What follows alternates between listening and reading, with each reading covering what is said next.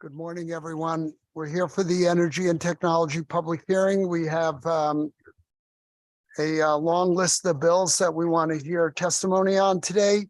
I don't think I have anything, any specific remarks, except thank you for the forbearance and me being a couple of minutes late. I'm going to ask my co-chair if he has any comments. I will echo your remarks. I have nothing to say. Thank you, Mr. Chair. Thank you, Mr. Chairman. Senator Fazio, I was going to do Representative Buckby first, but then I figured protocol. So, I don't need what protocol is that. and Representative Buckby. Thank you, Mr. Chair. It's nice that my good colleague from upstairs decided to yield his time to me, so I can go on for a bit, but I truly would, but I just don't have the energy today. Thank you. Here we go. There we go. We're off and running. We're counting, by the way. We have an over and under pool on how many puns Representative Buckby is going to have. First person on the agenda is Chair Gillette from Pura. Good morning, everyone. Thank you so much for the opportunity to address you this morning. At this point, I think there should be an over or under on whether you all complete the legislative session first or if I complete the UI rate case hearings first, because it is not looking good for me. So I appreciate you entertaining my remote testimony this morning as we are continuing into our third week of rate case hearings for UI. So we have, Pura has provided a couple of pieces of written testimony for your consideration. Specifically, we have filed some remarks on HB 5641, which deals with the tenant issue. We have filed informational remarks about how current service terminations work and some modifications that the committee might consider if you choose to move this legislation forward. We have similarly filed some recommended modifications on HB 6849, which deals with some water companies and financing.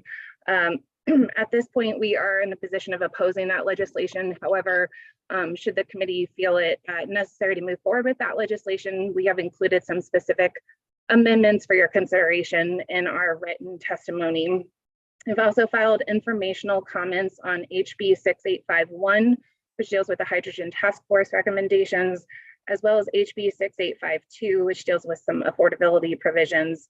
Lastly, we support HB 6848, which deals with gas detectors. It's not directly in our purview, but we have taken the opportunity to converse with our gas pipeline safety engineers about some best practices that are dealing with gas safety, and we are pleased to offer our support of that legislation. Finally, we didn't file any written remarks with respect to HB 6850 dealing with hydropower study. I will say that we are happy to complete whatever study that the committee wishes us to pursue. I do have some concerns about the timing of trying to complete that study, given looking forward to what's on my plate for the rest of the year. But I recognize that everything is urgent to varying degrees. So I have no objection to completing the study by Pura, but would request your consideration for the timing of completion of that study if there was any latitude. And with that, I am happy to address any questions that you have about the bills that we have submitted testimony on. And again, I regret that I was not able to be with you in person, but I think we are going to be equally engaged in our different hearings this afternoon, and I wish you the best of luck with yours. So Senator Needleman, any questions, I'd be happy to entertain from the committee. Thank you. Thank you, Madam Chair. I'm going to reserve my questions for the end to see if any of my other colleagues have any questions. And thank you for making the time today. I know that this is maybe the first full rate case that you've heard from one of our two electric companies. And I gather it's quite an extensive amount of work. Does anybody have any questions? I have one. Yeah, Mr. Chairman. Madam Chair, I believe you in passing referred to 6849, the water company loans, that perhaps that you were opposed to it. Could you simply amplify a little bit? Yes, I'd be happy to.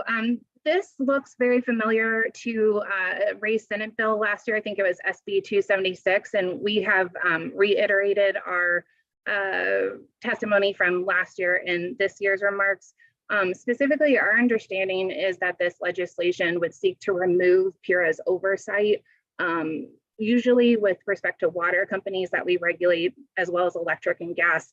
There is a period of 60 days in which PURA has to review a proposed request for debt financing.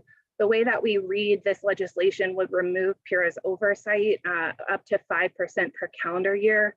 So as we've explained in our written remarks, our concern with that is that while 5% may not seem like much in 1 year, we understand it to be 5% per calendar year. And given that some of our water companies can stay out of a rate case for up to a decade, that's quite a bit of movement in their financing, which can greatly affect their capital structure that was approved in the last rate case. Traditionally, PURA has, like I said, up to 60 days to review this, which is not a lot of time. So we're kind of struggling with what this is seeking to solve, given that 2 months is a pretty quick turnaround regulatory time. That being said, should the committee feel that you'd like to move forward with this, we have made some suggestions, some suggested modifications to the language that would at least require the water companies to provide us with the information that we generally require when we're coming out of one of those debt financing cases. So with that, we still wouldn't support the legislation, but we would withdraw our opposition and stand neutral on the legislation if those modifications were adopted. Thank you for that clarification, and we'll look at your proposed compromise language carefully. Thank you, Mr. Chair. Thank you, Mr. Chairman. We have anybody else online raising their hand? No.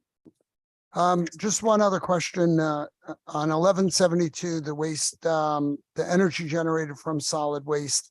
We expect a final opinion from you around what time? I've already provided it. We turned it in on February 10th, if I'm not mistaken. So that is done now. It is. So we provided a draft. We received some comments on the draft from various stakeholders. Those comments were adopted, or we addressed them in our final decision. That is my mistake. I would have happily provided it to the committee in lieu of testimony today. And certainly I can ask Taryn and Phil, who I think are with you in person today, to provide a final copy of that for the committee's consideration. But we have finalized that report. Thank you, Madam Chair. And if we don't have any other questions, I know how anxious you are to get back to your rate proceeding right now. So thank you. Thank you. Next up is Commissioner Dykes from DEP. Et al. Who is that? Is there anybody named Al there?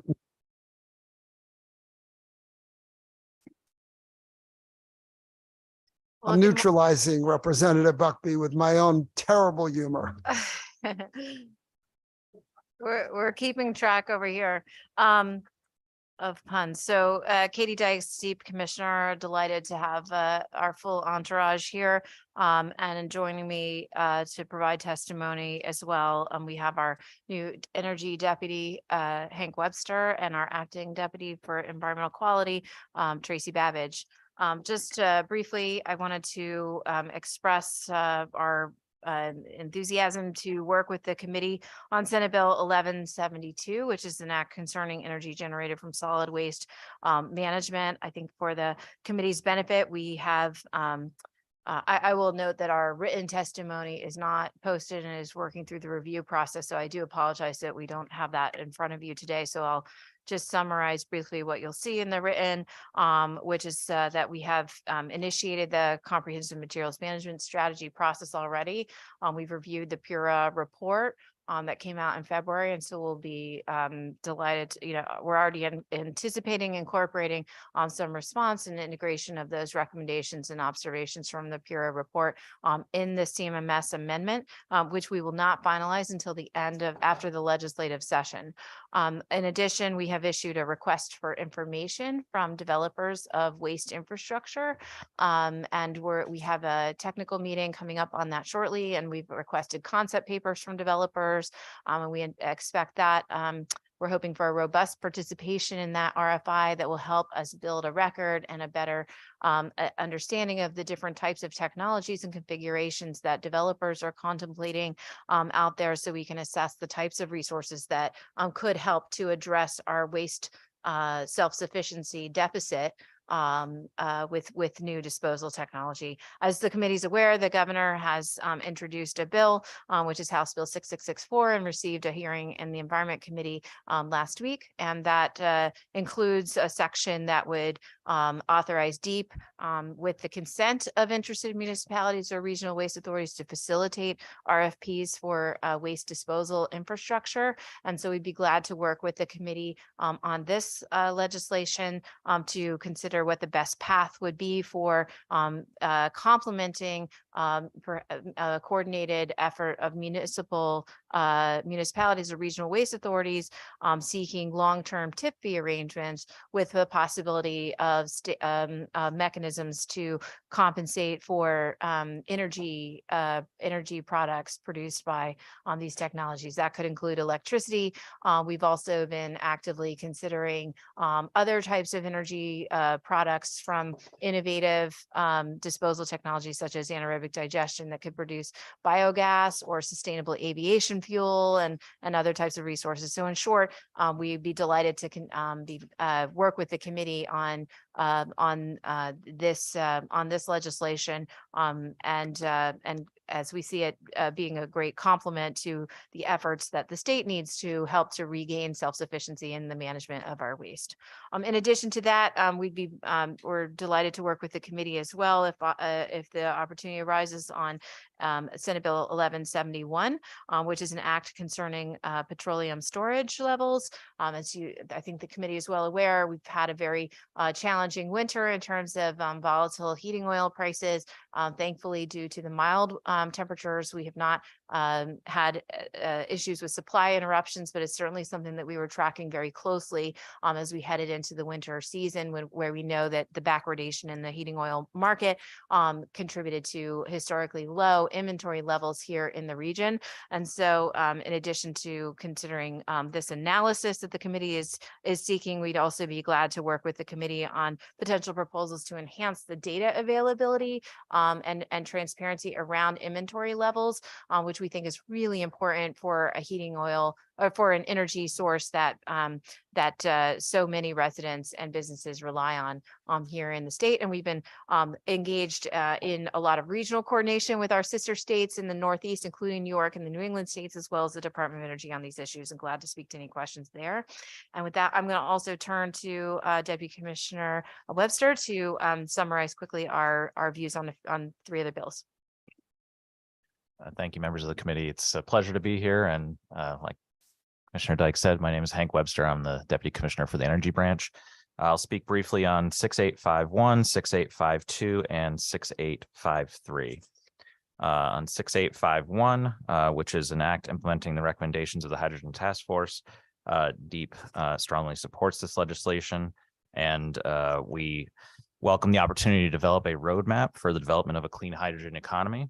DEEP has begun this process already as part of the comprehensive energy strategy, and will be seeking public feedback on the proposals that are developed. That definition for clean hydrogen will be also developed as part of that, and we plan on also drafting a hydrogen roadmap. DEEP has two small areas of concern with the bill that we wanted to raise to your attention. One recommendation that we have is to consider a project threshold in the definition of clean hydrogen projects that is commensurate with the 2 megawatt project limitation in the definition of renewable energy project. And the second concern that was identified is that there's requirement in the legislation for DECD to transfer 20 million too deep, and there are concerns that that is not included in the governor's budget, and also that DEC does not have that funding. So we just want to make sure that there's consistency with the budget throughout. The next piece of legislation is 6852, which is an act concerning the affordability of utilities. We strongly support this agency proposal, and thank you for raising it. Under current law, this legislation expands existing PURA authority to direct penalty to allow it to also direct penalties levied against telecommunications providers or cellular mobile telephone carriers to the Commission for Educational Technology account. Secondly, it also would revise the down payment reconnection cap. So currently today, to get your electric utilities turned back on, there is a cap on the cost of that of $400, and this legislation would bring that down to $100, which is really important for ratepayers and consumers, so that they can get back into compliance and help start developing a way to pay back on their arrearages while also still having access to electric utilities. This is incredibly important, obviously, during the winter, and there's a moratorium on shutoffs during that period. The next provision of the legislation would also extend it to a summer shutoff protection, particularly during times of heat emergencies. So as our climate warms, it's more important than ever to make sure that people have access to air conditioning. This is obviously something that has disparities amongst incomes and certain communities. So we want to make sure that people have access to that important energy to be able to stay cool and avoid things like heat stroke, while also trying to work on arrearages. And finally, the legislation also builds on the success of the Take Back Our Grid Act, which helped establish a low-income discount rate. This would expand those efforts to also cover gas and water companies of a certain size. And finally, the last piece of legislation is 6853, another agency bill, and thank you for raising this as well. An act concerning funding for microgrids and resilience projects. The purpose of this bill is threefold. One, to expand the microgrid and resilience grant and loan pilot program to include public authorities such as councils of governments and state agencies and tribes. So it's expanding that eligibility. Second, to provide with bond commission approval, of course, for financing of Department of Energy and Environmental Protection DEEP's own resilience projects within these funds. And third, to cover administrative costs not to exceed 4% of this program with available bond funds. This bill will enable the state to participate more comprehensively in the planning and funding of resilience projects, even those that are not seeking federal funding. The DEEP additionally requests legislative authority to seek bond funding for direct receipt under the microgrid and resilience grant and loan pilot program. And with that, I'd be happy to answer any questions that the committee may have. Thank you, Deputy Commissioner. We're going to hear from your other Deputy Commissioner, or is there? I know on heating oil issues and waste issues, I know Deputy Commissioner Babbage will be helpful in answering questions as well. That's great. Thank you so much and welcome. Appreciate having a full slate of deputy commissioners. I'm sure that the commissioner really appreciates that now. Yes. Share the load a little bit. Once again, I'm going to defer. Does anyone else have any questions? Mr. Chairman. Thank you, Mr. Chair. I'm actually going to digress a little bit. I understand that DEEP recently announced the intention to move forward with some procurements. Obviously, even though tangential, it affects a lot of the things that we're talking about. I was hoping that the commissioner would provide us some insight on the timing and the collaboration with surrounding states. Terrific. Delighted to do that. We actually today are going to be issuing a press release that will include the link to a notice that we are putting out that signals that we are initiating requests for proposals for grid scale zero emission resources, specifically focused on offshore wind, as well as solar and other class 1 renewables that are zero emission. And we are excited to be initiating this process. I'll note that the committee has heard testimony from many different stakeholders as well as raised bills that are relevant to how we consider a whole host of different issues in the procurement of these emission-free resources, including labor protections, thinking about how these procurements and the siting and environmental considerations around resources that would be backstopped by ratepayers, and a whole host of things. So we have committed, and the note we will share the notice to the committee when it is issued today. That will include details for how legislators, stakeholders, members of the public, developers can engage in the process. The notice is sort of the starting gun, but it is not the RFP itself. So we are going to be engaging with stakeholders over the coming weeks to seek input on all of these considerations, as well as then issuing the draft of the RFP. And then, and consistent with past practice, we will hold a bidders conference, and there will be opportunity for input on the draft before the RFP itself is issued to seek bids. The timing of this procurement, particularly for offshore wind, reflects that it has been some time since Steve has done a procurement for offshore wind, 2019 to be exact. We have new federal tax credits that are becoming available that will help to reduce the cost of offshore wind projects, and also the opportunity in timing to be able to coordinate informally this request for proposals with other states, including our sister state, Massachusetts, that is issuing an RFP this spring. So that is part of the reason for our interest in seeking offshore wind specifically. And so I appreciate the opportunity to provide this PSA to the committee, and we'd be glad to share any additional information or take any questions on this particular initiative, and how we can ensure that some of the considerations that the committee has heard are incorporated into this effort. Thank you for that. And if I might continue my brief digression, what's the size of the procurement, and are we concerned at all about some of the issues the wind developers have had lately with accessing steel and moving their projects forward on the cost of these projects? Thank you for that question. So the procurement is, I'll pull up the draft of the notice. It is our typical practice is that we put out to bid or we seek bids for projects up to the total amount of authority that we have to procure.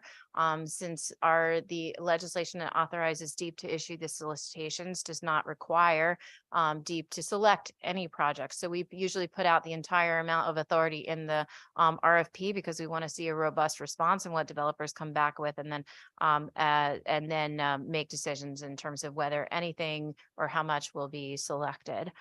It's certainly a very dynamic moment presently, with a lot of different factors influencing the cost of renewable projects. We've seen during COVID, obviously, impacts to supply chains that are beginning to reestablish themselves. We've seen interest rates increase. We've seen labor costs increase. At the same time, we also have seen advances in technologies. For example, in offshore wind, turbine sizes continue to improve, which increases the amount of energy output per turbine and can help improve the economics of these projects. And then certainly the federal tax credits. We expect guidance to be coming from Treasury very soon that will illuminate exactly all of the different criteria and that will unlock the different tiers of tax benefits available to these projects. So we're eager to see what the pricing will be. I think that's the reason we wanted to put our line in the water, if you will, at this time. Again, there's no requirement for us to procure, but it's been a while since we've seen pricing on these projects. We continue to have remaining authority and need to continue to invest in these projects, especially given winter reliability concerns. Offshore wind contributes significantly to in the wintertime, and that can really help to alleviate some of those grid challenges. And so, that's one of the reasons we think it's important for us to move forward with procurements and see what the pricing is, and then ultimately determine what's in the best interest to select, and then move forward. Obviously, then peer review of any contract that's selected by DEEP would be subsequent and necessary for any contract to be backstopped by ratepayers. Thank you for that detailed explanation. I think we're all interested to see what transpires, both in terms of the criteria in the RFP and hopefully a robust response from developers. Thank you for indulging me, Mr. Chair. Thank you, Mr. Chairman. Senator Fazio. Hello, how's it going? Great. So along the same line of questioning, with regard to the potential RFP, if escalating costs and supply chain troubles result in bids eventually that are much higher than the last procurements, could you envision a situation where there are no bids selected by the state? Yeah, I think it's important for us to evaluate, first off, that with the legislature's support, the authorizing legislation, particularly for offshore wind, it's a may, not a shall in Yep. terms of a requirement to procure. I think it's important for us to consider the costs in a forward-looking way, in the sense that we always compare the costs of the projects the bids that we receive against a forecast of future prices, and to be able to evaluate whether it's in the best interest of ratepayers to move a project forward. The factors that I just mentioned, we know are having impacts to pricing, both negative and positive. Those higher inputs in terms of labor and steel prices versus improved efficiencies of the technology and the tax credits. So it remains to be seen whether the pricing that we will get is going to be lower than or higher than pricing that we've seen previously. I think if we see higher pricing, it's important for us to consider that in the context, compare that to what we expect future costs of projects to be, future costs of addressing reliability concerns, as well as our forecast of future energy prices over the 2 decades which is the usual duration of a long-term PPA. So I guess not trying to be opaque, but I think it's not, I think hopefully this is helpful to understand, or to illuminate some of the different factors that we'd be considering in evaluating bids that come in. That include forward-looking factors, not just comparison to the prices that we saw in the last procurement, if that makes sense. Yeah, thank you, Commissioner. And are those counterfactuals, those projections, do they leverage, other energy groups, whether it's ISO or the federal government's projections for electricity rates in the Northeast, or is it purely kind of an internal analysis? We utilize the assistance of a consultant that builds a model of the future grid prices over the contract period. And so we've typically, those consultants are building economic models of the grid that are based on a lot of those different inputs that you just mentioned. Understood. And the infrastructure being built out the state pier, how would that play into servicing any new procurement? Would that potentially, you can imagine that should be beneficial if there's other infrastructure being built out, but we know what problems we're dealing with that project as a state. Can you speak to that? Well, I think we've made a lot of progress in Connecticut, and I think I've heard this just anecdotally from developers that there's a lot of interest in use of the pier. We have of course, the procurements for offshore wind. We coordinate with DECD, with the Economic and Community Development team, to be part of our inform in the design of the procurement, to ensure that we can adequately or effectively design in the RFP what we're seeking in terms of economic development benefits, and then also inform how we should score economic development commitments that are made by developers as part of their bids. So certainly, I think that would be an opportunity for us to update and our considerations of how in-state infrastructure, including the pier, might factor in to developers' bids. And likewise on transmission, we'll obviously need to build out transmission for the projects coming online. How would that play into any new procurements? You bet. Great question. So we are, as the committee is aware, pursuing federal funding that can to help to lower the cost of the transmission build out needed on a regional basis to effectively offshore the gigawatts or integrate the gigawatts of offshore wind ultimately that the Northeast is seeking to address our clean energy goals and improve the reliability and affordability of our grid. That I think is one of the things that we indicated in the notice that we'll be, engaging in the process to consider how transmission should be factored or evaluated in the bids that we receive in this RFP. Thank you, Commissioner. Certainly this is a very important project. And so, I think the public will be, very attentive to cost reliability issues. Obviously, all those are very important to all of us on the committee and the general public. So we're certainly have great interest in the process. I also wanted to just ask the Deputy Commissioner a question on your testimony on was it 6852? Yes, 6852. There was testimony submitted, by the EDCs concerned about, obviously, if there was a limit placed on the amount of cost that could be charged to certain consumers, it would be recovered by ratepayers generally. And the testimony effectively, this could mean that you could keep, you could effectively be a customer for at most $100 a year plus 20% of arrearages if the legislation was passed.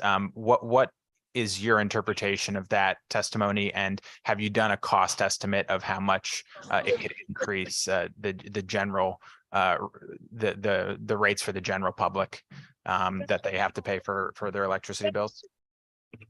Yeah, thank you for the question, Senator. We have not done that cost analysis, but we You're a would. handsome boy, you know that? Thank you, Yaya.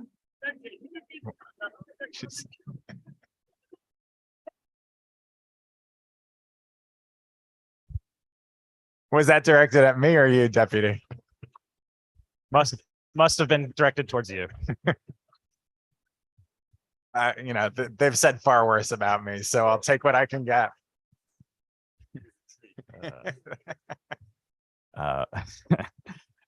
We have not done that study, but we would be happy to work with the EDCs to do that and to flesh this out. I think it's really important to just recognize that the effort of this bill is to really help customers that are finding themselves in a tough situation to be able to get back on their feet, to be able to establish a payment plan that is workable for them.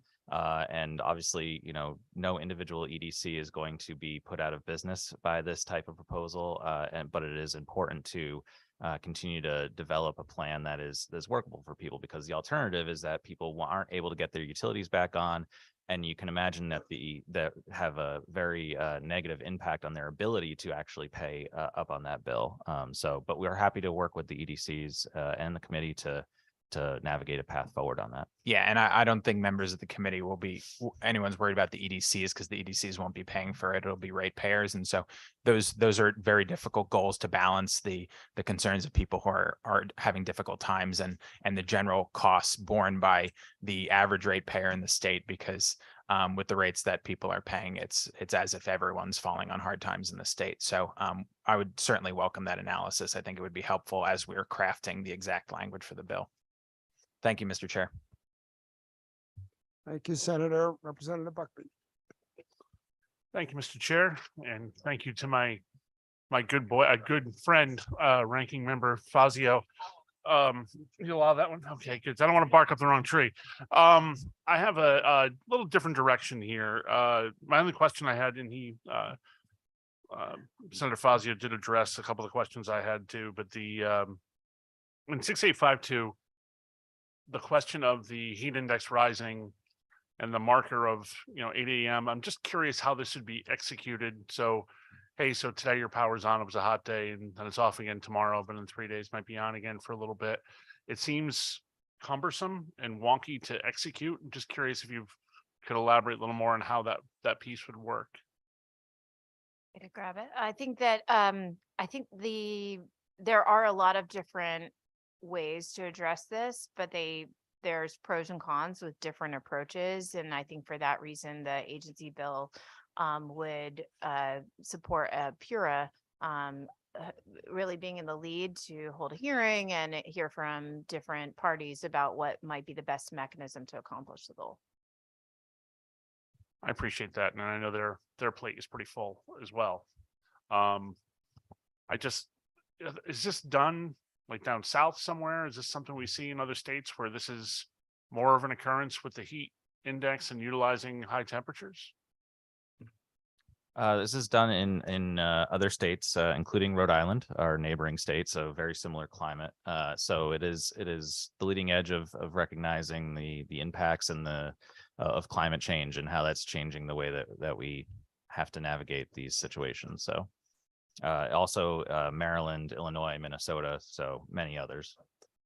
Got it. Thank you. And I have a tough time wrapping my head around it again. It's just tough that, hey, so the forecast says it might be 90 degrees by, we see the 8 a.m. forecast, and then we're going to turn the power back on. And then, hey, at night it's back off. I can see that being very confusing to families as well. So I'm very curious on the execution. I have to look at what Rhode Island does and see how that process works and see if that's any concerns about that fit for somebody neighboring to us.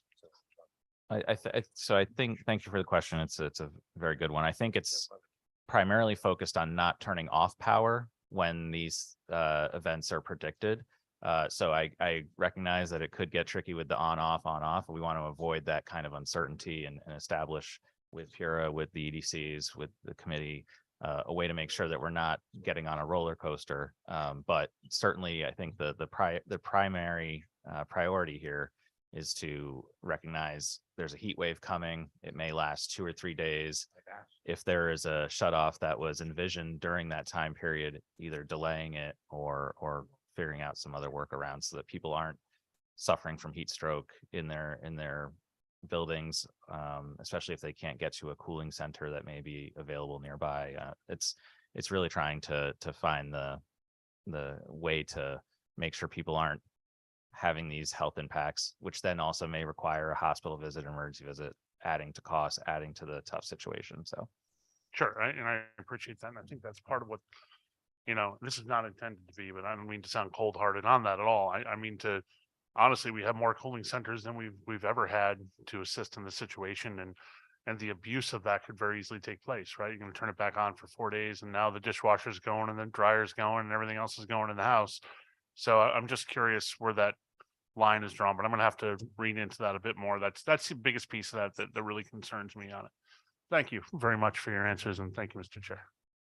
Thank you, Representative Buckby. Representative Cheeseman. Thank you very much. Senator Needleman, thank you for coming here today. So question sort of segueing from Chair Steinberg's and Senator Fazio's question with regard to the guidance from Treasury and the new RFP and the funds in the IRA that would help with that and the IIJ. When you came before us last week for the hydrogen task force, I think one of the things we discussed was the delay in Treasury guidance. How is all this going to play out? So one, again, I'm not asking you to predict the inscrutable meanderings of the federal mind when it comes to rolling it out. But when that guidance is released, how will this support that development? Is it used to support the construction? Is it used to subsidize the rate that is going to be, awarded in the RFP? How does that play out in terms of the global cost and how the ratepayers might benefit? So the way that tax credits are reflected or federal tax credits provide benefits back to Connecticut ratepayers through these procurements is essentially that to the extent that the tax credit guidance is clear and issued before prior to bid submission, then we would anticipate that the bidders will be reducing the cost that they're bidding into the project, the PPA price that they would be bidding in by the amount that they would anticipate by the amount of the tax credit they expect their project will qualify for. But we've also had circumstances where we have, after a procurement, even after a contract has been entered into, that the federal government extends tax credits or expands tax credits or creates new tax credits. And in that instance, more recently, as veterans of that kind of a situation, we've incorporated language in the power purchase agreement itself that sets up the process that would accrue, a process for being able to renegotiate the price, or provide clarity that the benefit of any subsequent tax credits would accrue back to the ratepayer. So we've included those forward-looking provisions to address certain situations where tax credits emerge after the after the contract is approved. Okay, so it's going to cost me $500 million to build this project out, and the tax credit is $100 million. So now I take that $400 million cost, look at my power purchase agreement, and basically say, to cover my costs and make a profit over 10 years, this is what I'm going to charge you. That's My- our expectation, of course. So then am I envisioning this correctly? Right, so the tax credit is, to be clear, it's something that the developer or the owner Right, of the facility would qualify for. And if it's a production tax credit, it would apply based on the amount of energy that the project produces. And just kind of simply, we would expect in a competitive RFP where bidders are incented to try to deliver the lowest price bid in order to win, that they would be incented to apply all of the benefits of that tax, essentially reduce the price, reduce the bid that they need, the price that they need ratepayers to pay by the amount of revenue that they expect their project would yield from the federal tax credit. Okay, and with the look back provision, all of a sudden we breach this PPA. Now we discover you're going to get these tax credits applied to the project. Let's go back and look at what is now a realistic price for you to ask for. Is that, again, am I Right. understanding this correctly? Yes, so in past RFPs, and we've handled it differently with different PPAs, but in past PPAs, we've included provisions that would require renegotiation of the contract price in the event that there's new revenue sources that emerge. So a tax credit would be an example of a new revenue source. Okay, thank you. And again, and then this will be my final question on this, because I know this is not really the subject of this hearing. As Senator Fazio mentioned, we've seen a number of the developers going back and saying, hey, you know what we bid, this is no longer realistic. Do we have anything built into this that allows us to revisit that on either side? I know you mentioned, new tax credits. Let's look at this, but how this is going to play out, because I think the concern is, as worthy as these are, we have seen so much unpredictability in this in terms of supply chain and permitting issues. What is the protection again for our ratepayers? Yes. So we have, it's our policy that we do not renegotiate prices of product other than these provisions contemplated in the PPA that would call for a renegotiation, particularly where there might be a windfall to developers if a new revenue source emerges that could lower the overall cost of the project to ratepayers. Other than that circumstance, the circumstances called for in the RFP, in the PPAs, we do not as a practice renegotiate contract prices. And so that's been our stance. And frankly, you reading the headlines, I mean, very recently, and certainly we've had a lot of dialogue with our sister states who are engaged in procurements around offshore wind, particularly. There's a lot of projects that have been indicated that were previously contracted or bid that have raised concerns that their projects are no longer economic. And I don't think we are unique among those other states in not seeking to entertaining renegotiation of contract prices. But I think the best way to address if there are projects, we use competition for a reason, in order to be assured that we are getting the best projects at the best price for Connecticut ratepayers, and it's really not fair to all the bidders, and it undermines that process if we then renegotiate prices outside of a competitive process. Thank you. And again, a question, I think, for you, Deputy Commissioner, on the Bill 6852.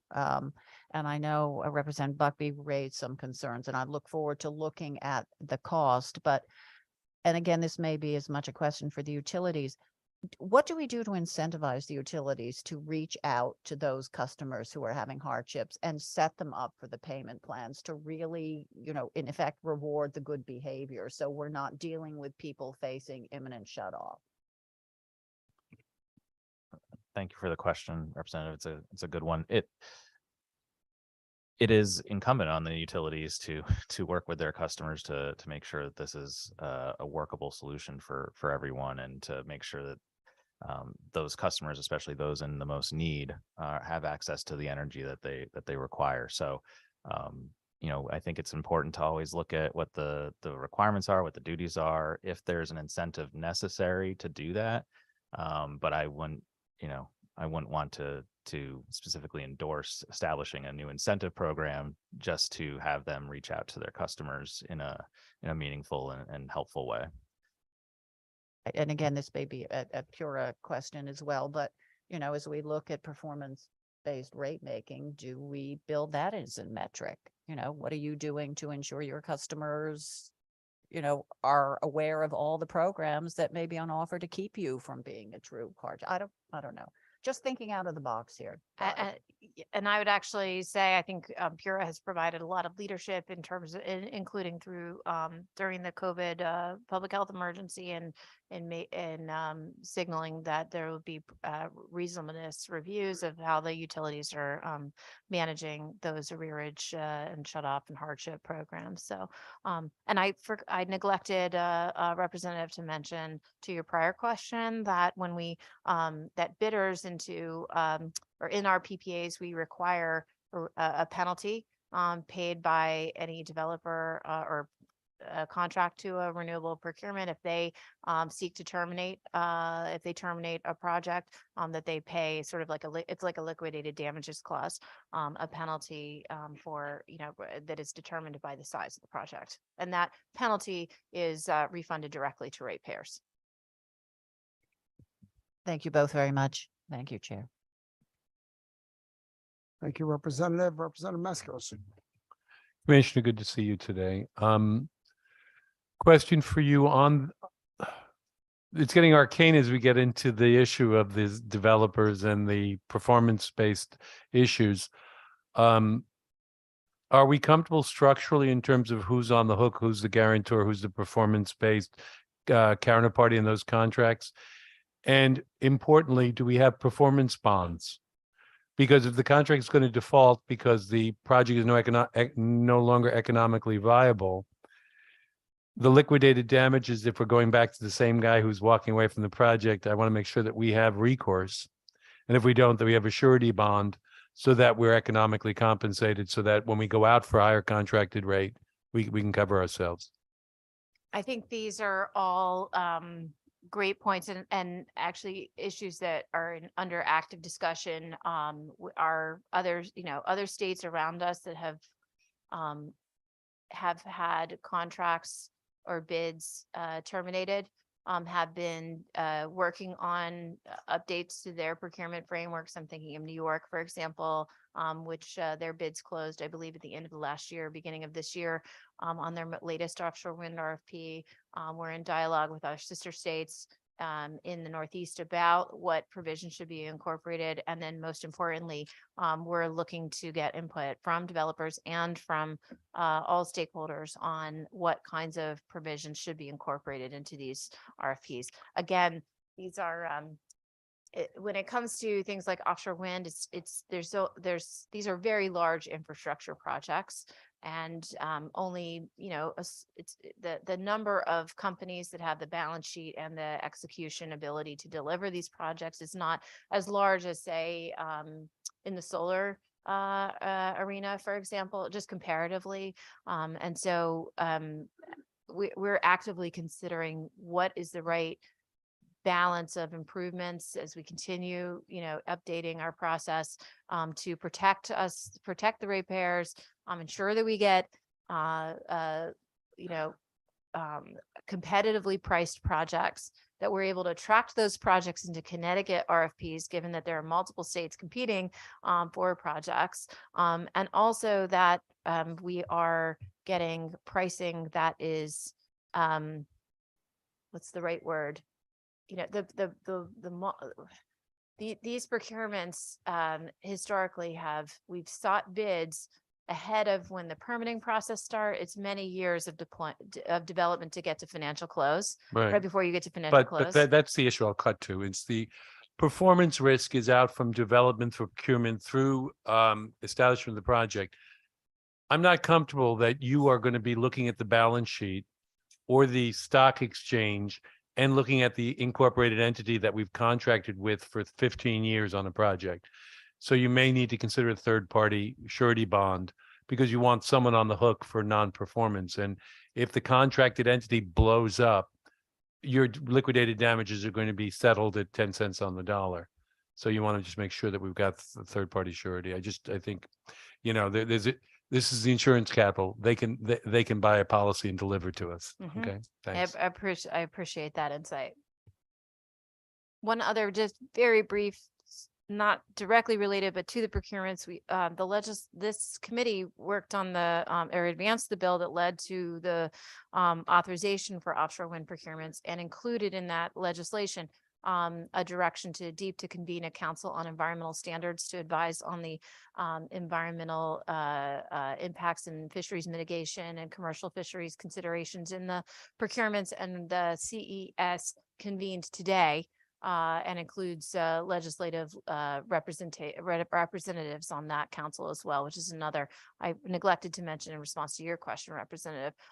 That's another important part of the process specific to offshore wind procurement. Thank you, Representative. Not seeing anyone else. Second time, Representative Steinberg. Thank you. Real quick one on 6848, the gas leak detectors. We've had a little bit of pushback on that. Typically, that's the kind of thing we want to capture in code. In that, DEEP has just gone through this process relatively recently. I was hoping you'd comment on the potential consideration of gas leak detectors. We're particularly concerned in rental units where the appliances may be on the more ancient side. Certainly, we'd be glad to work with DAS, for example. We didn't submit written testimony on this one, but we'd be glad to work with DAS and maybe follow up with some written testimony on it, since they have the lead on building codes. And of course, we're also, building safety is really important, as well as we're working to advance electrification as an option for buildings as well to reflect in the code. So be glad to follow up with written testimony on this one. Thank you, Mr. Chair. Thank you, Mr. Chairman. So I have a couple of questions. When we do this procurement, just point of getting it on the record, the Environmental Standards Board is going to still be part of that. Obviously, for any offshore wind procurement, that's a baked in part of our bill. And I appreciate the fact that you're going out with a new RFP right now. I think that the timing is right. I think we're all sort of hanging by our thumbnails waiting to see what the New York procurement prices are coming in at.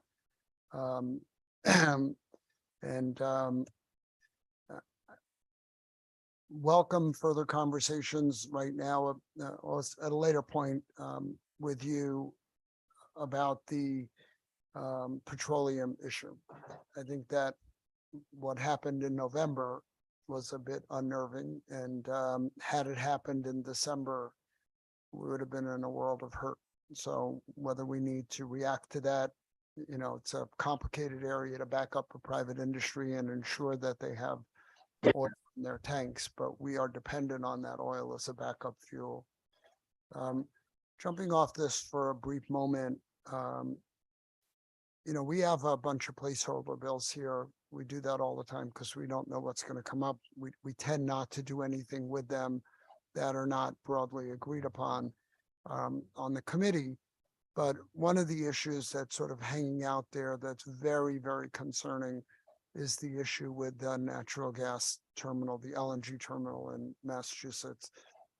Are you working with the other states? Is the governor working with the other states to make sure that that does not come offline? We thank you for that question, Senator. And the governor had the opportunity, and I was privileged to get to sit with him at a breakfast, to have a breakfast meeting with all of the other New England governors in February. And this was one of the first topics that they addressed. Every governor in this region is concerned about the reliability of our grid, particularly in the wintertime. I think Connecticut has done its outsized share in helping to prevent us from taking massive steps backward in our the reliability of our grid in the wintertime when we entered into the contract with Millstone, which the entire region benefits from and only Connecticut is paying for. And the Everett facility, which is an LNG facility in Boston Harbor, is just like Millstone, a critical asset for reliability because it enables deliveries of liquefied natural gas into a part of the gas system that is otherwise constrained. So natural gas that can't get through the clogged arteries, if you will, to reach power plants, gas power plants in the greater Boston area, can be injected behind those constraints in the form of LNG.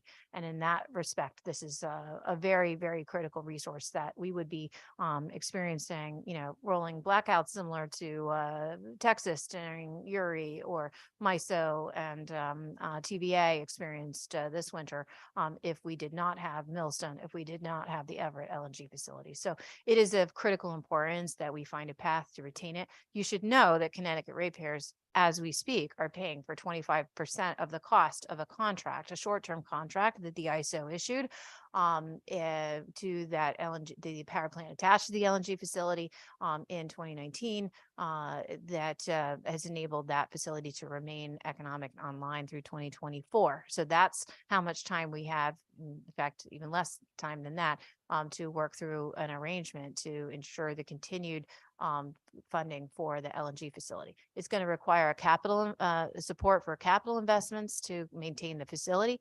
It's also going to require investment in the LNG commodity itself to ensure that there's throughput of LNG to flow through that terminal and reach those gas units. I do want to note that there's a critical question that is has to be answered in this regional effort to retain the facility. Like, it's one question, do we need the facility? Unanimously, I think every state agrees that we do, and we have to act urgently to address it. The next question is, what's the best mechanism to retain it?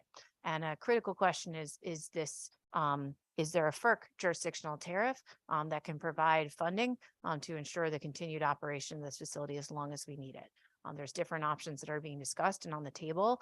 I will note that the ISO New England, the CEO, Gordon Van Wely, was recently speaking to the NEPL Participants Committee and asking NEPL members to advocate to FERC that this is not the ISO's job to solve this problem, which I find really regrettable.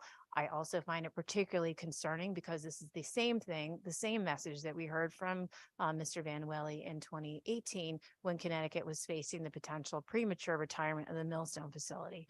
So it's unfortunate that that's the kind of partnership or lack of partnership that we're hearing from the ISO. I do look forward to the opportunity to speak to the ISO board, I believe next week, and to see if his view is shared by the board members of the ISO.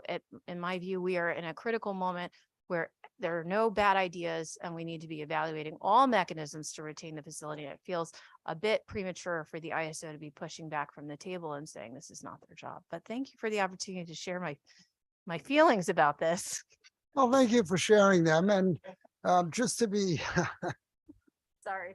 I knew I would give you that opportunity. And just to be clear, 25% share is the power purchase agreement for the Mystic facility, which is tied to the LNG facility.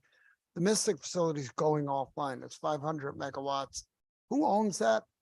So that is owned by Constellation. And just to be clear, the LNG facility has one electric power plant customer, which is the Mystic facility. And so when that facility announced at the same time that the Dominion was indicating that Millstone might retire, the owner at that time, Exelon, was indicating that the Mystic facility was going to retire, and the loss of the sole customer for the LNG facility again would compromise the economics of the LNG terminal itself. There are also gas utilities in Massachusetts that benefit from the existence of the LNG facility because it contributes to keeping the pressure up on their system. I believe National Grid's gas utility in Massachusetts is particularly dependent on that resource. So this is another critical factor in figuring out who should pay. But you should know Connecticut pays 100% of the cost of the Millstone facility and 25% of the cost of the LNG facility presently. So, you know, I've personally in our conversations with the other states, I think I'm not forgetting our contributions to Millstone as we pursue and think through what's the equitable share for every state to be contributing to both of these reliability, critical for reliability assets. Well, my feeling is always coming up with formulas tends to be the hardest part of any kind of a deal like this.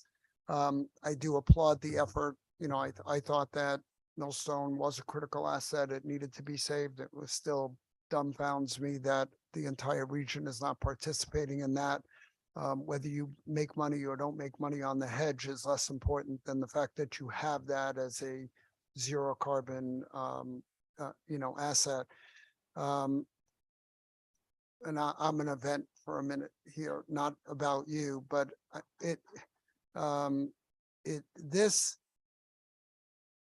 to a normal human being who doesn't understand how regional energy policy works and how the states interact with the regional grid operator and where FERC has oversight this is absolutely baffling to me that we do not have a system in place where critical assets are defined and sharing mechanisms are sought for 5 or 10 years, whatever we're going to need Everett for, and I would think it's going to be 10 years.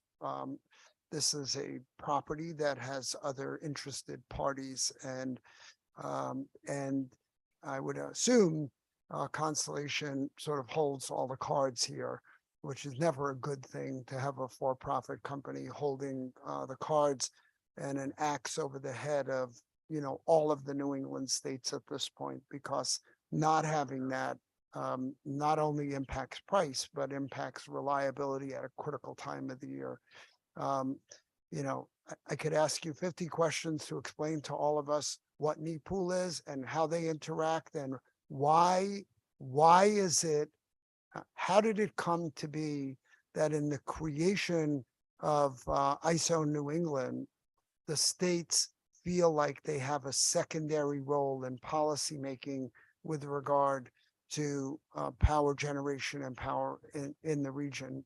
The states don't have say over board members. They don't have say over the entire organization. And it's really power plant operators, incumbent power plant operators that have most of the say. And to me, that's baffling that we're still in this situation where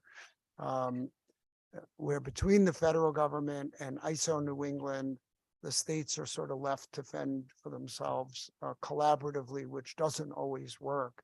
And the end result could be millions of people in the worst conditions, in the worst time of the year, having no power. So that's my venting for the moment. I appreciate on the environmental standards board, because there's been a lot of discussion at this committee and in other places about wind energy, methods of placement of the wind turbines.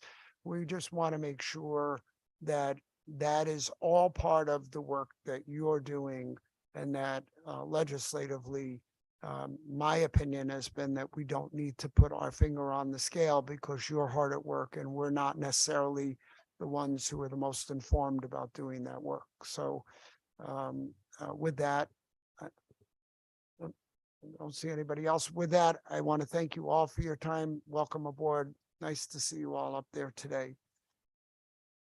Thank you so much. Next, Consumer Counsel, Claire Coleman. Oh, I'm sorry. Excuse me 1 second, Jack. Do we have to rotate now? Oh, Claire Coleman. And after that, we'll be rotating from state and elected officials with public officials. Thank you.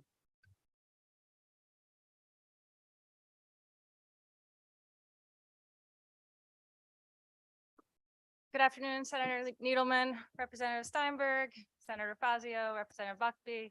I'll just name the remaining members here. Representative Ferraro and Representative Cheeseman, thanks for allowing me to speak today and for allowing me to get in the first hour. Almost my entire team is also currently in the UI rate case proceeding, and I'll be heading back as soon as I'm done to re-engage with my team on that. And it's very timely. A lot of the evidence that's being elicited today in the UI rate case is relevant to these issues of affordability programs such as matching payment programs and what the utilities and PURA are doing to ensure that customers have affordable, reliable service. And I think Representative Cheeseman, I have to say, I was smiling when you came up with your great idea in response to the act concerning the affordability of utilities surrounding how do we ensure that we're getting word out to customers about critical programs, because our my office, we actually proposed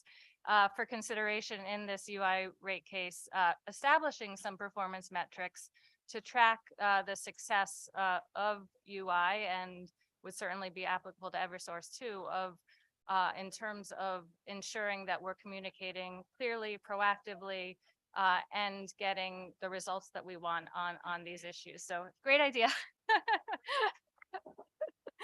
And then, you know, with respect to the rest of the act, it's 6852, which I did intend to focus on. I think many of the questions that we've heard from committee members really hit at the struggle and the challenges we have in balancing wanting to ensure affordable rates for all, and that we're addressing our affordability crisis, particularly for those low and moderate income customers, and that we're also creating a fair rate structure for all ratepayers.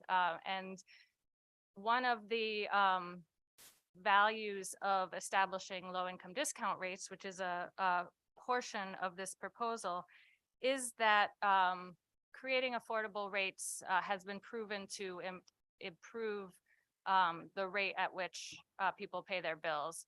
And we certainly support establishing low income discount rates, not just in electric, as this committee and the legislature adopted in the Take Back the Grid Act, but also in gas and water because of this principle, and it does apply across all utilities.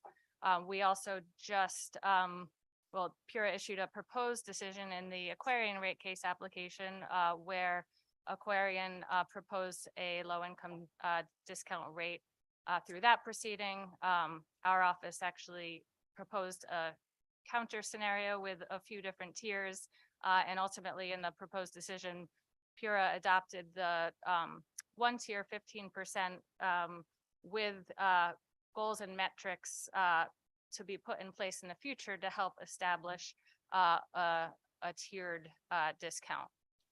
And I do think a lot of the questions that I've heard today do get to one of the heart of the challenges, which is right now, currently, we don't have a lot of data. Our utilities have not historically tracked income of customers. So when we go to look at, you know, costs for some of these services and programs, we don't have complete pictures. And it is something that has been developed through the affordability dockets that PURA presides over and we've been a part of. And we're also looking forward to hopefully getting some of these data requirements adopted in the UI rate case and through other opportunities for rate cases. So I think when we think about affordability in general, I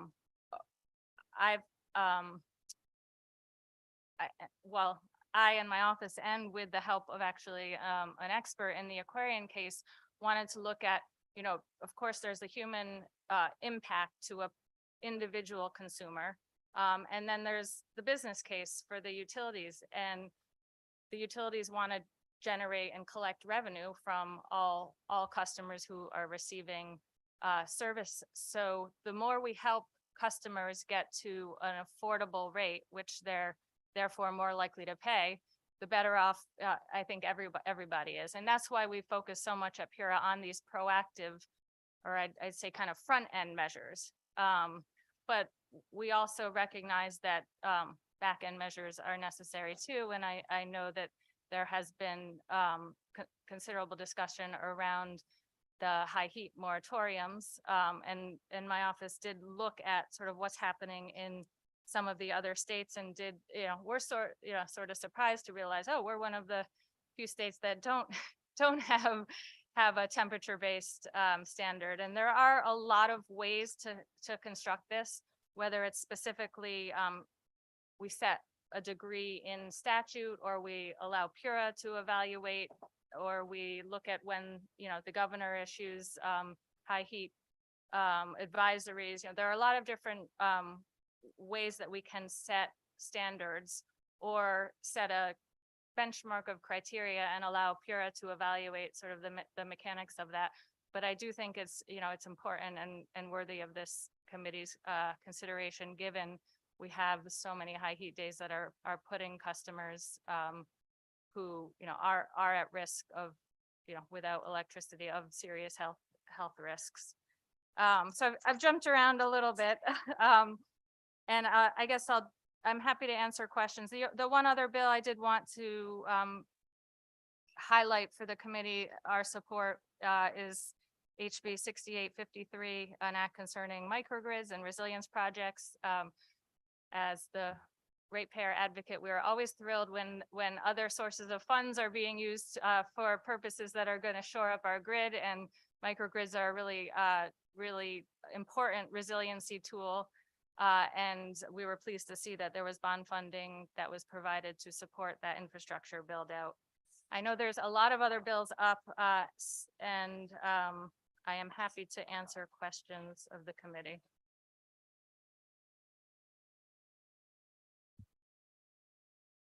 Thank you. I don't even know what the title would be. Council Coleman.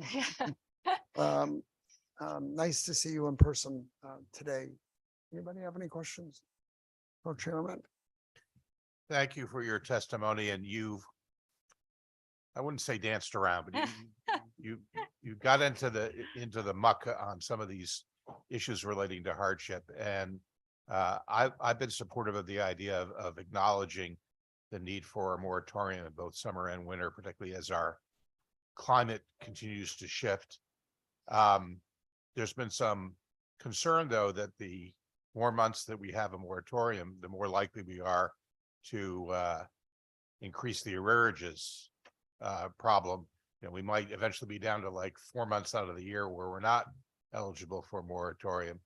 I know that's a tough one for you, as it is for us. How do we balance the genuine hardship need of some of our citizens with the impact on the rest of ratepayers? Thank you for the question. And I remember this summer on one of those high heat days when you called me and said, what are we doing about this? So I certainly get the urgency, especially when you're hearing from constituents who are concerned about the impact, the personal impact of getting shut off.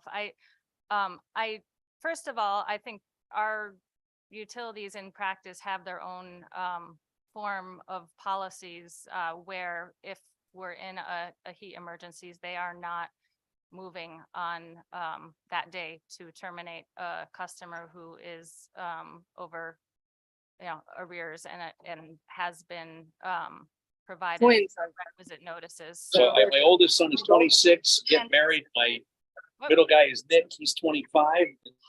I don't anticipate the cost that we're already seeing to jump if we institute a temperature-based moratorium, because in practice it's already happening.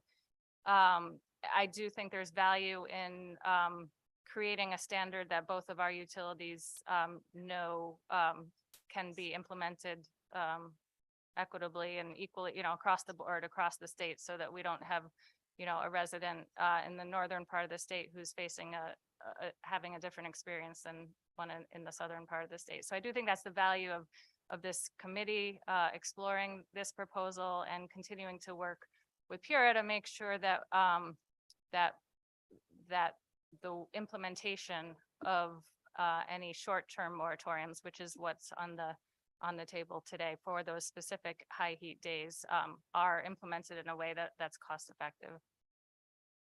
One more question along these lines.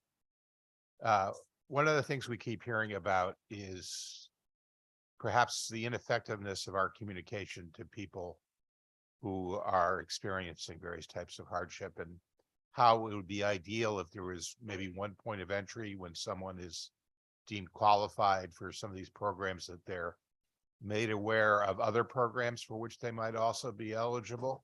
It's clear that the utilities have struggled to provide that information, and while we might be hopeful about the UI rate case conclusion that you're eager to get back to, is there a role for government to be the ones who are the clearinghouse on a lot of this information? Should we be doing a better job of getting the word out to consumers that there is actually a panoply of programs that they might be eligible for? Thank you for the question, and I do believe UI is in the hot seat right now on some of these questions about the challenges with some of the customer service representative communications. A lot of these services are contracted out and they're scripted, and Pura has done a great job over the last year in these affordability dockets and in the dockets evaluating the COVID-19 moratorium of scrutinizing both the language that customer service representatives use in these calls, and really making sure that that language is actually being used. And the EOE, the Education Outreach and Enforcement Division of Pura, actually listens in on some of these calls, and there have been fines in certain cases where that communication hasn't been adequate. And we continue to work work together to make sure that we're balancing. There's really a debate often in how much information to provide. Do you provide a short amount of information that a customer will retain, or do you provide a wide range of information because we want them to know about every single program? So there is a healthy dialogue going on about the balance there. In terms of your question about state roles, I mean, I have to say, my office, the Office of Consumer Counsel, we don't have staff where we're not staffed to a level where we're doing communication outreach as could potentially do. Pura does some of that. We try to get out consumer alerts where we can. The community action agencies play a role with, in that that is a process that's, through DSS and the other social service agencies. So there is a bit of a hodgepodge. And I do think, everybody does their best to try to get the information out, but there is significant room for improvement. I would concur. Perhaps if we had a really good destination website or something that everybody could be using the same link to send people towards, that might be helpful. I know we often tout our government website, but I find it sometimes a little difficult to navigate. So I think we might do better.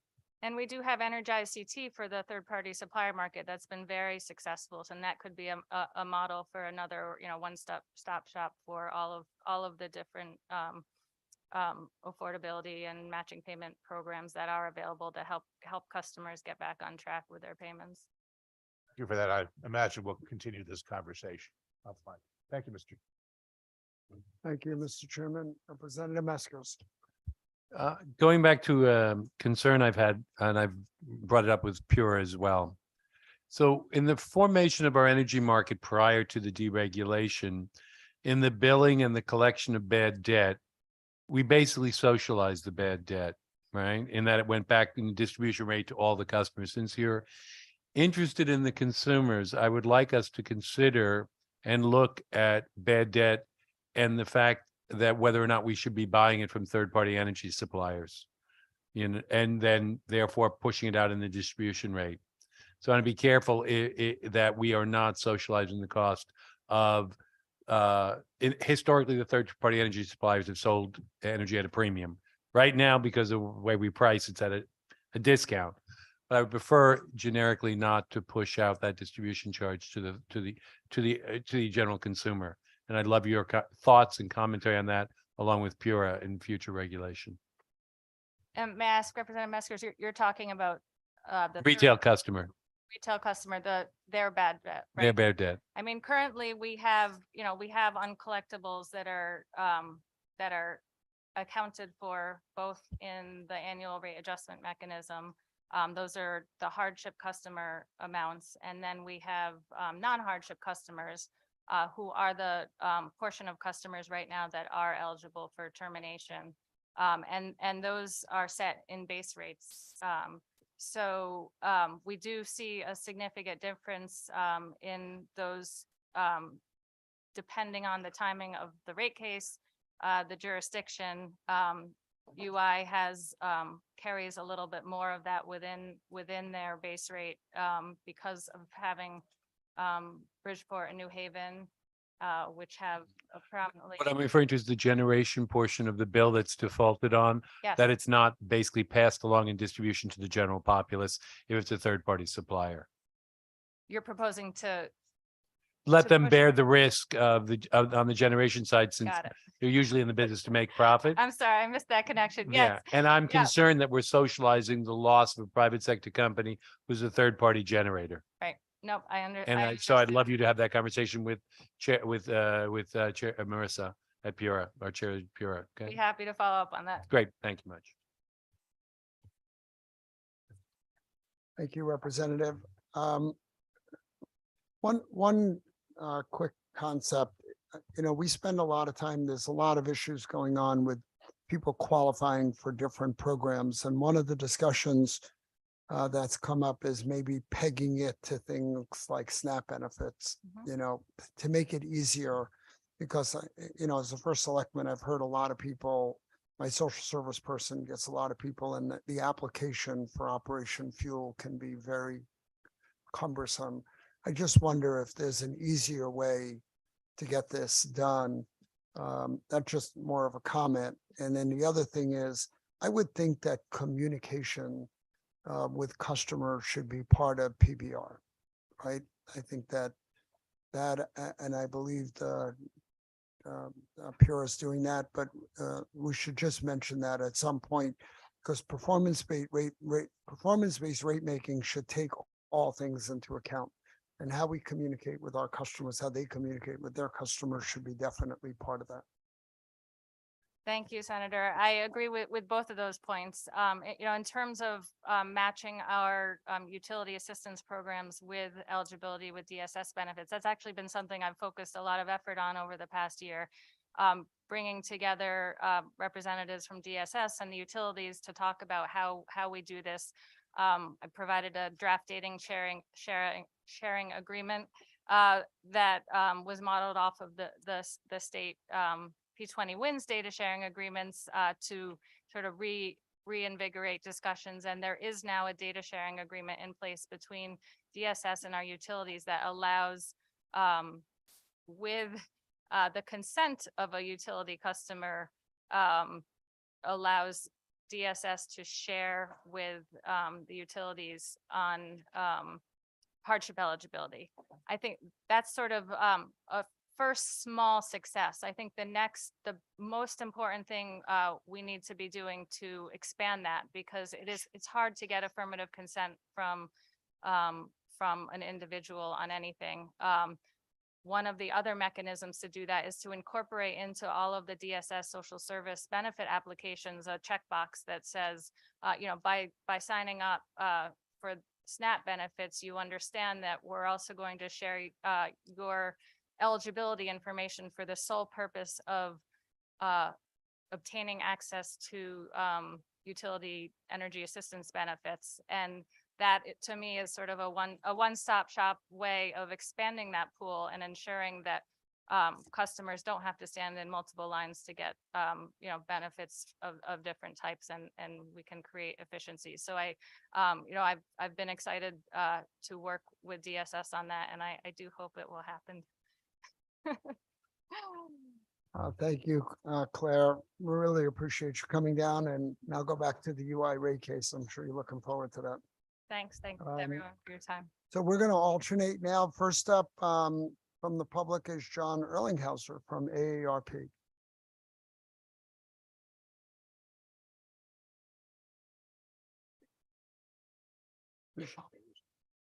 Is John here? John online? Don't see him. All right, we're gonna go past John, and if he comes in after, we'll go back. Next up is Roger Nelson from the Connecticut Fire Marshals Association. Roger.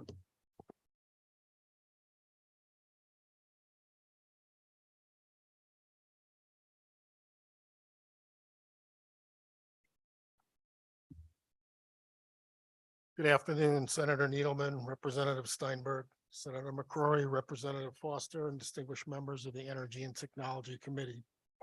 My name is Roger Nelson. I'm the Fire Marshal for the Bloomfield Center Fire District, Vice President of the Connecticut Fire Marshals Association, and co-legislative representative. Connecticut Fire Marshals Association opposes as written House Bill 6848, an act concerning gas leak detectors in new and existing construction. The bill mentions all buildings, which I believe would be 1 and 2 family homes, apartments, hotels, motels, business, assembly. It's very vaguely written, so I'm not sure if this is what we're talking about. Much like all smoke detectors and carbon monoxide detectors, the home natural gas detector needs to be tested regularly, and the batteries, even if used as backup to a plug-in detector, need to be changed. Most natural gas detectors for the home have a useful life of only about 5 years. If we are using current code standards, then the detectors would be required to be hardwired with a battery backup, just like the current smoke and CO detectors are at this point. CFMA would also like to raise concerns about the requirements of the detectors, where to place them, how many need to be placed. In a single family home, the standard, and usually by manufacturer's instructions, is by every appliance. Typically, gas lines come in through the basement, so you may have one at the gas dryer, another one in the kitchen at the gas stove, another one in the living room by the gas fireplace. Just as a note, at present, Con Edison is working on a program where they install the gas detectors to the individuals and have been working on it going through the state. CFMA would strongly urge the committee that any potential code changes be left up to the individuals who have the knowledge and expertise and purview as part of the code adoption process for both building and fire. The Connecticut Fire Marshals Association has long been a proponent of protecting the safety of residents by requiring the presence of properly installed, fully functioning smoke and CLO alarms in all Connecticut homes. Last year, we were finally able, with the help of Rep. Horn, to get Public Act 2275 through, which now requires smoke and CO detection in all Connecticut homes. CFMA feels that this bill may be better served by referral to the Public Safety and Security Committee, which holds cognizance in all matters relating to fire marshals, fire safety code, and the state building code. CFMA would also suggest that any code change proposals be part of the regular building and fire code adoption process to maintain transparency to all interested and affected parties. Thank you for your time and a chance to comment before the committee. Willing to take any questions. Roger, thank you for coming. And we appreciate your comments. I think you understand the concern that we have about trying to do something, but you point out all the things that my fire marshal does all the time whenever I have a bright idea. He reminds me of all the what ifs. And that said, I think this rises to the level as we built out more gas infrastructure in the state, more homes and businesses using gas, that we should think about doing something. I might agree, proponent of the bill is on this committee. I might agree that Representative Horn in the Public Safety Committee might be the better place to flesh this out properly.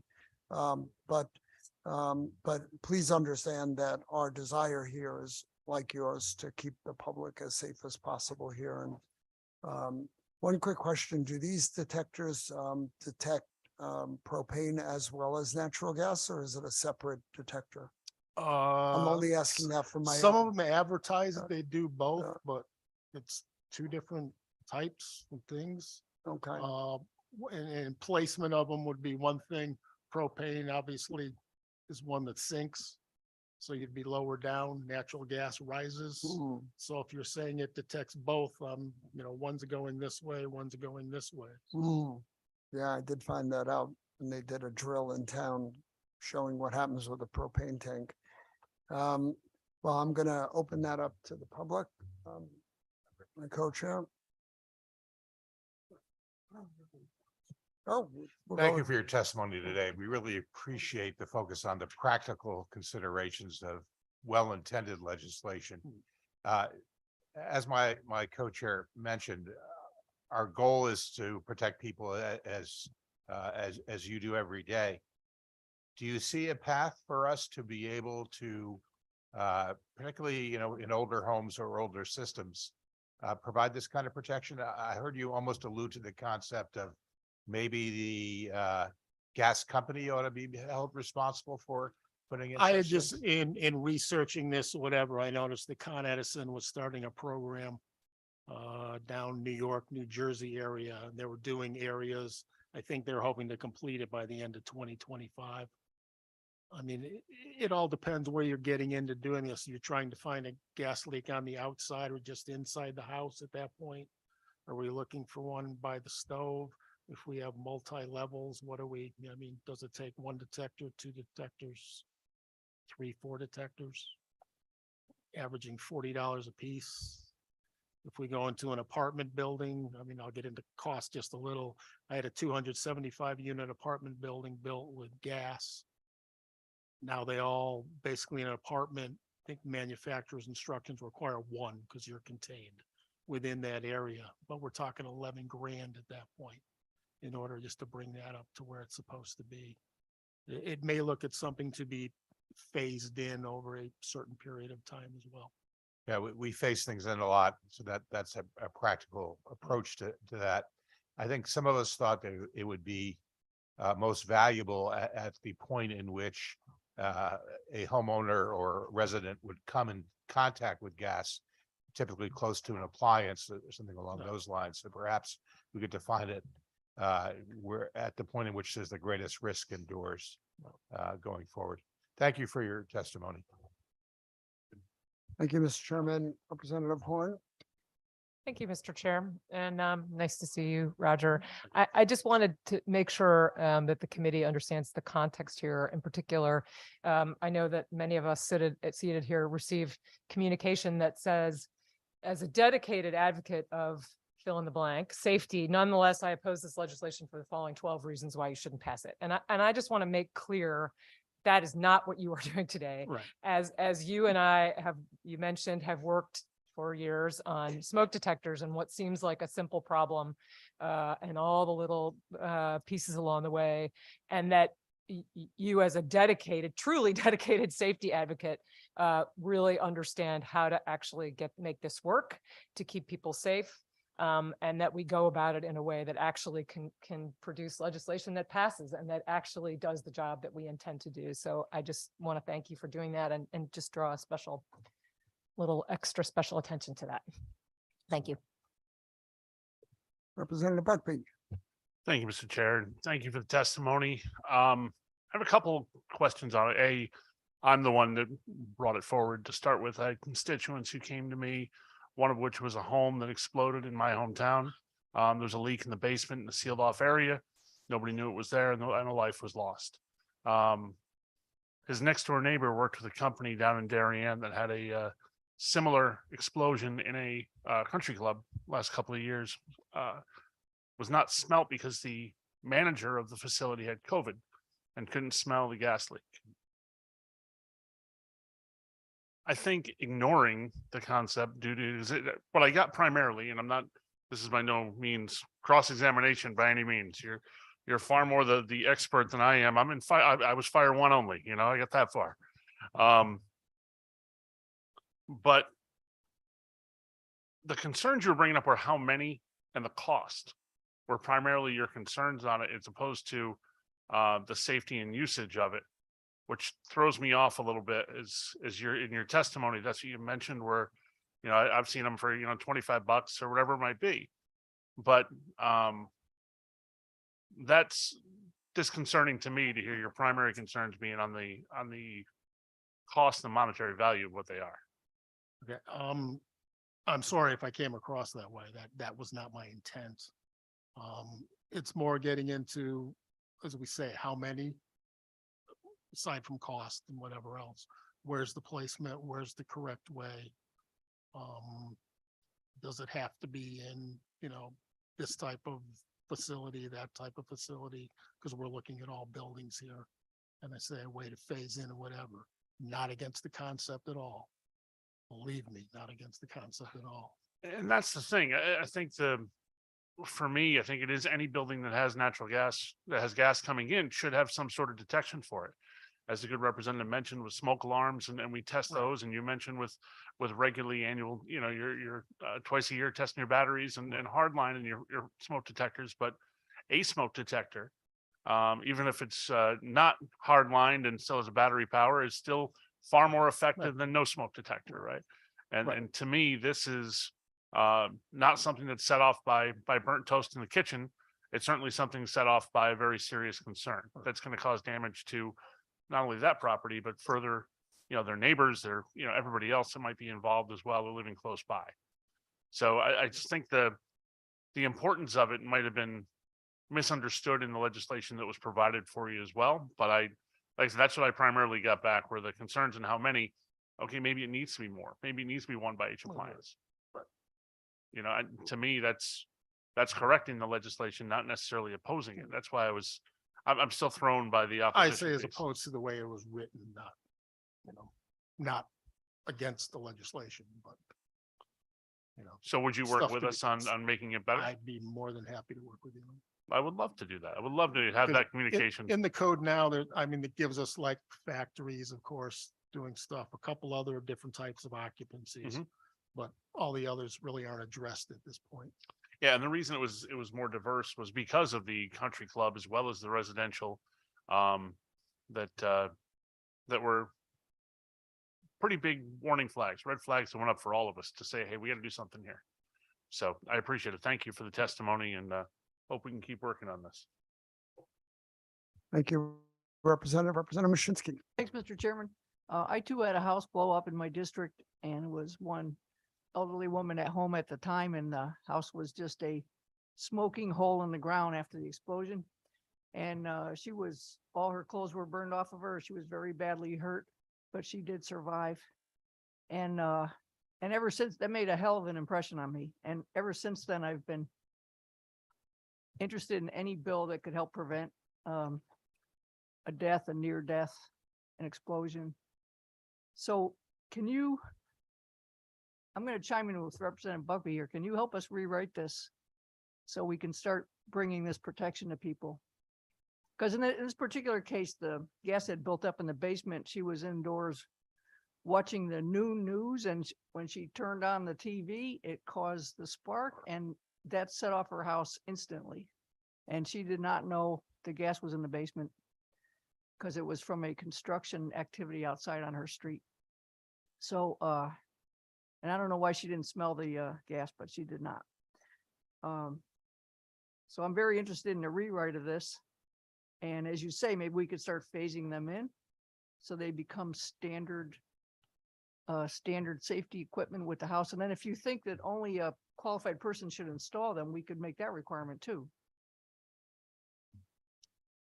As far as the installation, a lot of them I've seen out so far basically just plug in with a battery backup, Okay. or it goes to the more technical aspect of a firefighter or gas company walking in with that type of a meter and so forth. But I wouldn't think it would be more following manufacturer's instructions as to where, or where the best idea for this would be placed in your home, depending on, say, your number of appliances that you do have, whatever, or type 2 of either propane or gas. So are we something that's rising up or something that's slowly sinking but filling stuff up at the point. Okay, well, thank you.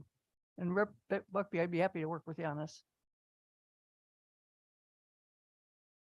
Representative Buckby for the second time. And really just, it just was more so for, within the committee, just an idea. Maybe that's something that we have. We've talked about additional incentives on efficiency, on energy efficiency, and an incentive on energy, on safety with that might even be a legitimate concern before we get to that while we're working with that. And it's something we can maybe build until we get there. I don't know how long it will take us to work on getting such cohesive legislation together.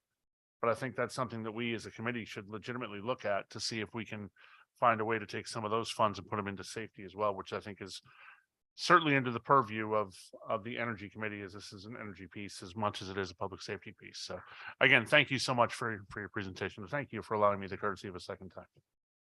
Thank you, Representative. And I do want to say that I think we all appreciate the proponents' desire to get something done, and minimally, although it's obviously a less than ideal scenario, we would encourage the public to buy those gas detectors if they have gas in their house. I don't think there's a downside. I know the fire marshal in my town runs all kinds of programs where we give away batteries for smoke detectors, and we get grants to give away smoke detectors. I'm going to encourage him to do the same because we allowed the gas pipeline to be built out through our town a few years ago. But I agree that there's a lot of detail in this that needs to be worked out. And you would not be doing your job properly if you weren't telling us that this is a complicated issue and that anytime you change the code, there's a lot of stuff that happens with that, and it takes a lot of time to get it done. So we do want to do something. I think it's important enough to the committee to do something, and we want to encourage the public to be mindful of this because the potential for a problem is quite catastrophic, obviously, and you guys know that better than anybody. You have to go figure out what happened in these fires after the fact. And so thank you for your testimony. Really appreciate you coming. Thanks everybody for their questioning. Thank you. Thank you.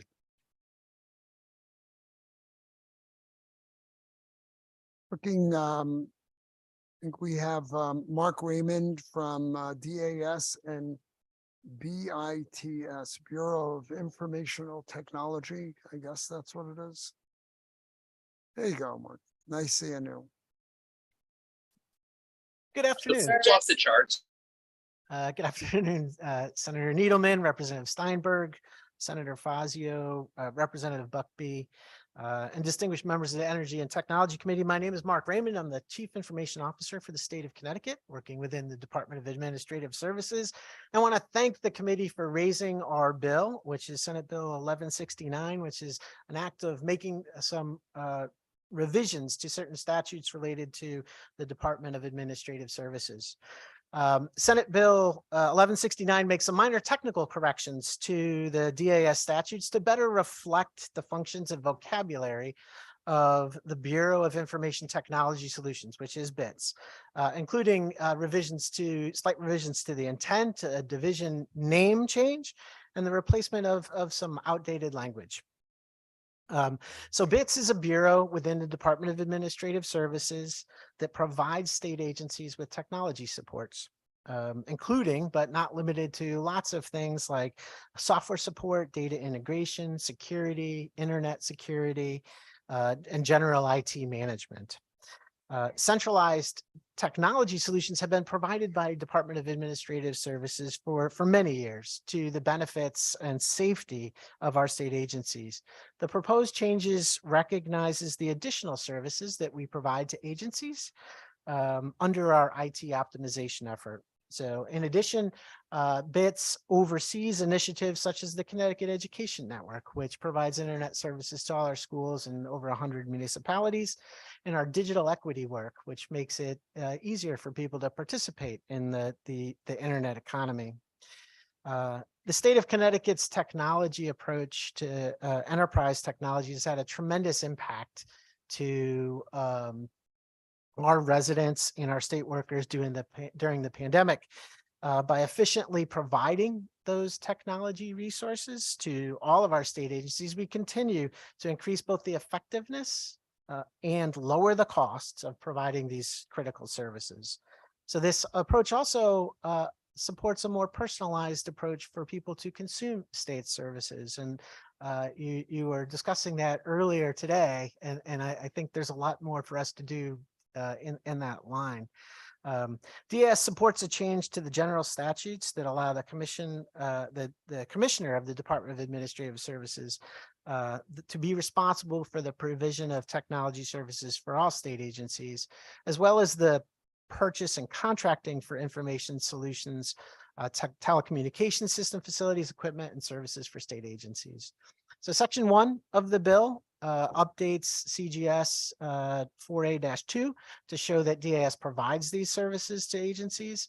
Our current statutes support DAS's ability to buy and contract for those, and this better aligns the language to support the full services that we provide today.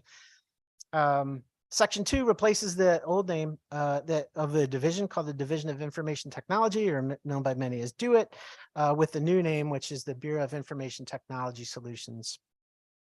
In addition, the bill proposes the elimination of a standardization committee, which was put in place to ensure that all agencies were using the same kinds of technology standards. And that if there were any exceptions, that they were reported and the committee would review them. However, DAS has technology procurement authority over the ability to approve all of these elements, and the committee is no longer been meeting or necessary. And then finally, Section 3 removes some outdated language from the statute that replaces the word telecommunications with the more applicable and current word of technology. So I thank you for raising the bill, and thank you for allowing me to testify in front of you today, and would be happy to answer any questions that you might have. Well, thank you, Mark. So are you the guy that we should be blaming for what happened last week when the whole state system went down? I'm only kidding. We do take responsibility for that. So yes, I will. What did happen? Do we know? The short answer is there was a failure of a piece of power equipment that caused some of our network equipment to back up. And given the amount of volume that we push through the state, it's almost 5 gigabits of network per second. It backed up some of the equipment. And so we had a cascading failure. And through the day on Tuesday, we ended up trying several different things, but eventually replacing that equipment. And so, we know that the work that happens here and all of our state agencies rely tremendously heavily on that. And so it's a complicated set of equipment, and would be happy to talk more if there's interest in some of the technical details. Our committee has agreed to chip in $1 each and buy one of those power surge protectors for you guys, so this doesn't happen again. No, it's only $1. Come on, guys, you can afford $1. No, it was serious, and it just goes to show that these things will happen. They can happen, they will happen, and we identify a problem and we look to solve it on a more permanent basis. So thank you. I'm sure you guys were all frantic trying to figure out what caused the problem. I don't have any specific questions about the language in the bill. We're raising it, and hopefully we can get these what seem to be relatively minor changes through. Representative Steinberg. Thank you, and thank you for your explanation. It seems like you're presenting the Energy and Technology Committee as the most important committee because it dealt with both energy and technology. A couple of sort of tangential questions. First of all, you may have heard some of the conversation we've had here today or at previous hearings with regard to the assemblage of critical data and information that we can share elsewhere. Is there a role for your department to help us with some of these challenging tasks to collect critical data and make it available to interested parties? Thank you for your question, Representative. I absolutely believe so. It's in some ways, it's a dual role shared between the Office of Policy and Management and DAS. OPM deals with the technology policy, which includes data. So what data do we have? How critical is it? Where are we using it? How are we using it? My Department of Administrative Services deals with how do we actually do what we need to do? So handling the physical data, bringing it together, putting it behind systems, perhaps utilizing more current technologies to make that data available to all of our different agencies. So yes, there's a role to play for Department of Administrative Services in that, and keeping the data safe once it's in our care, making sure that it is well protected. Thank you. We may be back to you on that. One other tangential question. On a bill that's not before us today, but we heard previously, the test bed technology bill. I don't recall any testimony from you then, so I thought I'd at least see if you have any comments with regard to our interest in facilitating access to emerging apps and technologies, and whether that's something that you would encourage. I thank you again for your question. I'm not intimately familiar with this current revision of the test bed legislation. I know the previous revision, which sort of opened up some of that procurement and allowed us to apply emerging technologies to and take them from pilot to contract. We were in large support for that. And the application of technology, that world is changing very quickly. Our agencies need that kind of support, and so expanding that ability and both for new companies that have solutions and allowing them to get to the point of contracting is really important. So we're supportive of that. Thank you. We struggle a little bit to make sure that the requisite oversight in a non-multi-bid process is adhered to. And if you have any thoughts on how we can accomplish that with the appropriate firewalls or whatever is required, we're still scratching our heads on that one. Okay. I don't have any suggestions for you today, but we'll take that and certainly revert back. Thank you, Mr. Chair. Thank you, Mr. Chairman. Representative Cheeseman. Thank you, Mr. Chairman. Thank you for coming today. And this is not specifically related to the bill, but it's sort of how deeply in the weeds do you get? You're overseeing the information technology. Does this relate to the hardware, the software, simply procurement, or, for example, a Department of Labor, the new, and I know we worked with a number of neighboring states, but the composition of a portal or a website. I was contacted by a constituent yesterday who was using my Connect or on the DRS. Mhm. And if I'm not mistaken, it asks for you to use your social security number as your unique identifier, which he found was somewhat concerning.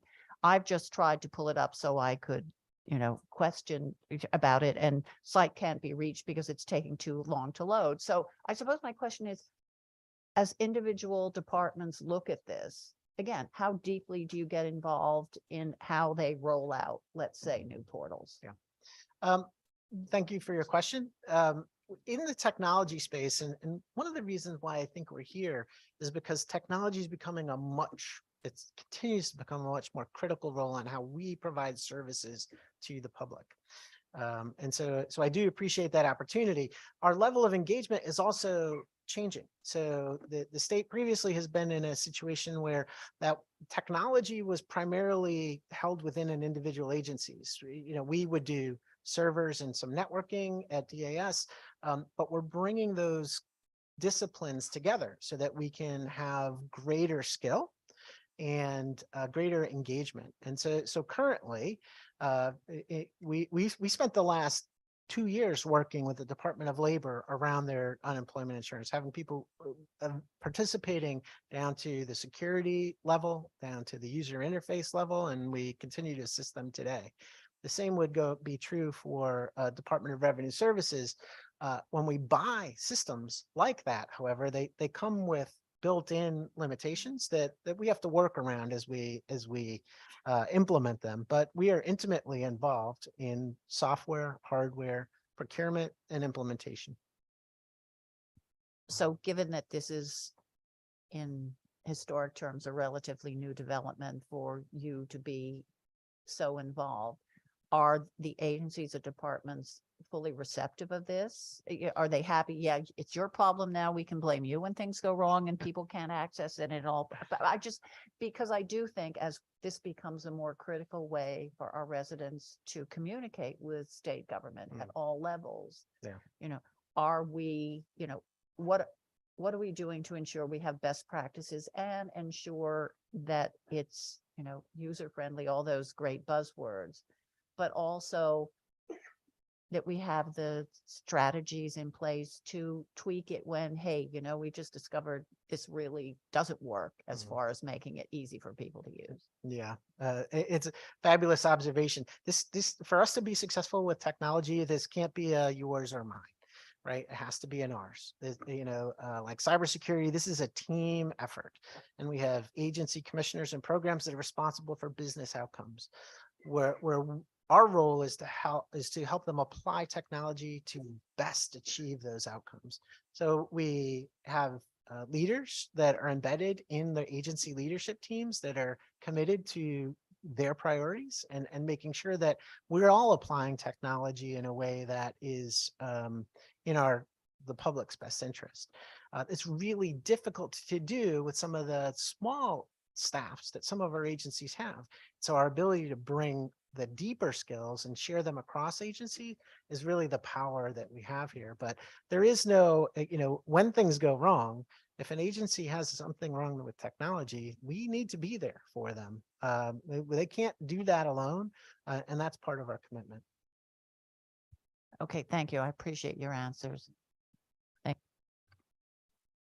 Thank you, Representative. I think Representative Mesker is followed by Representative Gresco. Thank you, but no, I wasn't signaling. I'm fine. I think you were just waving hi at me. Thank you. Potentially. Representative Gresco. Thank you.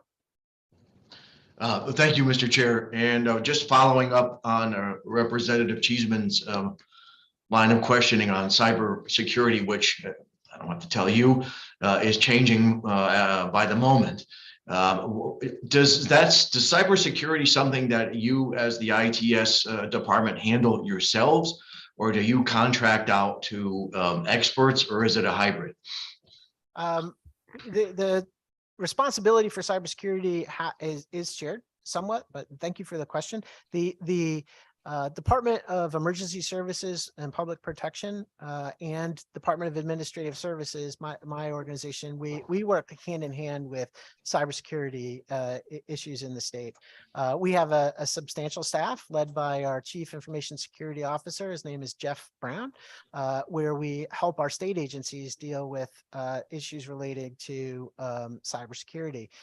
We also, the role that DEMIS plays is more equivalent to some of the unified command, which is, the large segments of our population also have cybersecurity needs. And so we work closely with them on what best practices might be. We work with our federal partners on applying them.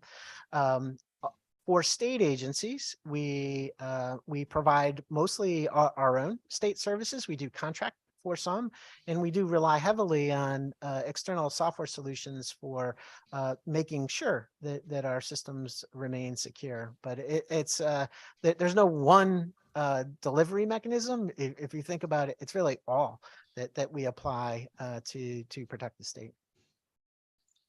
Thank you for your answer, and thank you, Mr. Chair. Thank you, Representative. I don't see anyone else with any questions. Thank you so much for coming today. My pleasure. I'm going to just circle back to John Erlinghauser if he's back in the room. Not seeing John. And is what am I hearing here? It's his birthday, What is going on? I don't know if Senator Kelly is running around. I don't think He's not coming. I'm Oh, not sure. okay. So we're gonna go to Julie Camerata.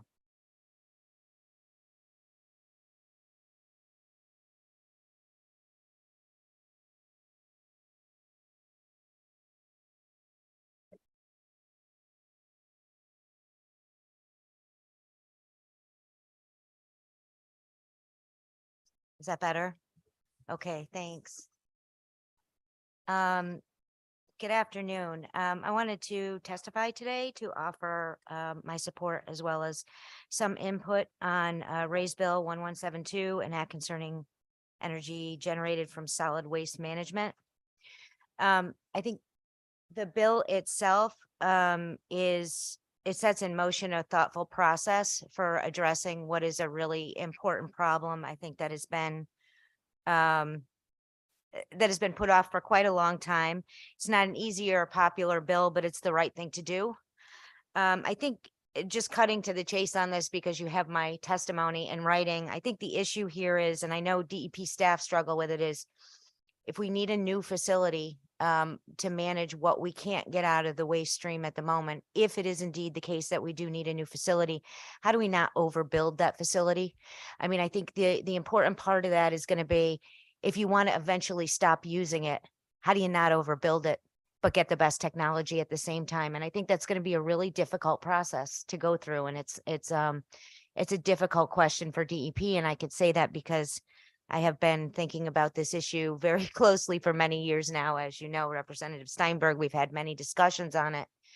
And I do, just to step back a second, do represent a number of businesses that are based on recycling, as well as two companies that are at the nexus of waste and energy. So just to kind of cut to it for me, I wanted to ask that the committee consider, and I provided some language. I'd like to ask that when we consider investments in waste to energy moving forward, that we also consider the class 1 renewable energy sources that we have in the state of Connecticut that manage waste streams at the same time. I think we're walking into the same old if we don't think of all of these resources the same way. I think it'll have a number of very helpful, in the same process, I should say. It will have a number of benefits to both parties. For example, if you think about waste to energy and a very efficient waste to energy, what sense does it make that we burn food? It's over 80% water. That doesn't help Covanta's facilities.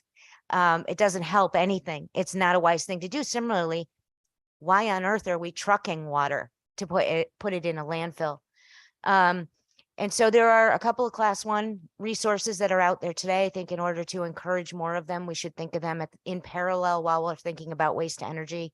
And one last point that I would like to make in terms of contracting and thinking of the system moving forward. I don't think anybody in this room, in this building, and probably in this state wants to see what happened with Mira happen again. And I think one of the ways we can stop that is to have a continuous process like we do with everything else. Continually review these. You have a carrot and a stick. The stick is the regulation of these facilities. If you're running a waste facility, all of your regulatory risk and cost is on the waste side. Okay, so on the energy side, you need steady and stable. That can work out really well for ratepayers, because these facilities need steady and stable. They don't need to corner the market on electricity. They need to know what's coming in, because frankly, it's going to be about a quarter. Well, at least for the renewable ones, it's going to be about a quarter of what comes in, and probably for waste to energy too. The vast majority of the income coming in is where the regulatory risk is, which is the waste coming in the door. So let's figure out a way to use that energy contract as well as RECs, or however you want to do it. But let's figure out a way to bring these resources to the table a little more often than every 30 years. So we don't end up in this process again. Let's continually review this every 5 years, every 8 years, whatever you deem to be appropriate. But let's address this problem by putting in a systemic change to how we plan for these facilities. We cannot ignore this again and hope it'll go away and hope that it'll get better again. It won't happen. It'll get worse. And the last thing anyone wants to see is all of our trash paying twice the price that we all think we should to send it to another state, which quite frankly can cut us off any day. So those are my comments. Thank you very much. Thank you, Julie, for your testimony and for choosing to develop an expertise on this. I would submit that I don't think it can get much worse than where we are today. I know that the cornerstone of DEEP's waste management plan is exactly along the lines of what you described. Let's deal with the organics, get them out of the stream, get them into a circumstance where we can benefit from their energy and also make the rest of the stream of more value, whether it's metals or glass or whatever. I wish it was just as simple as trying to not build too big a plant. There are so many other factors, including location and other factors that have made this a real challenge. And I take your point. We shouldn't do this every 30 years because in this case, we're at least 10 years too late in talking about it.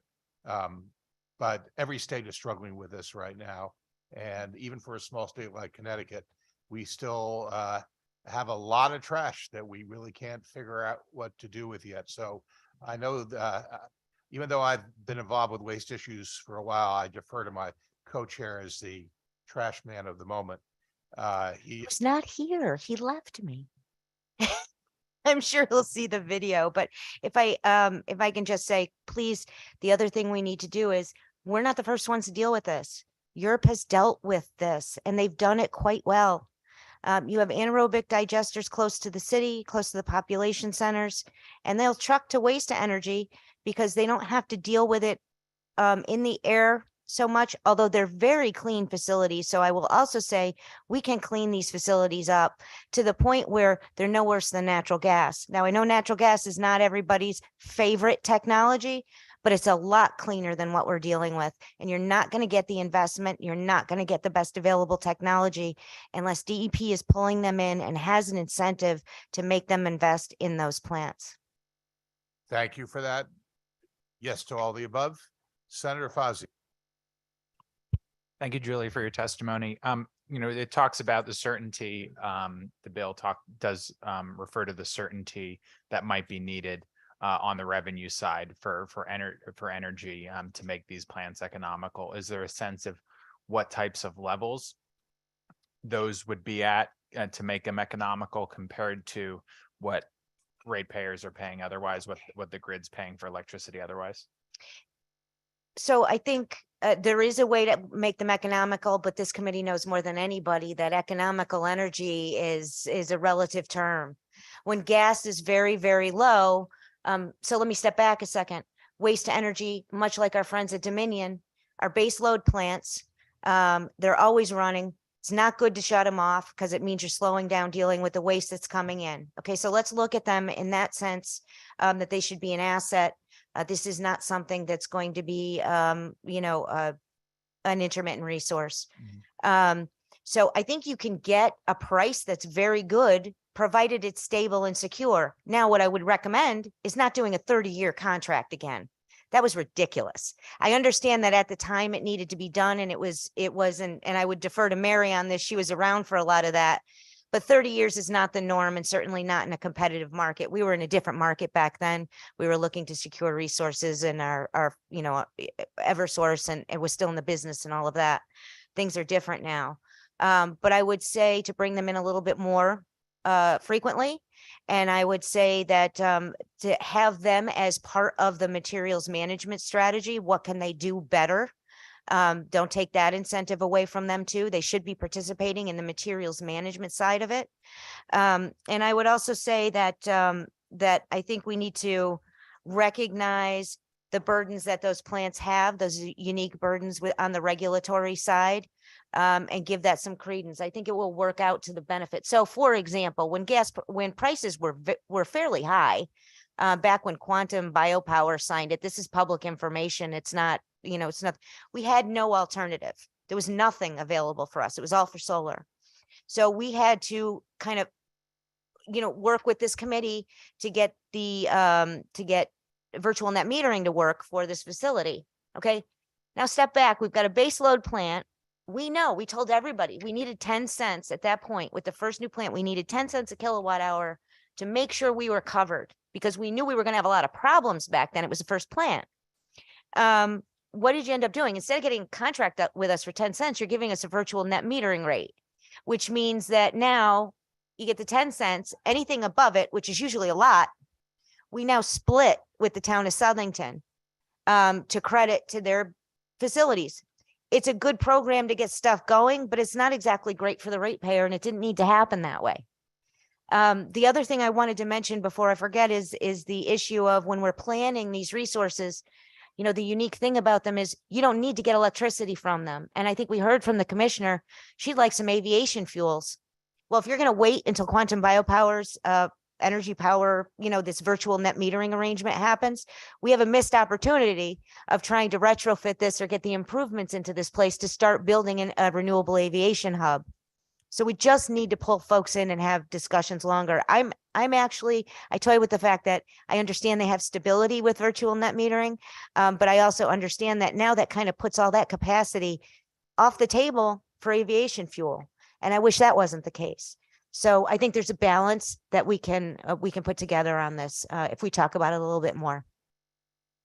Thanks. Thank you, Senator. Representative Mushinski. Thanks, Mr. Chairman. Julia, it is always great to have you come in and talk sense to us.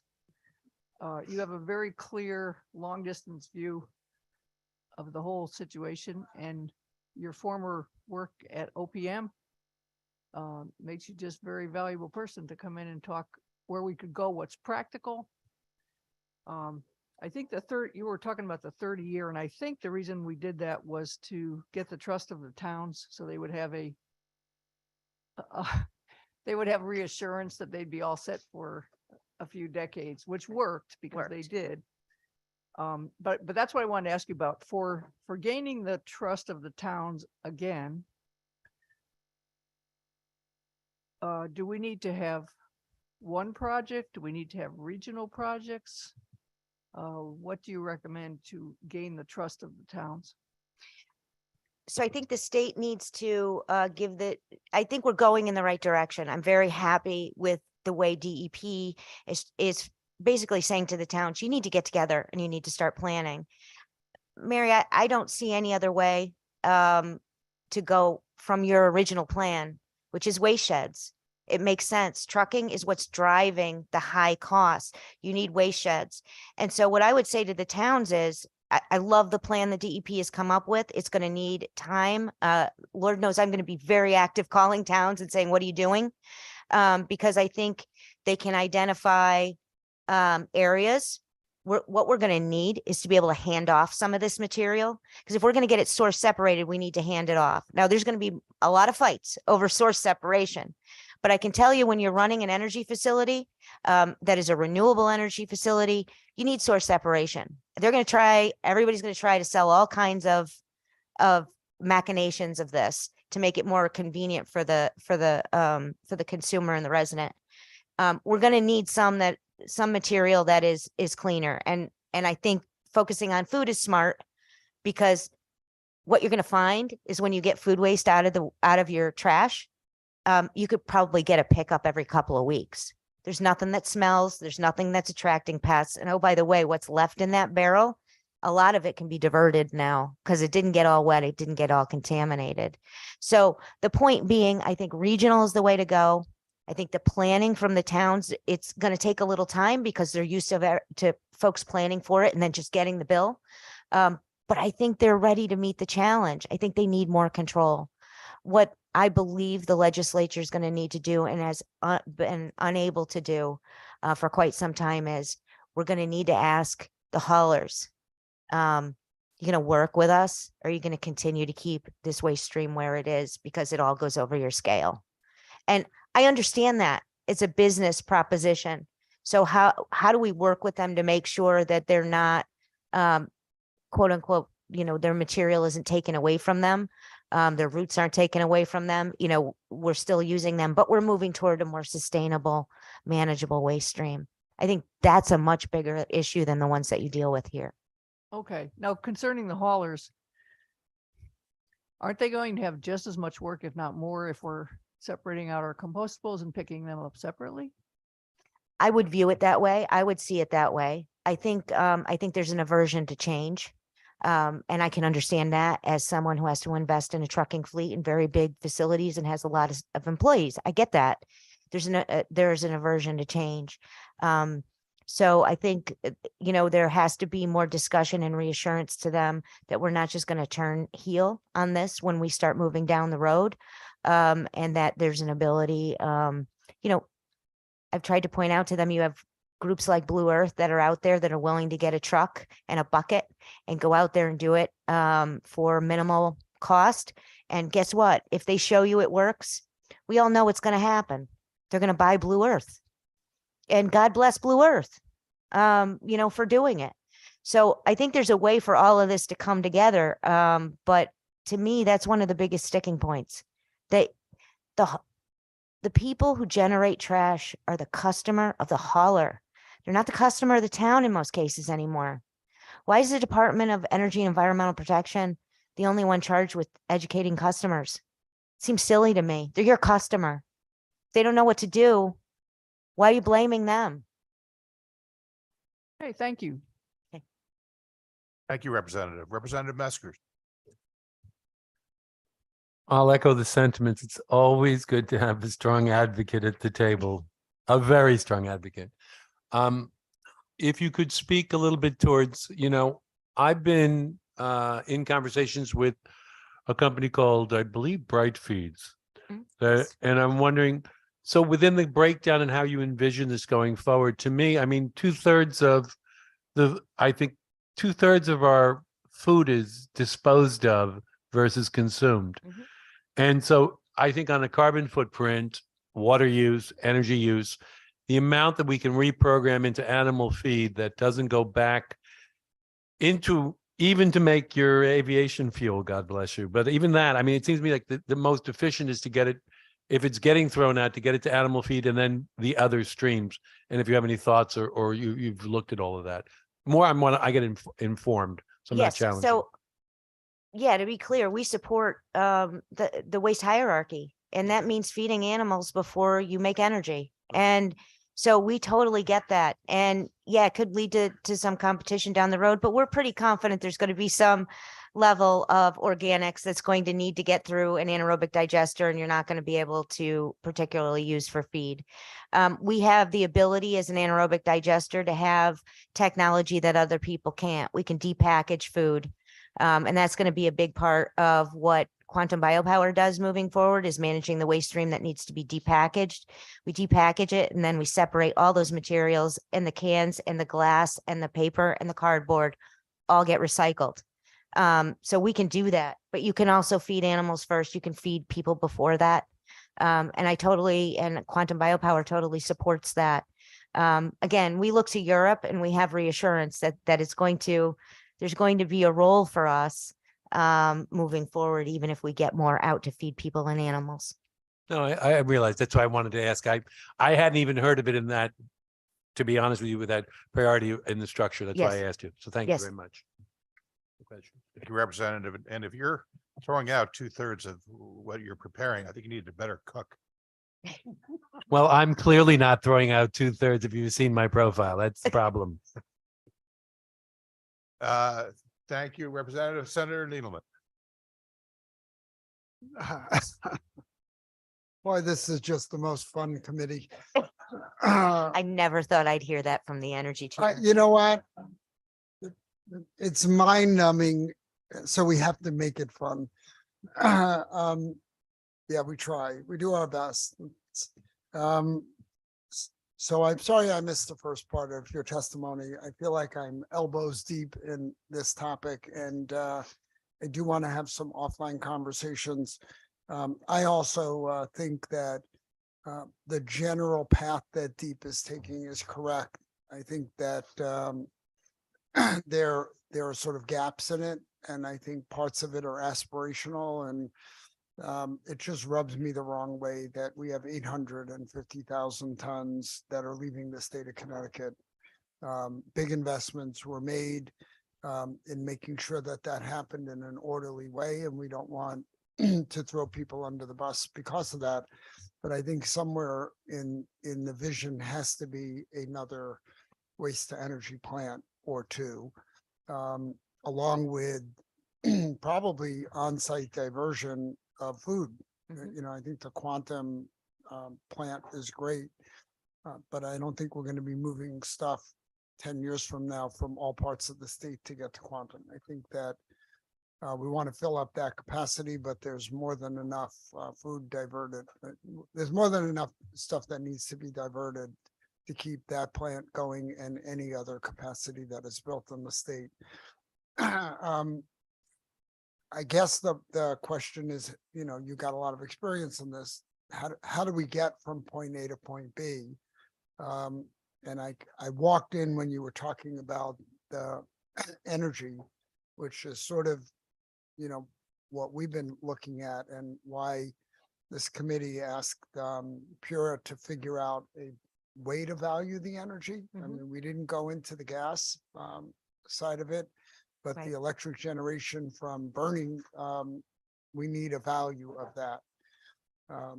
First of all, did you look at what they did? I did. I actually spent a lot of time talking to staff about that because, you know, I know it's mind numbing, but what does it say about me that I find this fascinating and I can't spend enough time thinking about it to the point where holidays, I end up getting put in the other room at the other table. But, you know, Diverting the food waste. diverting the food waste, right? So I think for energy, you have to give the ability to look at it again because it's all up against a market. And so there's a market out there that frankly, if we get to a point where there's some stability, I'm not quite sure where my head spins with the ISO markets. I'm not sure with the tension between the state and the ISO markets. I'm not quite sure where we are. But what I can say right now is if you're trying to develop new technology and telling these facilities to go out in the market, you're not going to get much. You've got a market that's driven by gas. It's very high right now. It's going to go very low. If there's one thing we know, it's volatile. As long as they're setting the price, it's going to be really hard for you to get anybody to put any capital on the table and tell them to ride that market. Whether it's going to, traditionally, we've only done the long-term contract buying energy and RECs from new facilities. I understand that and it's made sense, but the market has been a great deal muddled. DEP's powers have changed greatly. Procurement has expanded a great deal and it seems to be somewhat the norm. And when I talk about waste to energy, again, I want you to recognize that it's a small portion of what makes these facilities go. Very small. For quantum, it's less than a quarter of their revenues. So I would say for the ratepayer, you should at least give DEP the ability to look at renewing those power purchase contracts at what's a relatively low rate and should probably be a little bit lower moving forward as the capital's paid off. So I would just ask that you not preclude the long-term contract for an existing facility. And I would also say, don't take anything off the table. You may get a stable market where it is okay that you can finance it, but maybe you just need a sweetener with a REC. So I can't tell you either way, but I do think that a 5-year to 8-year reevaluation process of all this is probably the best way to go. We should keep looking at it, carrot and stick. Stick is the regulation of that solid waste. It's their biggest exposure. The waste contract and the REC, that's your carrot to get them to behave the way you need them to behave. I hope that answers the question. It sort of does. You know, I've looked at it from the point of, I've been accused of a lot of things as I've gone down this path. One was trying to support the trash burning plants on the backs of ratepayers. Nothing could be further from the truth. What I do know in any business, you need stability, and municipalities need stability. They need stability in tipping fees. So you can have variability on one side and stability on the other. If you have variable energy rates, you're going to have variable tipping fees. And as somebody who's put together 18 municipal budgets, I think this year 19, I can tell you that I need to know what my costs are going to be, and I can't float with the value of energy. So I think I finally got the point home that what we need is stability in the value of the energy, whether it's the gas that comes out of quantum or any other digestion plant or a burn plant or a gasification plant, you need to know what that is, what you're going to get for the energy. And if you want the municipalities, which are largely going to be the ones responsible for bringing the waste, to know what their costs are going to be and know what they're going to be over a long time. So that was the basis of sort of commissioning Pura to do that. I know Deep is very much in the weeds on this stuff, and I just wanted to have a clear look. But you look at Florida, not that I hold Florida up as a shining example for a lot of things, but they did a PPA for waste to energy, a long-term contract that valued the energy in a competitive way for existing capacity and for new capacity. I think I didn't read the actual details. I think we're going to need to do something like that some way, somehow. I think we come down and based on your experience, my last question is coming down on this sort of fork in the road for 40 years.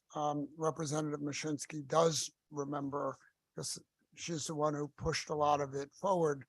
The CRA Mira operation, I've always viewed as sort of a quasi-public option to handling trash in the state. And what that did is it sort of kept the rest of the industry, in check, maybe artificially low at times because the agency was run by municipal leaders who are going to look at tipping fees only. But the municipal option, the public option here for a waste to energy facility still feels like, should have some validity in terms of keeping an industry that can be completely unregulated at this point, regulated in some way, at least some market checks on it. And how do you feel about that?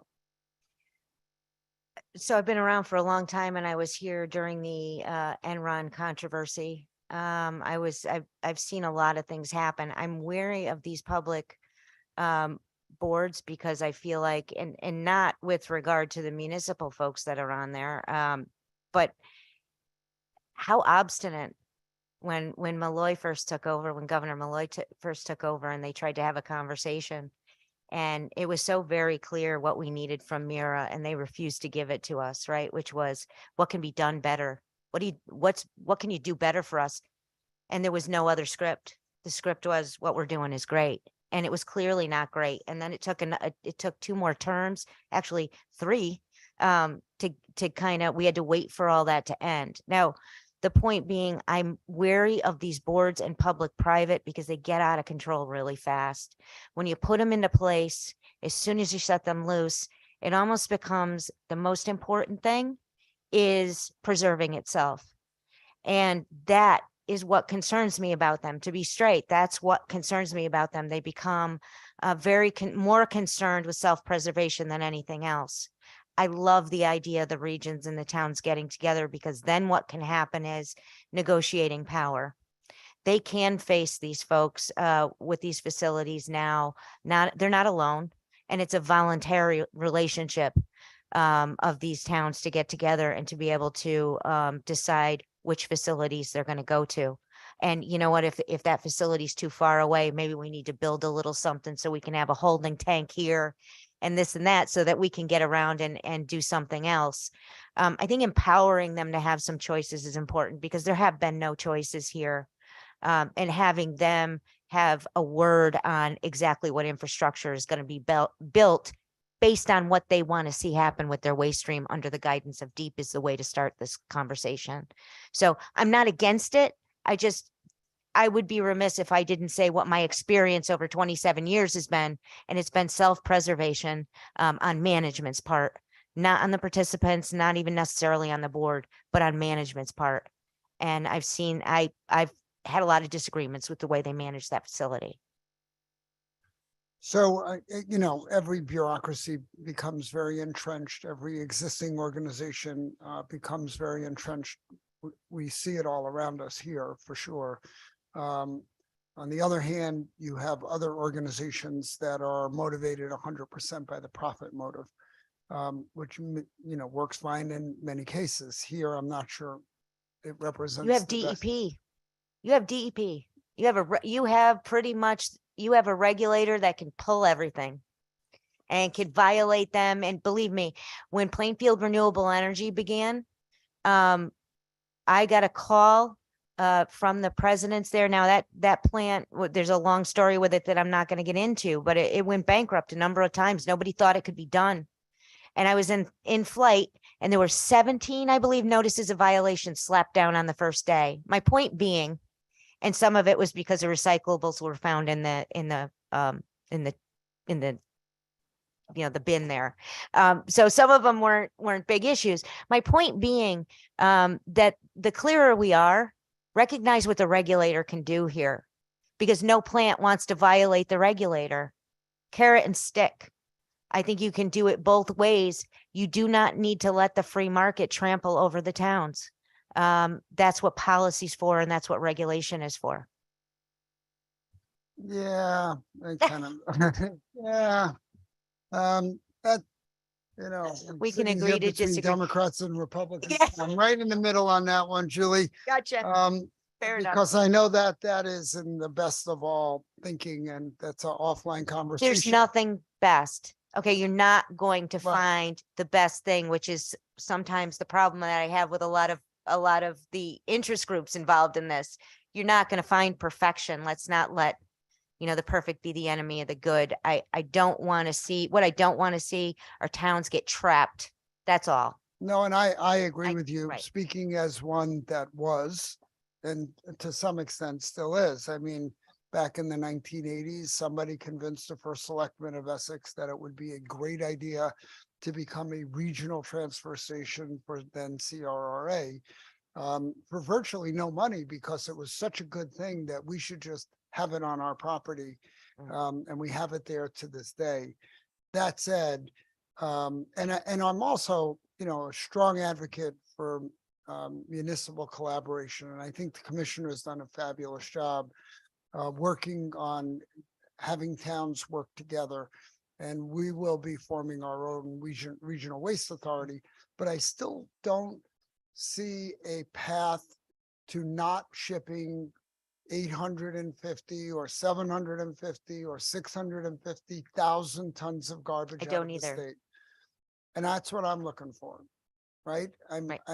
All the things you say are correct, but what's the path forward? Because we all do seem to be in agreement with the idea that what we're doing, or what the default position is, however we got there, whoever we blame for it, and there's a lot of blame to go around here, but however we got here, what do we do to get us back to being independent? I'm sure Representative Mashinsky just left, but I'm sure that it was our desire back in the 80s to be independent and take care of our trash in state and not bury it in the ground anymore, because every town had its own, polluting landfill.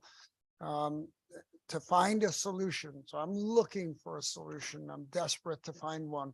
And all the things that you're saying, all the things that Deep has proposed are great. Many of them, in my opinion, are aspirational. And the RFP that we're running is a good thing. What does the governance of that look like? Ultimately, I don't know. Yeah, And right. I share your concerns about quasi. So I don't want to take up a lot more time. We should talk offline about this, because I think waste to energy, I'll say the very unpopular thing, because I'm used to it, is we need another plant. We need at least one more plant. And I agree with that completely. But these are not the plants we built 30 years ago. And so the only thing I want to really caution to this plant and urge this plant to remember is the state of Connecticut lost a great deal of credibility with the Mid-Con redevelopment.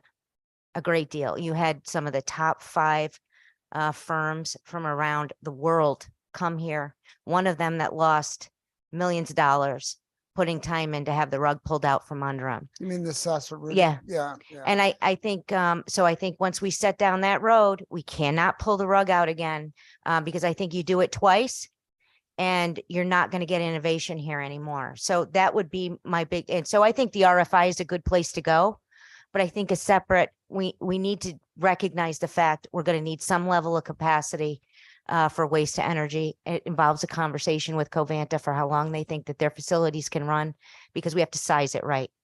And that gets me right back to where I originally came from, is sizing it right. And right now we have 850,000 tons leaving the state, and everything that's burned in the state is owned by private equity. And they have different criteria for profitability than anyone else does. And that's why I share your concern about governance.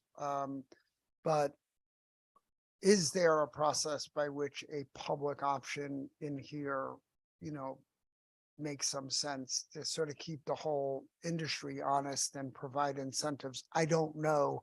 And just to go back to your digging into the weeds, I've offered, because I promised my other half a vacation, because I don't take vacations often. And I said, we can go to Ireland, Denmark, and Finland. And she said, why those three? And I said, well, now that you ask, there are places that I would specifically like to visit in all three of those countries, but they happen to be garbage plants. That's And she exactly said, I right. hope you have a good time. And the Denmark plant is, the Denmark plant, I think that's my, I'm gonna admit this too.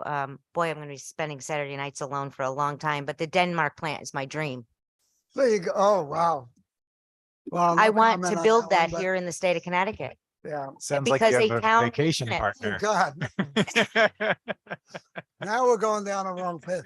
Thank you, Julie. It's really, really nice to hear from Thank you. Yeah, that's not a cruise. That's not a cruise destination. So Who comes back alive? that's it. Thank you, Thank you. Julie. I'm gonna go circle back. Senator Kelly is not gonna. Okay, great. Well, not great. And didn't mean it that way. I'll relay the message. Yeah, no. Really. Senator Kelly, if you're out there, I apologize in advance. Anna Marie Tregonis? Right. Yes, you got that right, Chair. Thank you. Thank you. Good afternoon, Senator Needleman, Representative Steinberg, Senator Fazio, Representative Buckabee, and members of the committee. My name is Anne Marie Dragonis. I'm the first selectwoman of Seymour, and I also serve on the executive committee of the Bristol Policy Board, PFPB, the entity that oversees a 12-member town resource recovery facility located in Bristol, Connecticut. I'm here today to represent BFPB in regards to raised bill 1172, an act of concerning energy generated from the solid waste management. Thank you very much for raising this bill for public hearing. It is extremely important. Last session, you created legislation, Special Act 22-11, that created a working group to look at multitude of issues pertaining to the short and long-term management of solid waste in Connecticut. BFPB's president, Branford First Selectman James Cosgrove, served as a member of the working group. I specifically want to acknowledge the work of Senator Needleman and Representative Gresco, who held numerous informational sessions to meet the requirements of the special act. Thank you so much. As part of this, the Public Utility Regulatory Agency, PURA, opened docket 22-1007 to look in part at future options for waste energy plants. Although they did not recommend specific policies, they did offer options to consider. One of these stated, and I quote, "In order to adequately invest in property, plant, and equipment, some form of public subsidy or financing for existing plants may be required."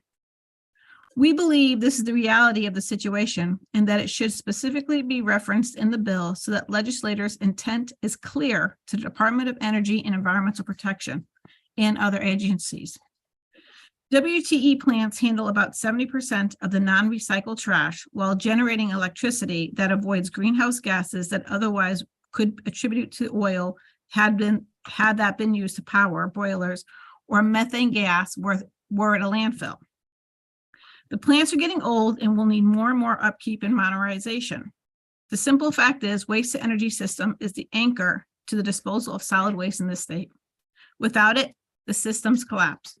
Recycling and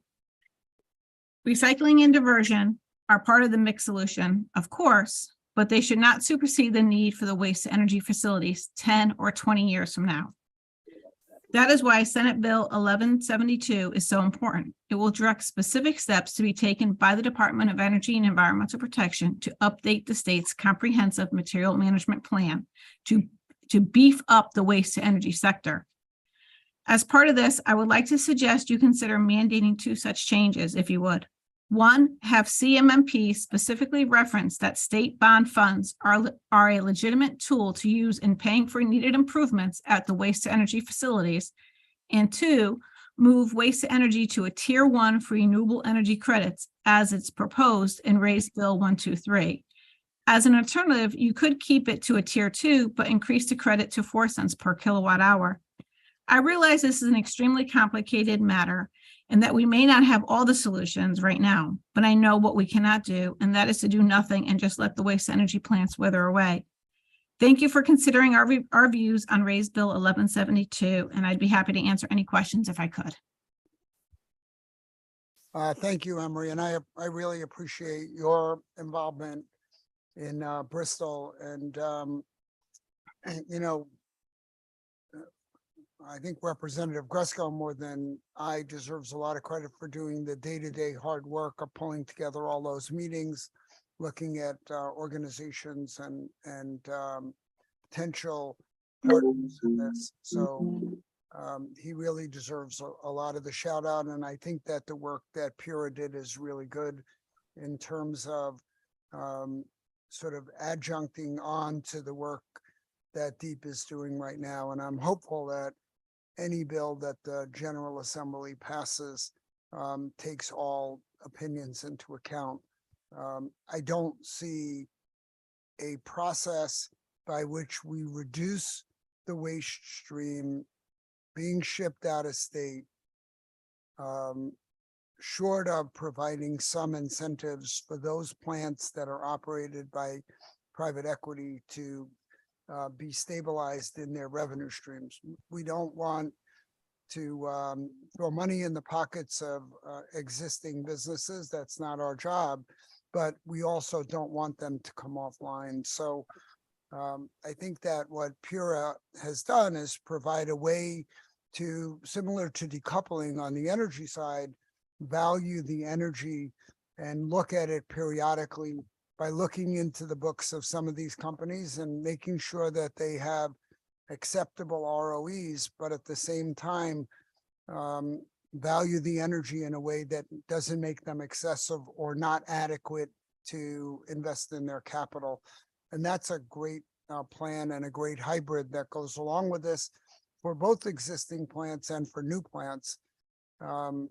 So I'm excited about the prospect of what final legislation could look like. And again, thank you for your comments. Do we have anybody else? I don't see anybody online. Thank you so much, Emery. You're welcome. Have a great day. You as well. Circling back one last time to John Erlinghauser. I think they're being not being here.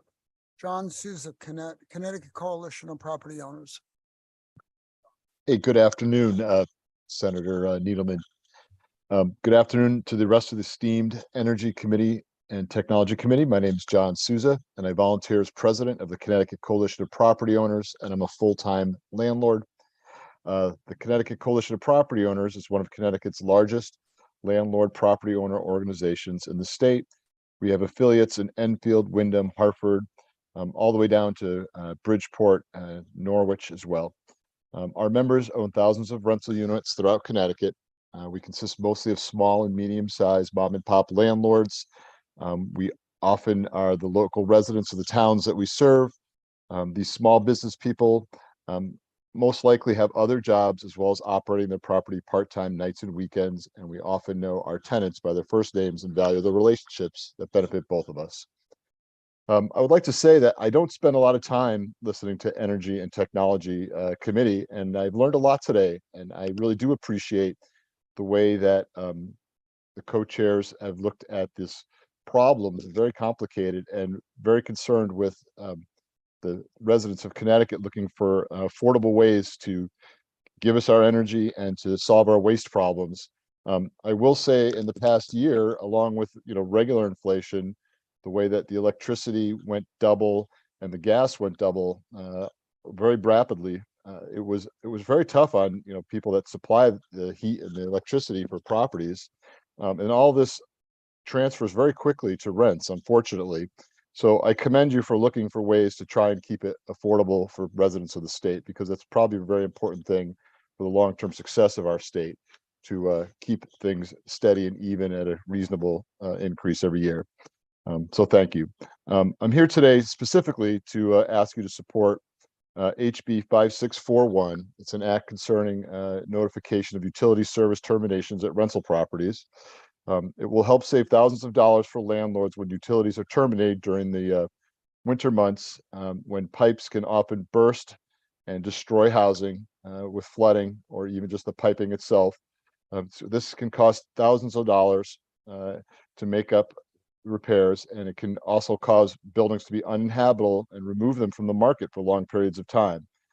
We depend on the gas or electric companies to protect property from freeze up and transfer the bills to us when necessary.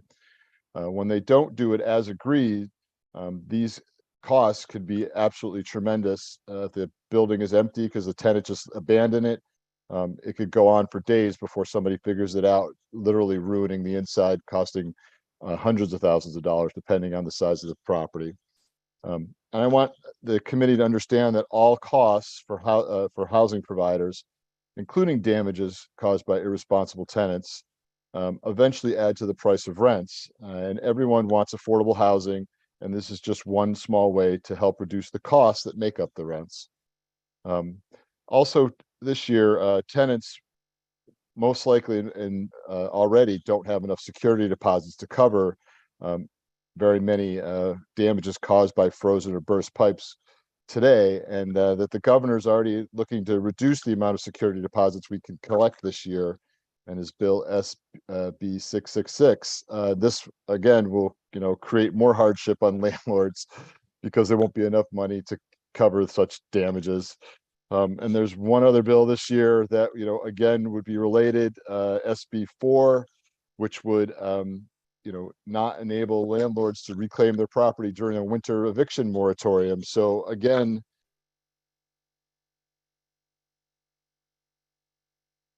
You muted yourself by accident or something went wrong with your computer.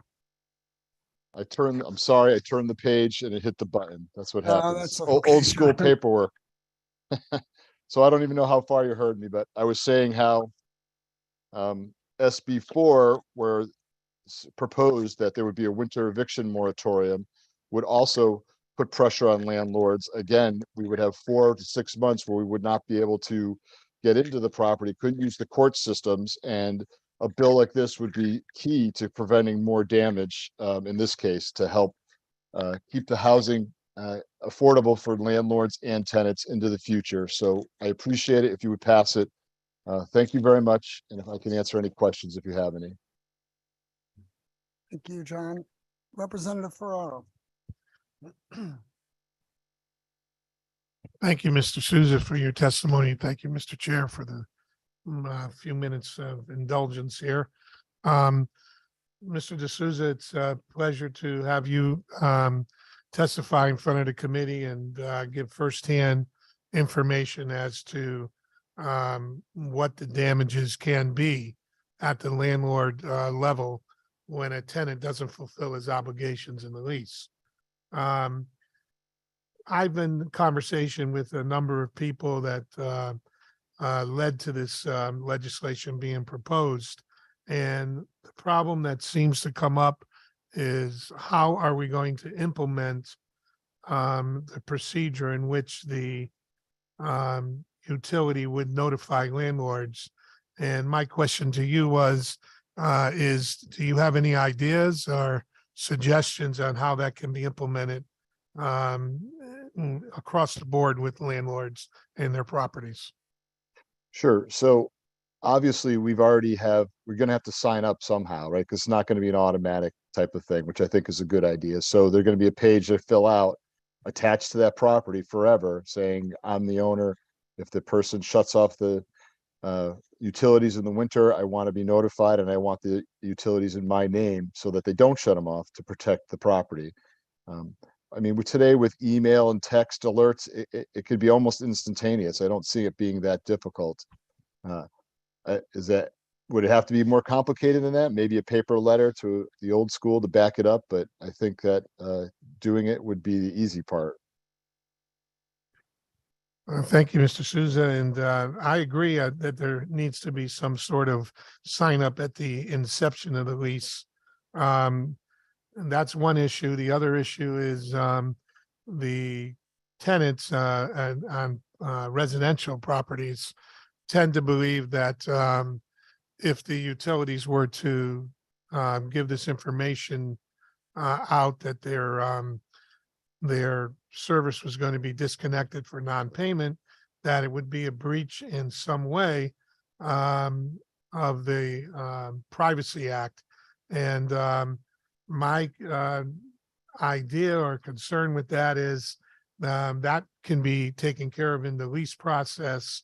When the tenant signs a lease, they can be made aware that should they not perform their responsibilities of the lease, that the utility will be contacting the landlord and giving the landlord the option to put the utility in their name. The other issue, of course, is delinquent payments by the tenant, and who's to be responsible for that. And of course, this type of legislation does not want to add additional liability to a landlord. So in the language of this bill, should it go forward, there needs to be clear, concise language regarding whether or not, regarding the responsibility of the tenant to cure the delinquent payments. I do know that the state of Maine already has this type of legislation in place and this protection for landlords in their properties. Do you have anything else that you'd like to add in regards to some of the issues that I just discussed? Well, there was a lot there, but I agree with looking out for us. Yes, it should probably be automatic once the landlord signs up. And I would agree that the tenant would still be responsible for what they owe, of course. At a certain point, it would only really need to be necessary for during the winter months. So let's say through December through April 15th or something, so that it wouldn't build up on my side either, from my perspective. So it sounds pretty reasonable what you're proposing, and that's why we were supporting it. I'm sure there's some details that need to be worked out, and of course, we'd be willing to help down the road if necessary, but it sounds like you got a pretty good handle on it. Thank you, Mr. Souza, and thank you, Mr. Chair. Thank you, Representative, and thank you for bringing this bill forward. I have a separate question, Mr. Souza, if you're there still. I am here. Great. So you guys really represent mostly local small rental property owners, and that makes up a large number of the rental properties. You folks own a lot of the rental properties in the state. There's a bill floating around that's been floating around for a while. That's like a energy score for rental properties. I don't think it's very expensive to get done. It would provide a window into nothing to do with any of our bills, although it has come up here in the past. Is that something that you guys have a strong opinion one way or the other on? It actually did come up this year in housing again, and I testified against it, and I'll explain why. I said it doesn't mean anything to get a score of a 4 out of a 5 or whatever to a tenant. I think they'd be more concerned with seeing the utility bills for the apartment itself or even the whole building for the last year. So they would know that the average person or the person before them used, let's say, $200 a month on average for gas to heat the house and provide hot water. That means something to a tenant. If it says 2 stars or 4 stars, even if it says 5 stars, it still doesn't say how much is it going to cost. And if they could see the whole building or even the whole street, if let's say it's a 2-family and they could see all the 2 families on the street, because we all know that there's different types of personalities. You know, I grew up in a house that, 60 degrees and you weren't allowed to touch the thermostat in the wintertime.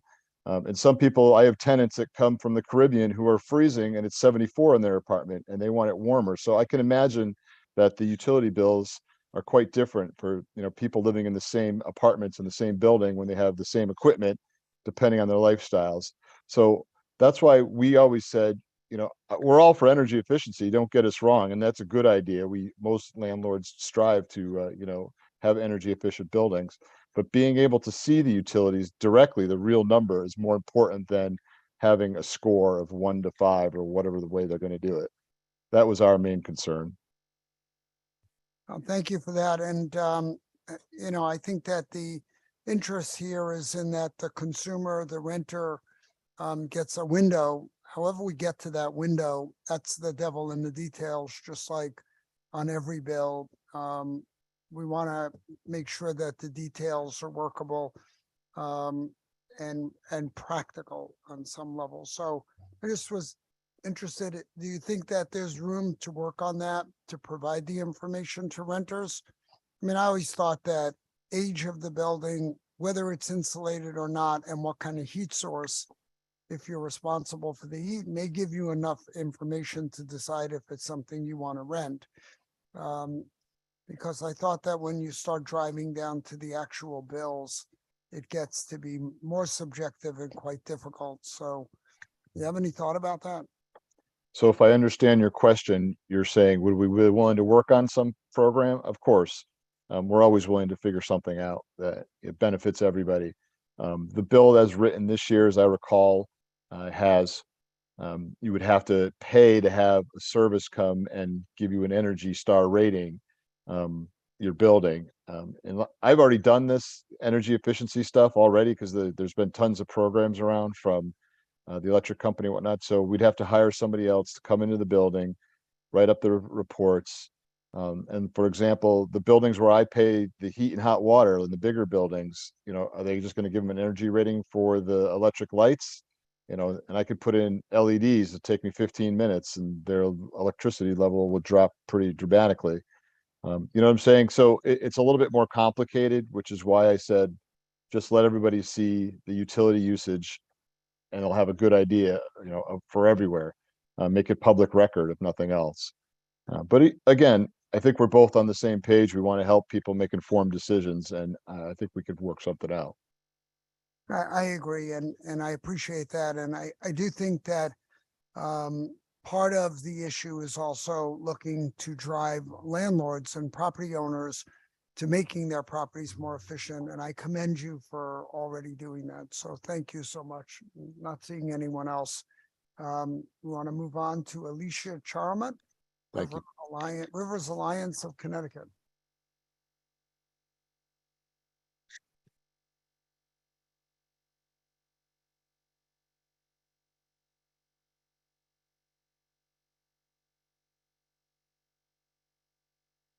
This is not on. Chairs and esteemed members of the Most Fun Committee. I am here to testify on HB 6850, an act concerning hydropower. It's not clear to me, what aspects of hydropower you're asking the Public Utilities Regulatory Authority to provide regarding its use. But I just wanted to provide some comments, as I know the committee is actively exploring hydropower and how hydropower can be utilized as part of Connecticut's clean energy portfolio. Hydropower does provide clean carbon-free energy, but it also has substantial impacts on river health. It blocks fish passage, dewaters areas where fish and critters raise their young. and it degrades habitat along riverbanks. It also causes erosion depending on how it is managed. And all I'm asking is that the committee also considers the environmental impact that hydropower has, and take a close look at the disparities in how hydropower is regulated and the disparities in any environmental mitigation that could be or should be in place on hydropower dams. I provided some information in my testimony on that, and Rivers Alliance, and we're really happy to work with the committee to talk about this. I think there is some way forward on certain to provide incentives where it's appropriate, but giving incentives to all hydropower, I think, would be detrimental to our rivers. So thank you, and I'm happy to answer any questions that you all may have. Thank you, Alicia. I think that testimony is pretty consistent with what we heard from the Commissioner of Deep, that not all dams are created equal, and that some of them actually, some of the legacy dams probably should be removed from an environmental point of view. So I think that your point is well taken. Representative Buckby. Thank you, Mr. Chair, and thank you for your testimony. Certainly an address that we've had and off discussions for your own knowledge of it. We've had discussions with Deep on that and the environmental impacts and why, as the good senator just mentioned, we're looking to free some up so there is more, and more of what our conversation has been is making them more functional, making them more efficient to what they are, so they can be more beneficial to everybody. But that's all been done hand in hand with Deep at this point too, on the environmental side, to ensure that fishermen like myself, when I like to be, I'm an angler as well, have the opportunity to get out there and do that, because that's it's critical to work hand in hand, and that conversation has been happening one-off. But I've yet to read your testimony, but I certainly will get into that. Thank you very much. Thank you, Representative. Senator Fazio. Thank you for your testimony. And so I assume you have your organization would have different positions on run-of-river hydropower versus more traditional types of hydropower in that case? So run-of-river is more ideal than peaking, right? Having those ecological flows is extremely important for not only downstream ecology, but downstream recreation. As Representative Buckby pointed out, it's very difficult for things like trout and other species to survive in flows that aren't managed for the health of that habitat. So run-of-river is definitely preferred, and that's why it was included as a stipulation in the Class 1 renewable portfolio standard as a stipulation, because as you can see from my chart in my testimony, not all dams are run-of-river, and just because there's a dam regulated by FERC doesn't mean it's going to be run-of-river. So. And how about some of the other stipulations in state statute, like the size or the vintage? How do you think through that? Within the run-of-river classification? Well, there's also fish passage that has to be considered. We're working really hard to bring our migratory fish populations back. And they're not just important because we want to see the numbers. It's important because those migratory fish are, part of the ecosystem, and the ecosystem depends on those migratory fish. Predatory fish feed on them. They bring nutrients up and down the river. So, the feasibility of, and they have to be effective fish passage, right? You have some dams that have fish passage on them, and they're not effective. There's one on a dam in Connecticut that's a descaling every fish that goes up it, which isn't good for the fish. So it's fish passage, and it's also dams can also alter the water chemistry. So it could send water that is depleted of oxygen down. It could send water that is fluctuating in temperature down, which fish don't like that either, and neither do the bugs and everything else that lives there. So there's a lot of factors that have to be taken into consideration. And run of river is the only mode I was able to find data on. So there's no data about how all of the other dams are operated in Connecticut. And sometimes you don't find out until you have to engage in a lawsuit with a dam to try to make it better. And it must be difficult on those fish that they have to worry about the dams and the predators. But And I, it wasn't a pun.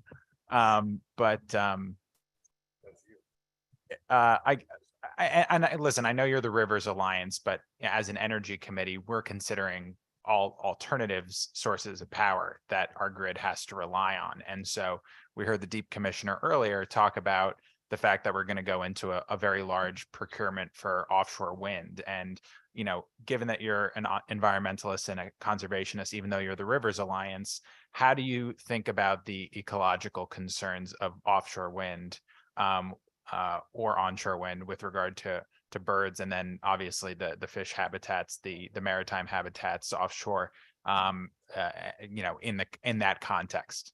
Senator, it's not I don't have expertise in offshore or onshore wind, so I can't answer that question. There are a lot of other folks that are a lot smarter than me that know a lot more that can answer that question better than I Okay, could. well, I don't have an opinion. No problem. And I appreciate your testimony, but those are the alternatives and, you know, side constraints that we're also thinking of, I think, as a committee. Thank you.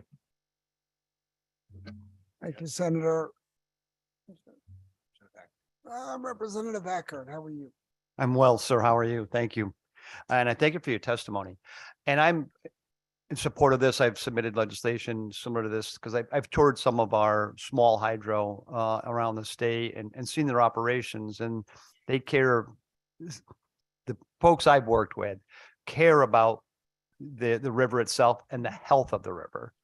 I know the peaker plants, how they work. I've toured Northfield Mountain in the past, and yeah, that is just not a proper way. I mean, they're needed at their times, but their operation of draining a pond and then dumping the pond back in is just not healthy for habitat. What about, have you had a chance, or your group or anybody had a chance to tour any of these hydro plants, the small localized hydro plants? And if not, if you could, and maybe see how they're the better ones, and maybe weigh in on where you think that these what we have right now is a small localized hydro, which is great for the regional power operation, right? So if you look at local power, to me, is the best power. If it's clean, and this hydropower is that. The issue with this is they're just not funded correctly. So they're already there, they're already existing, they're already in our rivers. They can't keep up with the maintenance of these facilities because they're just not get the right rates for what they need to keep them operating. So having them get better funded would create maybe better fish ladders, things like that, things that are already existing. I'm not a fan of saying, hey, we need to add more. I'm like, let's use what we have, make it better. And if there needs to be updates, do that. Was that something that your group would be would like to weigh in on? Absolutely. You know, there are some facilities, like I said, that should be made more feasible. And you know, another good example of that is the MDC's hydropower facility on Colebrook Dam. That didn't make financial sense for them to keep that hydropower operation there, but it's on an Army Corps of Engineer flood control dam. It's a dam behind another dam. So a lot of the environmental concerns, you know, were minimal, and they should have had some incentive pricing to stay there. So yes, there are, but my concern is to try to do this across the board with the expectation that the dam owner would be willing to do a lot of the things, because there are always good actors and there are bad actors. And when you're dealing with bad actors and you have to do it through either FERC or through a state process, it is not trivial. Before coming to Rivers Alliance, I worked for the Connecticut River Conservancy, and my colleagues in the northern states have spent a lot of resources in dealing with the FERC relicense at Northfield Mountain.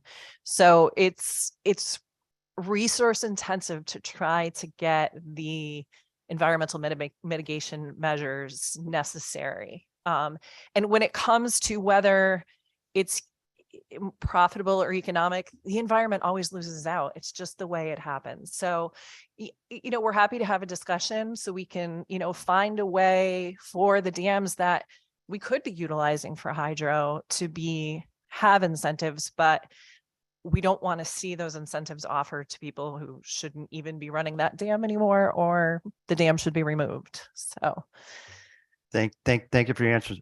Thank you for your testimony. Thank you, Mr. Chair. Thank you, Representative. I don't see anyone else with their hand raised. Next up is Lauren Tagliatella.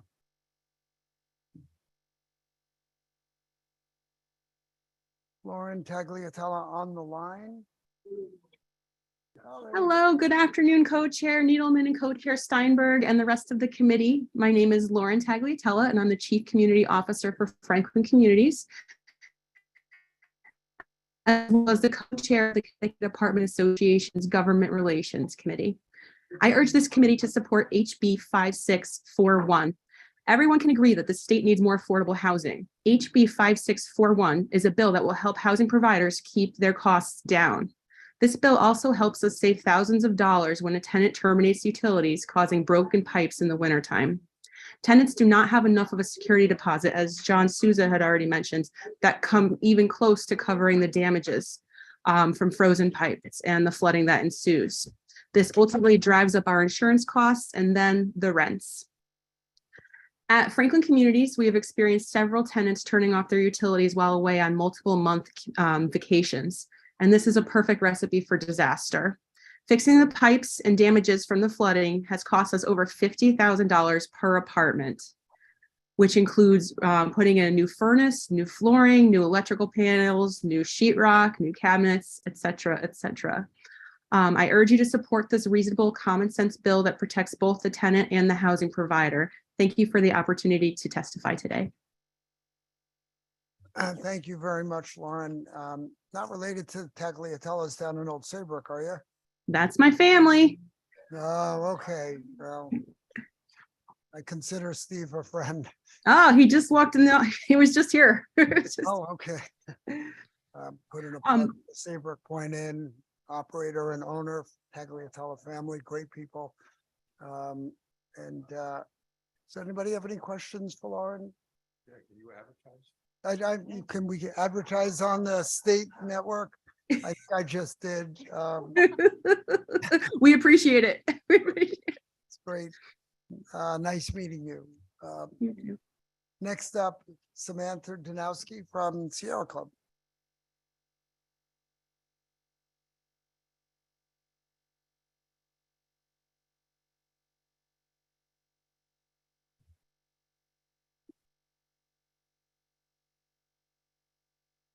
Good afternoon, Senator Needleman, Representative Steinberg, members of the committee. My name is Sam Danowski. I'm the State Director of Sierra Club's Connecticut chapter, and I want to thank you for the opportunity to testify in a number of bills before you today. I'm going to begin with House Bill 6851. As written, Sierra Club opposes the bill. Our objection is Section 4. Which creates a broad tax exemption for any end use for hydrogen. The Hydrogen Task Force report clearly identified decarbonization of hard to electrify sectors, including long haul trucking, aviation, shipping, and industrial processes as the appropriate use of clean hydrogen. But Section 4 creates a broad tax exemption that we believe is inconsistent with the task force recommendations and would provide tax exemptions for end-use technologies that would be better suited for electrification. Regarding Section 1B, we do have some suggestions that we think would help improve it, which is to specify that clean hydrogen, as deep is defining clean hydrogen, to specify that clean hydrogen sources should include only non-fossil fuel 100% zero carbon feedstock, and that clean hydrogen end uses be restricted to hard to decarbonize end uses where electrification is not a viable option. Sierra Club supports HB 6852, an act concerning the affordability of utilities. Much needs to be done to rein in profits and lower costs, and we support Section 3 that limits reconnection fees. And Section 4 that establishes a shutoff moratorium for hardship customers on high heat days, and Section 5 that establishes a low income discount rate for gas and water. Regarding House Bill 6848, an act concerning gas leak detectors in new and existing construction, I want to provide some general comments and suggest some recommendations. And from the conversation so far, I kind of better understand the context of the bill and have heard your desire to protect residents from immediate hazards like explosions, as noted by Representative Buckby and Mashinsky, and to address the climate and health concerns with ongoing smaller, less immediately hazardous leaks mentioned by Representative Steinberg. Leaking gas is a well-known and well-documented problem that is dangerous for climate and public health, and too often has been discussed here, to safety. We recommend going beyond detection and preventing the leaks in the first place. This bill addresses new and existing construction, and there's a real opportunity here to follow other states and municipalities who are leading in this space to require that all new and existing construction prohibit the use of gas appliances and equipment. And in other cases, to address all other existing buildings is move to require emission standards for appliances sold in the state, so that as residents are replacing appliances, they are accessing those that are least emitting. And with these changes, we feel that Connecticut can eliminate gas leaks that are happening inside homes that are undergoing renovations, and reduce leaks in homes that are replacing appliances. And I want to thank you for your attention to all these important bills and for consideration of our testimony. Thank you, Sam. Anybody have any questions, comments? Oh, yeah, Representative Buckby. Thank you, Mr. Chair, and thank you for your testimony. I have to speak up because usually you and I have challenges with some things, but you supporting the gas leak bill, I think, is as close as we get to full compromise. So that was solid comments in place for that. I think that's all I officially had. I just wanted to say thank you, because we always end up having that that concern. I don't know if you had any more on that you needed to speak on. Look at me offering opportunity. It's an olive branch, sir. I love it. Thank you.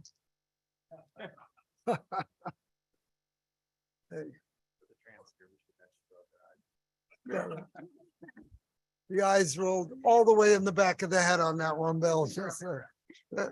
Thank you for catching that, Senator Fazio. Up next is Carrie Lynch from the Nature Conservancy. Thank you.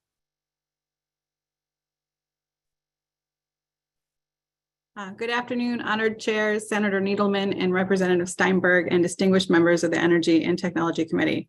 I'm Carrie Lynch, Climate and Energy Policy Manager at the Nature Conservancy. Thank you for the opportunity to present testimony today.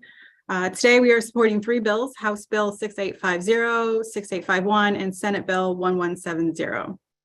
First, we support HB 6851, a bill that directs PURA to conduct a study about the use of hydropower in the state.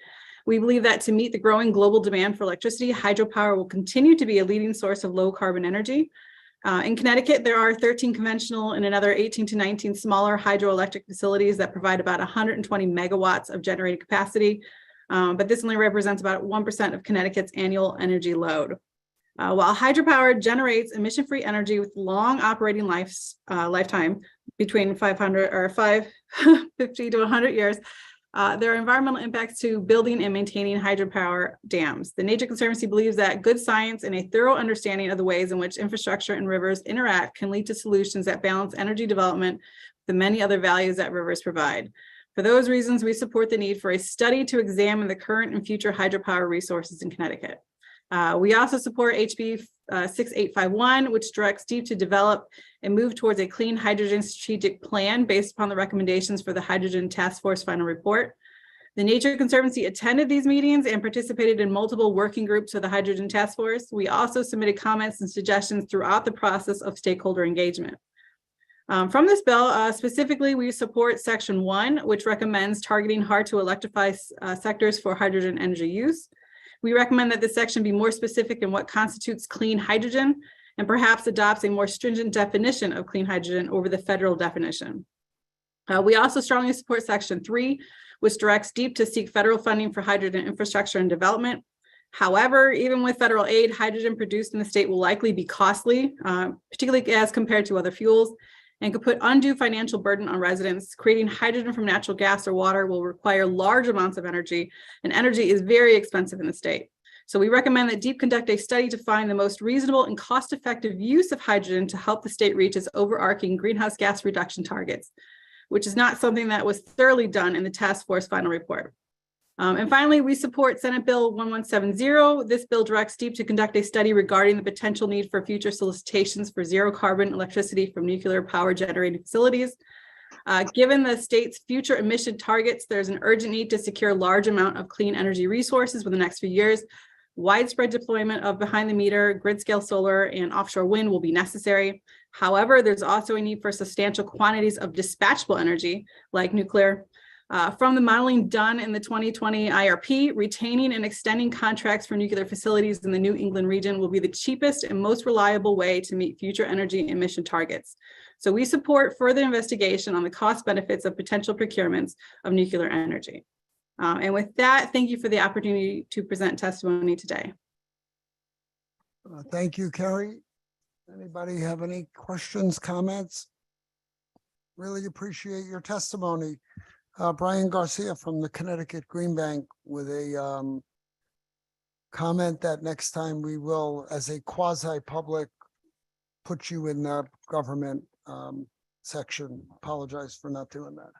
We'll put half of you in that. We'll quasi do that. And thank you for your patience, Brian. No problem. Co-chairs Needleman and Steinberg, vice chairs Foster, ranking members Buckby and Fazio, and members of the Energy and Technology Committee. Good afternoon. My name is Brian Garcia. I'm president and CEO of the Connecticut Green Bank. I'm here today to express support for House Bill 6851, an act implementing recommendations of the Hydrogen Task Force. Over 6 months ago, you asked the Connecticut Green Bank to convene a task force to study hydrogen-fueled energy in the state's economy and energy infrastructure. Many of your colleagues appointed extraordinary leaders in the clean hydrogen and fuel cell industry, electric and natural gas utilities, advocates for renewable energy, and more to this task force alongside its ex officios. This task force was to take up the charge of presenting its findings and recommendations through a study focusing on 7 specific areas, including, for example, an examination of how to position the state to take advantage of competitive incentives and programs created by the Federal Infrastructure Investments and Jobs Act, and more. You also provided the task force with some leeway in terms of additional areas of study, to which the task force took on 3 additional areas, including infrastructure, that is getting clean hydrogen from its source to its use, just transition, and environmental justice. On January 10th, the task force, in a unanimously supported resolution of the members present, resolved to 5 things. The first, that the study reasonably reflects the findings of the task force. Second, that the study reasonably reflects the recommendations of the task force. Third, that the Green Bank is to submit the study on January 15th to the Energy and Technology Committee, and the task force would simultaneously terminate its duties. Fourth, members of the task force, including its consultant, will make themselves available for a hearing before the Energy and Technology Committee.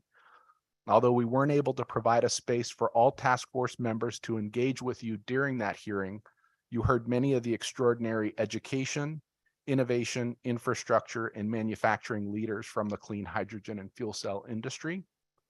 And lastly, that the Green Bank would respectfully request that the Energy and Technology Committee introduce a bill for debate this session. Thank you for introducing House Bill 6851 and holding today's hearing to provide an opportunity for stakeholders to debate the merits of the bill. The Green Bank has fulfilled its responsibilities as chair of this important task force, and I'd be happy to take any questions that you might have. Thank you very much. Thank you very much, Brian. And I just want to personally thank you. I know the whole committee does for the hard work. This was no easy task. And I truly appreciate everything that you've done. I hope we can work with you and with Deep to put together meaningful legislation this session or next session that really, furthers our goal to make hydrogen a viable and important part of our fuel mix going forward. I think that it's a huge part of our clean energy future. Thank you. Chair Steinberg. Thank you, Chair Needleman. And allow me to reiterate my co-chairs' thanks to everyone who participated in this. I call it kind of an all-star lineup of all those with not only interest, but with expertise. I found the presentation very exciting and encouraging that we are on a path to figure out how hydrogen will play out in our state. There are those that say that the legislation we've come up with is a little on the underwhelming side, particularly in terms of specificity. You heard a comment not long ago about the benefit of perhaps defining clean hydrogen. Would you choose to comment on anything we might do to either tighten up or make this swing at hydrogen work for us this year, even as we await other dominoes to fall over the next year, including the hydrogen hub proposal? Yeah, no, thank you for that. I feel like sitting there alongside all those experts the other day, like all of you, I was a fan watching kind of the stars of the industry there talking about this industry. And, if we step back outside of energy and we look at industry and economic development, we were surrounded by the leaders in the world on clean hydrogen and fuel cell technology. So that's all to say that it's important that we think about this too in the context of industrial policy as well, alongside energy and environment. What I would say in terms of the 6851 is that the task force requested of the legislature 6 things specifically in the study. Within those 6 things, I think it's arguable to say that 4 of them were specifically written into 6851.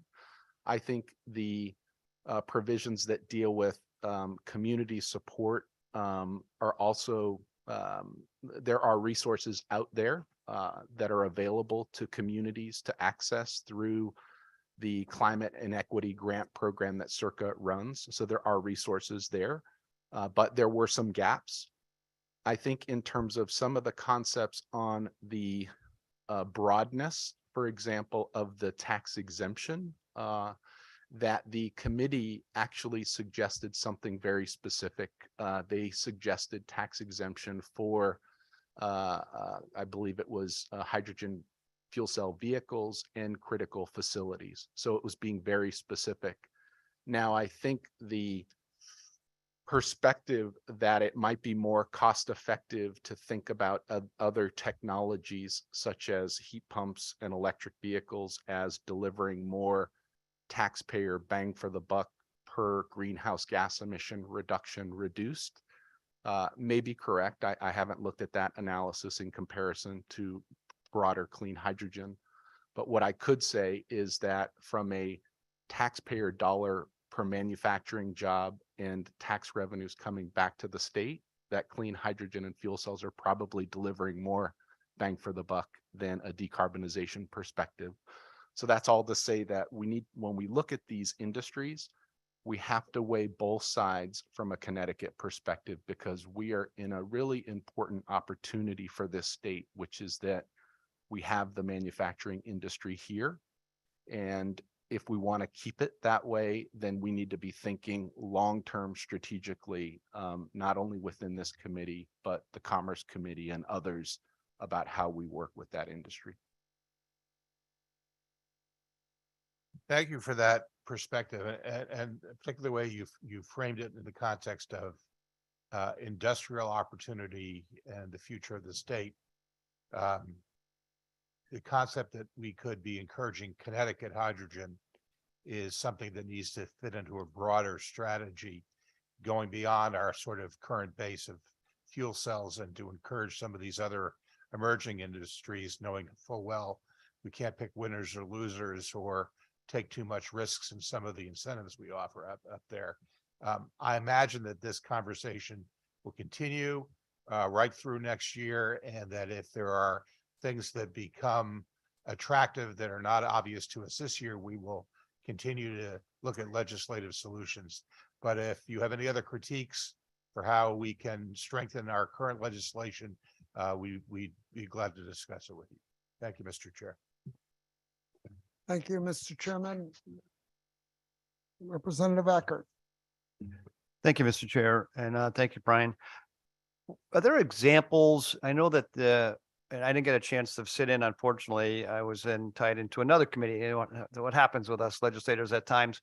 Is there an area that we can look at, that I could look at regionally or throughout the United States or in other countries, that, you know, that I could look at what they're doing? Are we behind, or are we looking to forge a path that others could follow with this? I guess I would say that right now, you know, clean hydrogen is definitely on the docket in terms of hubs across the nation, right? So we're all following the IIJA incentives for regional clean hydrogen hubs. But what I would suggest is that we take a trip down to Wallingford and we look at Nel Hydrogen and see a company that is leading the world in electrolysis. That is machines that split water into hydrogen and oxygen, and the hydrogen can be used in a fuel cell to produce clean power and heat.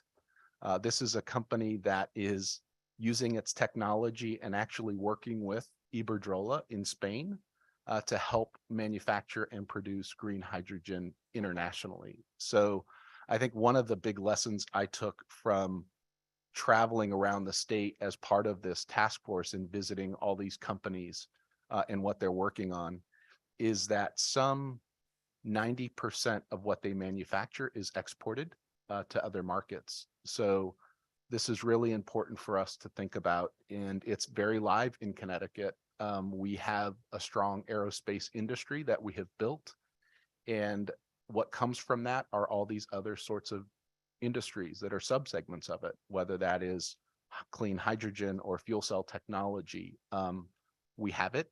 Other states want it. And, you know, I think if you were to talk to some of these companies that are on the docket today or who have submitted comments, there are a lot of people going after them.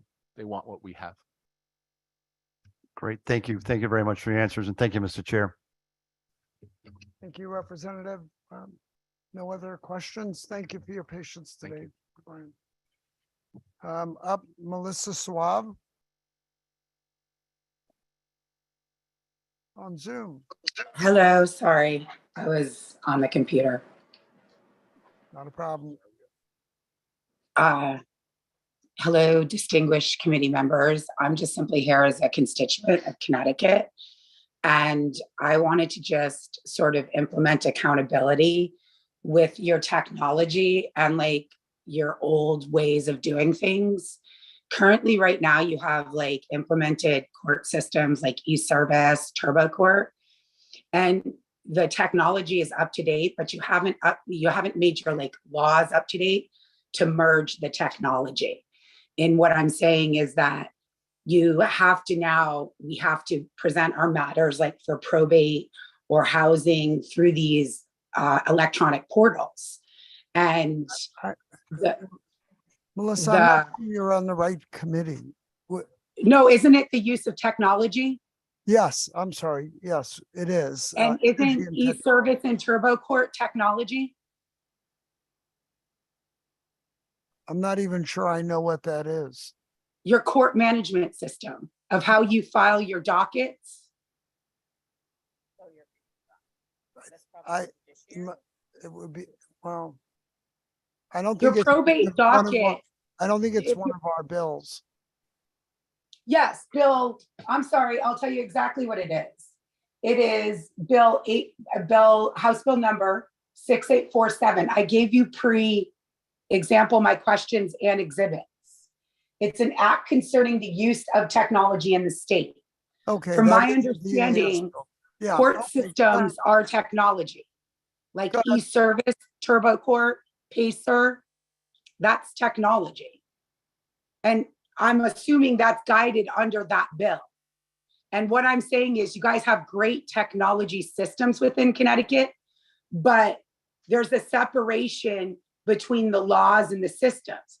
For instance, you have in your technology, you have where everything is before 2009 considered legacy. But you have a law in the state of Connecticut that if you conceal a will, it's illegal.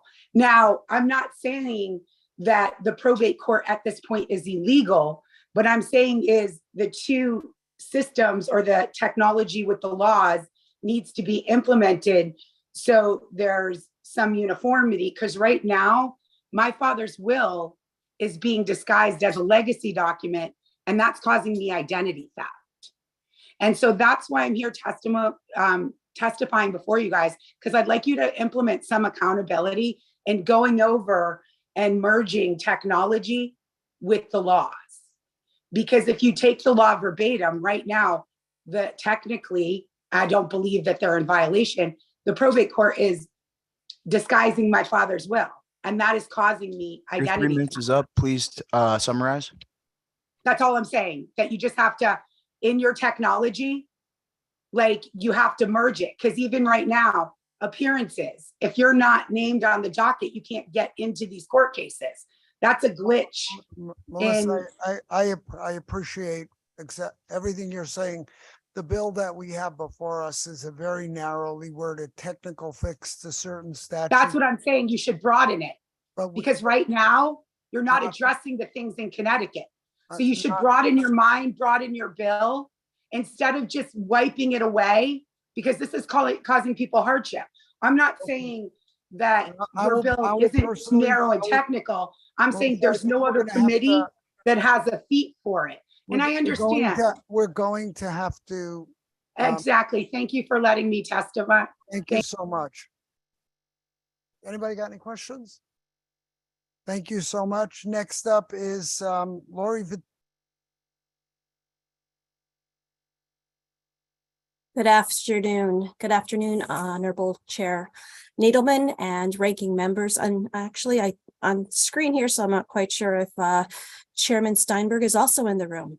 So, and ranking members of the Energy and Technology Committee, I'm Lori Vitagliano from the South Central Connecticut Regional Water Authority in New Haven. Thank you for the opportunity to provide comments to your committee on House Bill 6853, an act concerning funding for microgrids and resilient projects. The RWA appreciates this opportunity. We respectfully request that this bill be amended to include political subdivisions of the state as an eligible recipient in line 49. The RWA provides approximately 43 million gallons of water per day to some 430,000 consumers in our region. The source of this water is a system of watershed protection, timber resource conservation, and open space. The RWA operates more than 120 pump stations and treatment facilities, which are listed as critical facilities throughout our water district, serving 15 communities in the greater New Haven area. Drinking water treatment and distribution uses a substantial amount of electricity to power these critical facilities. By including political subdivision of the state as an eligible recipient in line 49, this clarification will assist us with being eligible to apply for this funding. And although our key facilities do have backup generators, they're still reliant on fossil fuel. So we would appreciate the opportunity for looking to this modification change with regard to being able to apply for this funding for constructing microgrids in the future. Again, thank you for your time. We appreciate the opportunity to provide these comments before your committee. Thank you. Thank you, Laurie. Does anybody have any questions? Yeah, Representative Acker. Thank you, Mr. Chair, and thank you for your testimony. I'm in a community that's going to be fitting out a microgrid to run the major town facilities. It's taken years and years and years to get to there. But have you looked into a company or a fit out for your facility? Thank you for that question, Representative. I can't speak to the fact of where we are with looking into the future. The purpose of this ask today is to allow the Regional Water Authority as a political subdivision to be in that eligible list. So other folks within the company here, I'm sure, are looking at this for the future, but we would want to make sure we're positioned in the proper space to be able to do that. Thank you. And a follow-up.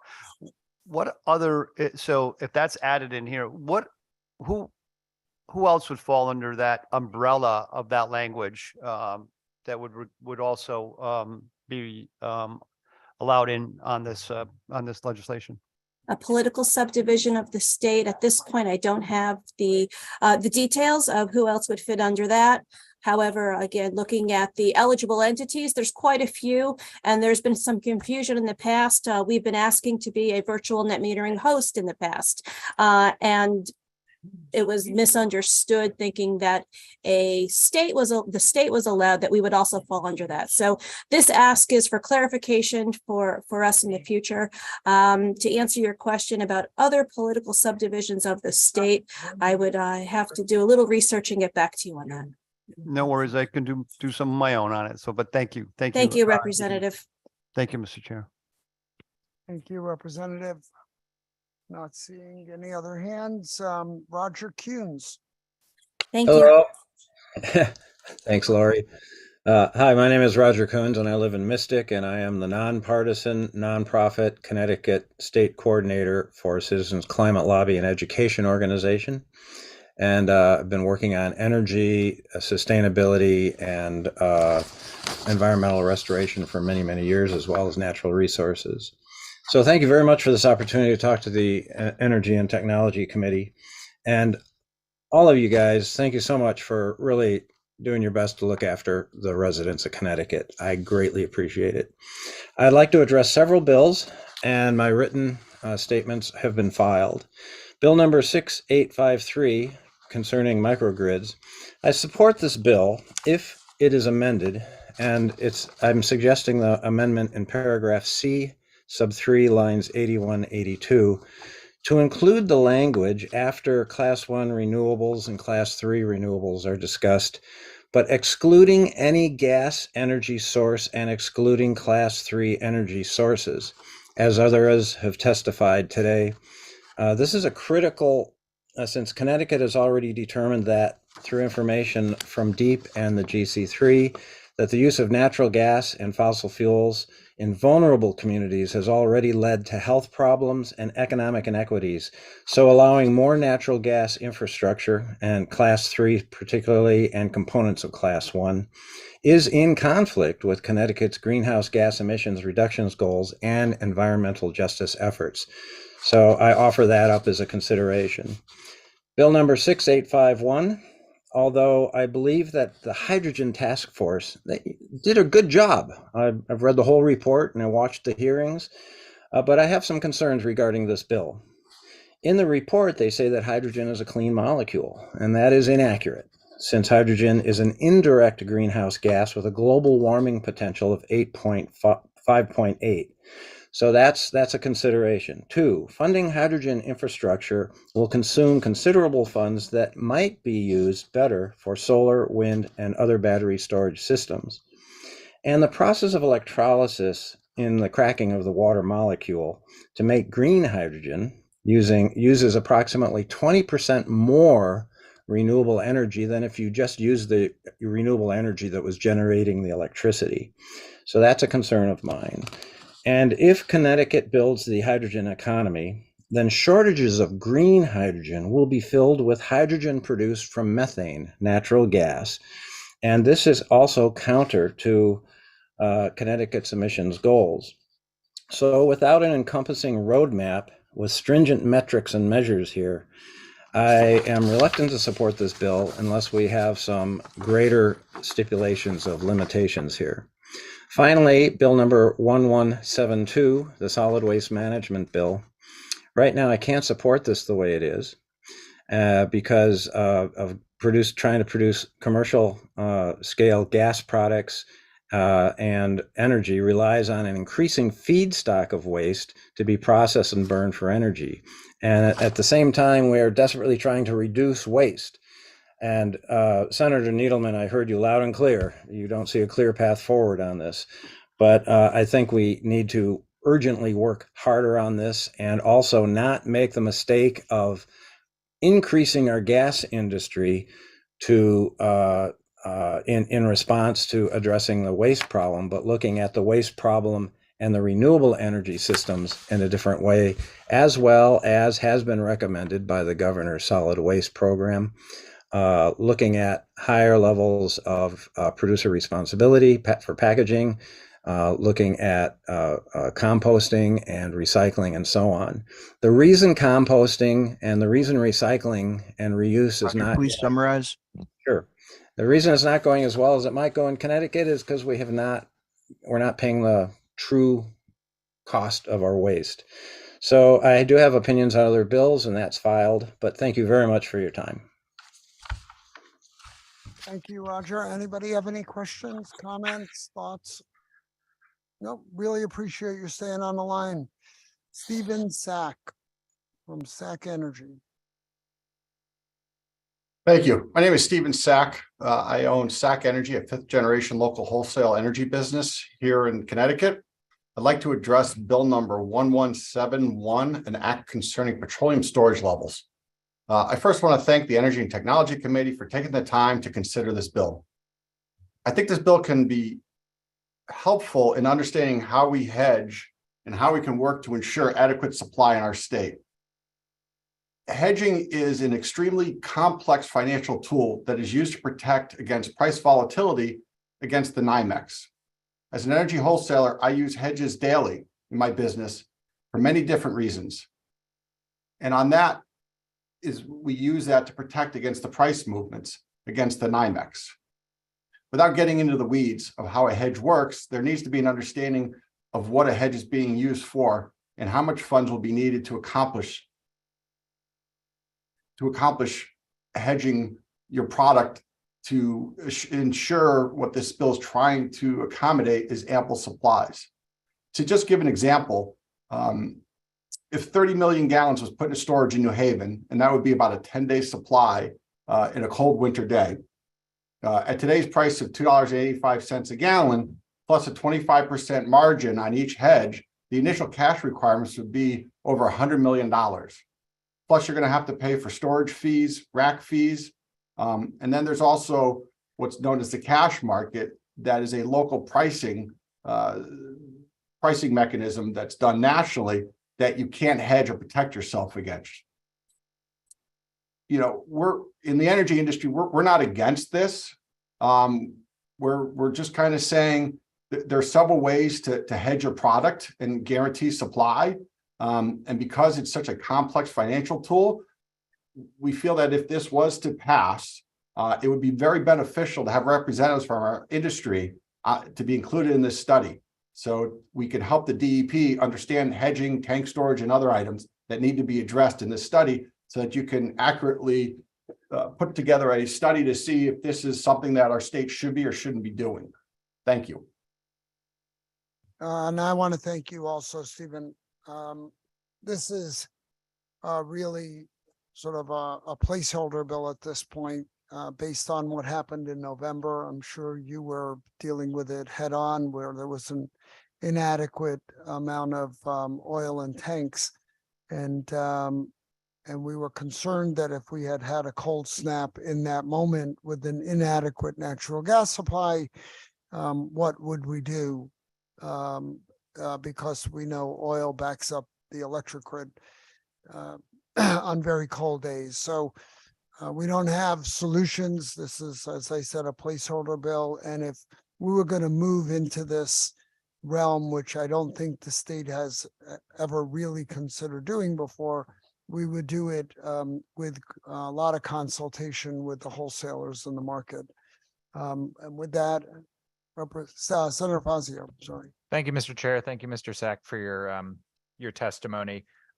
Certainly to clarify, I don't think they're talking about a they're not talking about, maybe I misheard you, but they're not talking about a hedge. They're definitely talking about physical or physical hedge, a physical stockpiling for an emergency. So I guess my question is just simply, I'm not sure if you heard the Deep Commissioner's testimony, but as the chairman alluded, very worried that in a very heavily backwardated market, the wholesalers won't have the incentive to stockpile, and we could run into a deficit when people need heating oil the most. How do you see that situation, the functioning of markets, potentially the need for an emergency reserve if the incentive isn't there from the backwardated market to carry enough supply in those really, really high demand periods of time? So in my experience here is you would be actually putting a financial hedge. The state would, to do it properly, is to put the physical oil in New Haven, buy it, and then put a hedge on it so that you don't make money or lose money with the NYMEX going up or down, so you can liquidate it whenever you want at a current market condition. There are a couple different ways they can do it. Supplies were tight in November, but we had enough oil to get by, and it kept coming in. It was a very rare thing. When I see in the past, when the electric generators get shut off from natural gas and go to oil, you now have all these new big institutional buyers buying oil and pushing up prices. We haven't had it so that we can't get it, but it definitely pushes up the price, the cash market, quite high when they're locally need more oil for the electrical grid here in Connecticut and New England. There are some other ways to handle this. And, without getting, caught in the weeds here like crazy with it, we could fix pricing for energy assistance. There's also the strategic petroleum reserves that the federal government has, and it's already set up. They did deplete some of it, and maybe you can get them to refill the strategic petroleum reserves so that they're there in case of emergency. So the federal government already has a system in place for it. Yeah, just my final question. Have you ever, in your time in the industry, and I don't know how long you've been in the industry, have you ever seen a situation where we have, met tank bottoms, haven't been able to meet demand during any winter cold snap? So I've been in this family business now since the early 90s. I think there was one night in my entire time that I couldn't get oil for about 10 hours. Beyond that, even in November, I could get oil. Not as much as I wanted, but we got enough oil to get by. And then things eased up, and as demand becomes more needed here when the weather turns cold, they bring more supply in. It was all due to the backwardation that if when the cash market went flying, nobody wanted to put the oil in the tank because they could take a huge financial loss, and I don't blame them. Mm-hmm. I don't bring the oil in to New Haven, but that's what was going on. At certain times, if the state wants to step up, great. But we had oil, we got what we needed. Nobody went cold. History speaks for itself with our industry. Well, I appreciate your experience and testimony, and thank you for the indulgence, Mr. Chairman. Thank you, Senator. Anyone else? Don't see anybody. Thank you so much for testifying, Stephen. Charles Rothenberger. Great, thank you so much. My name is Charles Rothenberger, climate and energy attorney with Save the Sound, and appreciate the opportunity to speak to you today on HB 6851, an act implementing the recommendations of the Hydrogen Task Force. First, we recognize that the bill's direction contemplates that the Clean Hydrogen Strategic Plan must prioritize end uses that are otherwise difficult to decarbonize through direct electrification. We think this focus appropriately recognizes that while there's a clear consensus that hydrogen can play an important role in the clean energy economy, that role is very limited, since for many potential applications, there exist cheaper, more practical, and more efficient clean energy alternatives.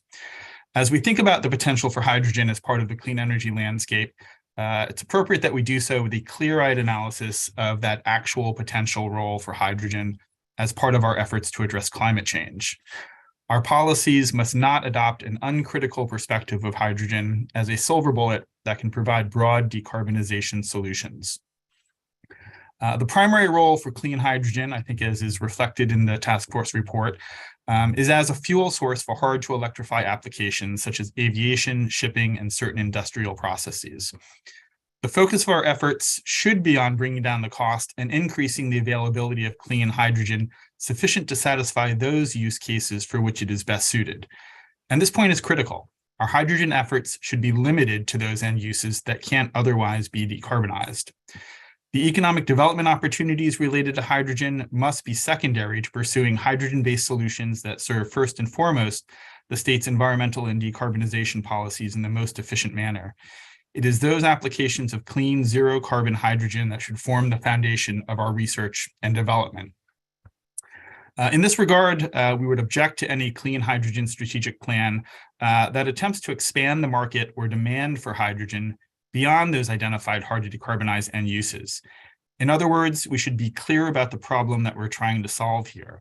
That problem is not finding uses for hydrogen. It's decarbonizing the economy in the most efficient and cost-effective manner and developing sufficient quantities of clean hydrogen to meet the demand of these limited applications. Accordingly, we recommend that the bill language that currently provides a broad tax exemption for, quote, clean hydrogen projects be limited to those projects serving priority hard to decarbonize end uses. Indeed, this should be the entire scope of the Clean Hydrogen Strategic Plan. The state should not be incentivizing the use of hydrogen as a substitute for direct electrification of end uses, such as building heating loads and light-duty passenger vehicles, for example. Given the state's long history of technological innovation, we're confident that Connecticut is well poised to lead the way in bringing down the cost of clean hydrogen, as well as developing clean hydrogen technologies for hard to electrify end uses. But we must keep our focus on the appropriate objectives. I thank you for the opportunity to comment. Thanks so much, Charles. Anybody have any questions? Have a great day. Aziz Dekan.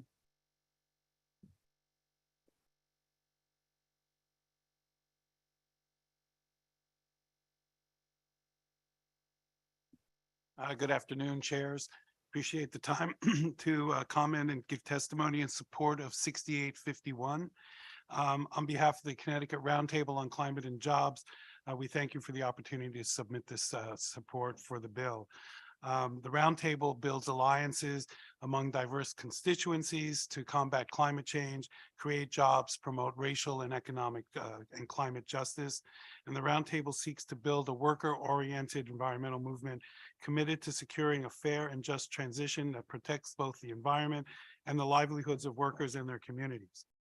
Hydrogen produced with clean energy is an important tool for climate change mitigation. It can help reduce emissions in sectors where electrification is not feasible or practical, such as marine shipping, ports, and aviation. The Roundtable strongly supports the focus of HB 6851 on clean hydrogen and its application for the hardest to decarbonize end uses. 6851 could be strengthened with additional specificity regarding appropriate end uses for clean hydrogen and how clean hydrogen is defined. We have no issue leaving the full definition of clean hydrogen up to the DEP to develop, but bill language should specify that clean hydrogen does not include hydrogen produced or blended with fossil fuels. Further, we believe that clean hydrogen development should be restricted to, not just prioritized for, hard to decarbonize end uses where electrification is not viable. I'm just going to add, we're really concerned about greenwashing and clean hydrogen, and that's the focus of the roundtable on this in particular. In addition to identifying appropriate end uses and cost differentials, a clean hydrogen strategic plan should also consider where the hydrogen is produced and how it will be transported to appropriate end uses, and whether the product and distribution will impact environmental justice communities already overburned by energy infrastructure. The report should also compare combustion and electrolysis of clean hydrogen. Public investment should prioritize the lowest emission technology. Technology pathways should be evaluated for greenhouse gas reduction, effectiveness, market cost, and social costs, including health, safety, waste disposal, pollution, safety, and employment. The roundtable strongly supports applying the same labor standards that exist for other clean energy technologies under Section 31-53DA of the general statutes to clean hydrogen, to ensure worker and host community benefits and to promote a level playing field. Finally, we must be careful not to delay alternative climate action awaiting the commercialization of clean hydrogen. Thank you for your consideration. Thank you for your testimony. Let me play devil's advocate for a moment. Am I the devil? No, I get to play the devil. Okay. The name of the task force was the Hydrogen Task Force, not the Clean Hydrogen Task Force. And you've heard this committee oftentimes preach the need for balance. And whereas I subscribe to all of your environmental goals, particularly in decarbonizing. You also represent a lot of people who want to get good jobs, good green jobs here in the state of Connecticut. And for us to focus exclusively on clean hydrogen versus all the things that hydrogen might be able to do in the state, produce in the state, use in the state, does that strike you as the kind of balance we should be looking for? Can't we honor our intent to meet our climate change goals while also encouraging a homegrown industry? It's a good question. I think we need to encourage the homegrown industry, right? But I think we also have to be concerned about, greenwashing and how do we define clean hydrogen? I think that's our real issue at the roundtable. And as I said, my personal concern, maybe I'm not so much speaking for the roundtable, but I think I am, is that, if the natural gas companies start to blend hydrogen into their systems, what is that? Is that going to be considered clean hydrogen? And so the definition is really important here on this. We want jobs and we need to create jobs, but I think we can also create those jobs by making sure that the hydrogen that's produced is clean. And we have to work towards that goal. These issues are really complicated, as you mentioned. I mean, the devil's advocate part is really important, right? Because where is that balance? Where is the balance between creating a hydrogen hub in Connecticut, creating jobs, while at the same time getting to a zero emissions position on this? I appreciate the dialogue. I think we as a committee are trying to strike the right balance. Yeah. I think the definition of clean hydrogen is very important to us, but I like to keep my options open, and I'd love to see all the ways that hydrogen could conceivably solve problems here in the state. Its flexibility, potentially, I find very attractive. So we'll see how we struggle to achieve that balance. Thank you. And Representative Steinberg, can I just finish by saying that, I was on the Hydrogen Task Force, so we wrestled with these issues. And the roundtable is always open for dialogue on this. And I know you've been very supportive of the work that we do. We'll continue to work with you on this. Thank you. That's all I need to hear. Good. Thank you. Any other questions or comments?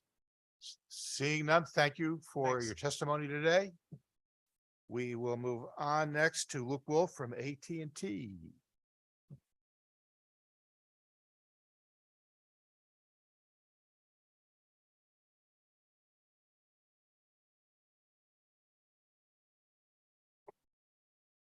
Honorable co-chairs, vice chairs, ranking members, and members of the committee. Thank you for the opportunity to testify this afternoon. My name is Luke Wolf. I'm here on behalf of AT&T to ask you to consider amendments to HB 6847 that would establish a technology neutral uniform enhanced 911 service surcharge. Currently, 911 services in Connecticut are funded by a surcharge levied on all phone lines of all types. This includes the wireless, wireline, VoIP, as well as prepaid wireless. Customers pay this surcharge to the providers. The providers in turn remit that funding to the state. The state uses those funds to pay for 911 programs and operations. The rate of the surcharge is determined by PURA after conducting annual proceedings. The proceedings are held each year to review the proposed 911 program operating budget for the upcoming year and information from providers. Last June, PURA set the rate at 70 cents per line per month for fiscal year 2023. This rate applies to all wireless and prepaid wireless telecommunications service and wireline and VoIP customers, but only those wireline and VoIP customers who maintain a single line of service. Wireline and VoIP customers with multiple lines are subject to the surcharge based on a sliding scale. The per line rates associated with these services decrease as the number of lines increases. For instance, a wireline customer with 2 lines pays 53 cents per line per month. A customer with 25 lines pays 35 cents per line per month, while a customer with 100 or more pays 14 cents per line per month. Sound confusing? It is, but it doesn't need to be. Proposed amendments to the bill before you today would eliminate the sliding scale and instead direct PURA to establish a uniform rate that applies equally to all subscribers. This change would have a number of benefits. First, it would simplify the current collection administrative process by providing for a single rate that would apply statewide. Second, it would level the playing field among different types of technology. Third, it would more closely align Connecticut's surcharge with the 911 surcharges in surrounding states. Fourth, a single state rate that applies equally regardless of the number of the lines or the type of technology would mean more resources would be collected from the same number of phone lines. All things being equal, the collection of more resources would put PURA in a better position to cut the rate of the surcharge and put more money back in the pockets of individuals and small business subscribers. For these reasons, I respectfully request that you support the proposed changes. Thank you for the opportunity to testify. Thank you for your testimony, for highlighting what some might describe as the conundrum of 911. You made comment about the fact that with the changes you're recommending, this will somehow level the playing field among differing technologies. Could you amplify on that for a moment? Of course. So the way to think about it is currently with the different types of technology, 911 fee is assessed differently depending on the type of technology. So your wireless device, you're paying 70 cents per line per month. But if you're using a traditional wire line and you have more than one line of service, you're paying based on a sliding scale. And that sliding scale changes based on the number of lines that you have, right? But that same reduced rate that applies to the wire line doesn't also apply to the wireless device. And so I think the heart of this is, for the different types of technology, the state should be imposing a fee that's equivalent on all different types of devices. Thank you for that. AT&T is a big company. You've got business all over the place. Can you tell me what are other states doing? So if you look across the region, you compare Connecticut to its neighboring states, most of the states in the area in the Northeast, and going out towards the Midwest are all, more aligned with a single rate, paying a single state paying a single rate. There isn't as much of a sliding scale that applies. And, the states that we looked at, and comparing, how the rate applies, in the neighboring states, Connecticut is the only state currently, in the area that does that. And so that's part of the reason that we brought this issue forward.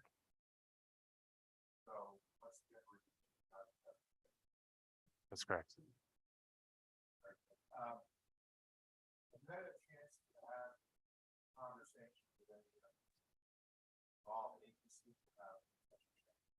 Yeah, so a couple of things. We were able to run some of these amendments and sort of float the idea past PURA. This was early on in the process. They had a chance to take a look at it, but they did, sort of reserve the right to make comment review when the amendments were published. It was early on in the process. On the second thing, the Department of Emergency Services and Public Protection did review it. their take on it was, as long as it's not affecting the budget of the 911 operating system, they didn't have an issue with it. And I think that's important here because, statutorily, the state turns that authority over to PURA to set the rate each year. The amendments that we're proposing wouldn't change that at all. PURA would still have that authority, and they would, at the end of the day, be responsible for setting the rate. It sounds like from what you described that we might actually be generating more from this, depending upon how it's set up. Is that considered a burden on those we're collecting it from? So there are, consumers who do pay less per line. Those are on the business, either wireline or VoIP currently, when they have more than one line per customer. The flip side is that, with a bigger base, you would be generating more revenue on the same amount of lines. With that, Pure would have the ability to cut the rate for all customers across the board. Just to be clear, conceivably, we could end up being revenue neutral if Pura were to set the rate lower, basically holding most people harmless in terms of what the expense would be on their bill. That's correct. And that again goes back to that, Pura still has the ability to set the rate based on what the budgetary needs are. And so absolutely. Thank you. Senator Fazio. Just quickly, the good chairman mentioned revenue neutrality. I would expect that it would reduce the cost all in, right? Because if there's less paperwork, you're saying it's burdensome, it's complicated. Having a flat fee theoretically certainly it would, for people with just one line, it should reduce rates, but would you anticipate it reduces the fee across the board because of the lower overhead in administering it? So on two sides. One, for the state, there is that opportunity. It's more straightforward. It's sort of a simplified, uniform process. On the provider side that they're charged on behalf of the state collecting the fee and turning it over, it does simplify the process. For our tax department, it does make it easier. It does make it more streamlined to say, per line per customer, here's what that rate is, instead of trying to go back in. And when you're looking at a particular state, there's the complexity of that, but then spread across a number of different states. Thank you for your testimony. Thank you, Mr. Chair. Thank you, Senator. Are there any other questions or comments? I just have to make sure that I'm not missing anybody online. Seeing none, thank you for your testimony today. We really appreciate it. We will look at this bill with fresh eyes, and we appreciate your input. Thank you very much for your time. Thank you. All right, let's see. Next up, we have Catherine Ayers from Nel Hydrogen USA. Good afternoon, honorable members. Thank you for the opportunity to present comments on HB 6851 on the Hydrogen Task Force recommendations. My name is Kathy Ayers. I'm the Vice President of R&D for Nel Hydrogen. And as we discussed in the previous hearing, throughout our history, we've grown from a company in Connecticut producing small hydrogen lab generators, splitting water, to installing systems across the world on all 7 continents and scaling this technology that's produced in Connecticut to multi-megawatt scale. We support this bill from the perspective as a subcommittee chair for the Sources Committee. I think the bill addresses several of the legislative recommendations of the task force. There are just a couple of things that I wanted to comment on. One is, I think the state and the US have been in this situation before, where we've had technology that's been developed locally and then disappears to be manufactured elsewhere. I think we're at a similar point where Connecticut has been a leader in hydrogen fuel cell and electrolyzer technologies and manufacturing for decades, but the competition is growing fierce as the world realizes that renewable sources of hydrogen are critical to decarbonization.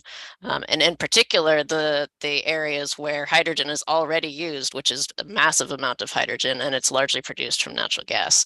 So timing is of the essence, and in a space where there were once 3 or 4 major competitors, there's now over 30 that range from extremely large international entities like Siemens and ThyssenKrupp to startups that are funded with hundreds of millions of dollars in venture capital funds.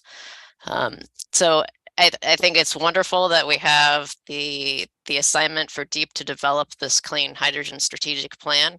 The need is urgent and we need that to be put in place as quickly as possible because the hydrogen field is moving very rapidly.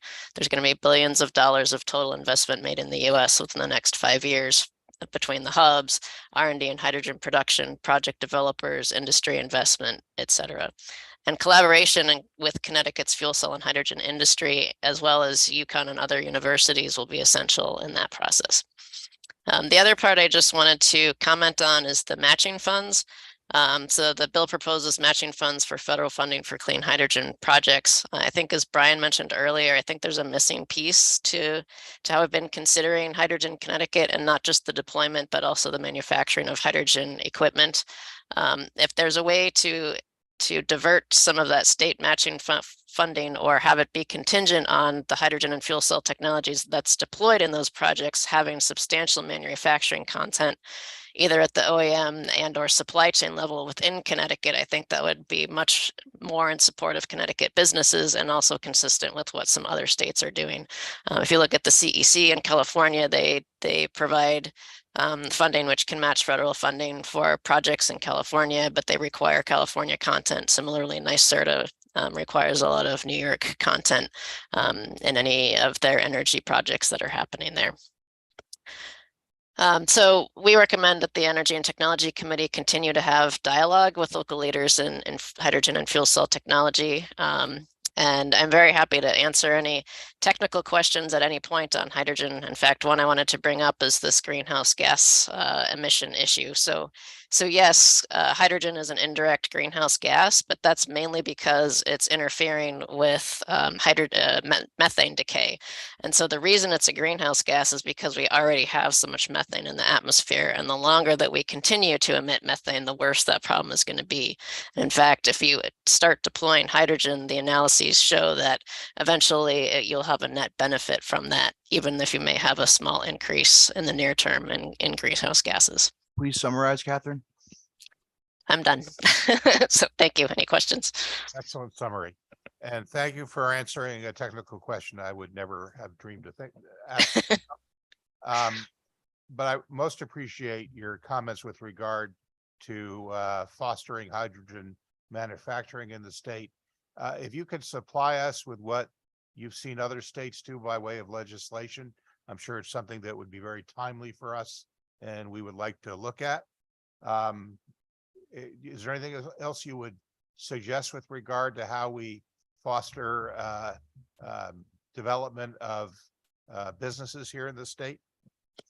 I think some of the other things that were mentioned in the task force in terms of workforce development and collaboration with local trade schools and then universities is an important part, but also really looking at the projects that we do and making sure that we're supporting Connecticut businesses as part of that.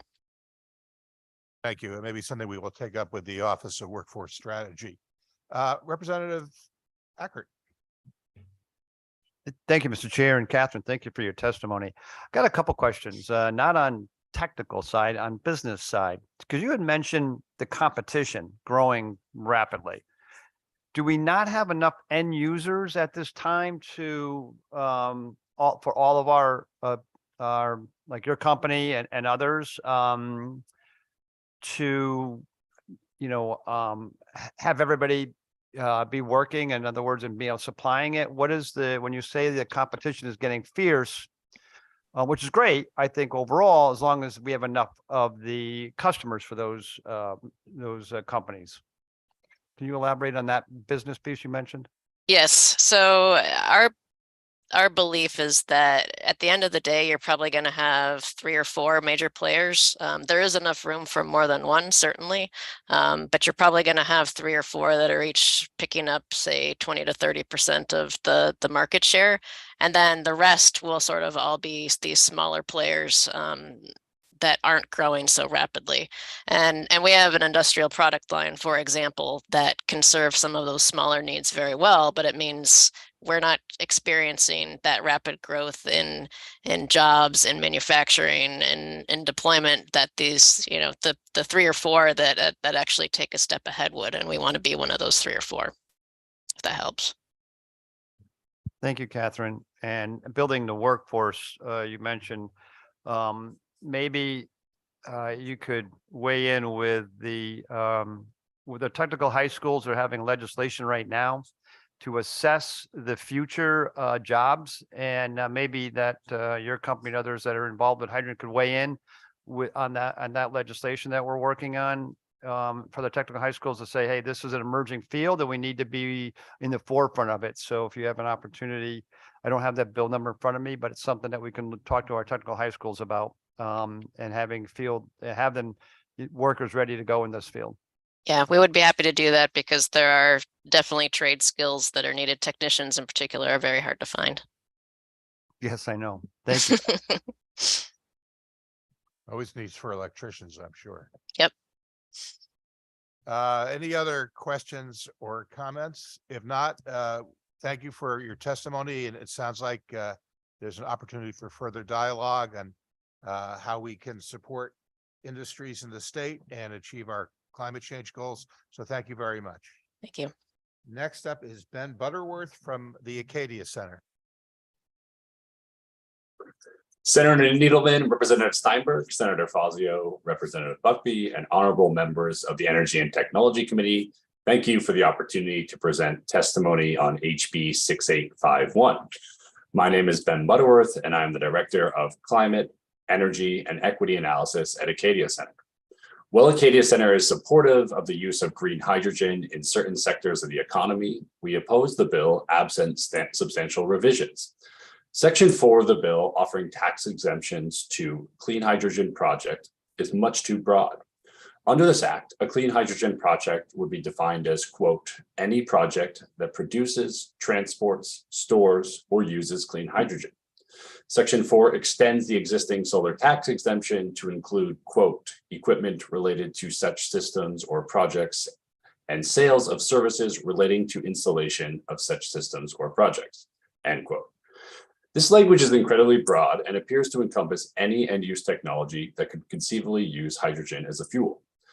Such broad tax exemption would be in direct conflict with reasonable state policy and the recommendation of the task force's report, which specifically calls on the legislature to, quote, evaluate broader policies that would facilitate the decarbonization of hard-to-electrify sectors, including long-haul heavy-duty trucking, aviation, shipping, and industrial processes, end quote.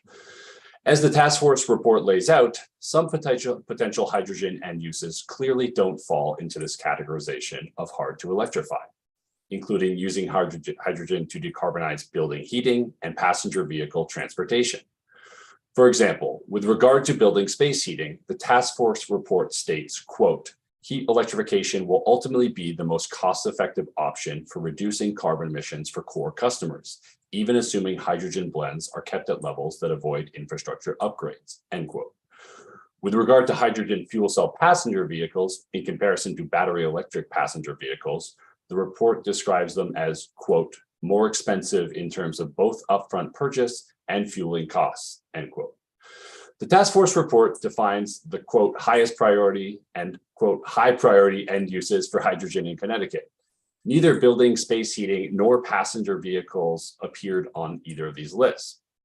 The bill calls on DEEP to develop a clean hydrogen strategic plan that will, quote, prioritize the application of clean hydrogen for end uses and sectors within the state that are the most difficult to transition to being operated using electricity, end quote. Prioritizing hydrogen for the sectors of the economy that are most challenging to electrify, including aviation, shipping, and high heat industrial processes, makes sense. But Section 4's broad tax exemptions for hydrogen end use technologies in all sectors of the economy is inconsistent with this recommendation. Section 4 would lead to tax exemptions for technologies like residential hydrogen boilers and hydrogen fuel cell passenger vehicles. This would both unnecessarily cut into the state's tax base and allocate funds to hydrogen, when instead taxpayer funds should be allocated to more cost-effective decarbonization solutions for the building and transportation sectors, like heat pumps and battery electric vehicles. Thank you for your time, and I'm happy to answer any questions you may have. Ben, thank you for your testimony. Given your stated objections to Section 4, if we simply enumerated the types of uses that were mentioned in the recommendations from the task force, would that change your reservations, your opposition to this legislation? Yeah, I think you would have to really kind of articulate what hard to electrify sectors you're specifically targeting. I think the initial language from the task force report was too broad in calling for vehicle tax exemptions, right? It didn't really specify what type of vehicles they were talking about, right? Vehicles is an extremely broad category. So for example, I don't think tax exemptions for passenger fuel cell hydrogen vehicles make a ton of sense when we have a more cost-effective alternative in battery electric vehicles. But there are some types of, hard to electrify transportation, such as long-haul trucking, where tax exemptions may make sense. So yes, if Section 4 sort of articulated more clearly how it's defining hard to electrify sectors and where those tax exemptions should be specifically targeted and allocated, yes, we'd be much more in support of the bill. Well, first of all, we have great regard for the Acadia Center, and since so many different testifiers today have mentioned that section as being overly broad, I think it's something we're going to look at very carefully and make more specific, so that we target scarce incentives to the areas in which they'll have the greatest impact on industry and our environmental agenda.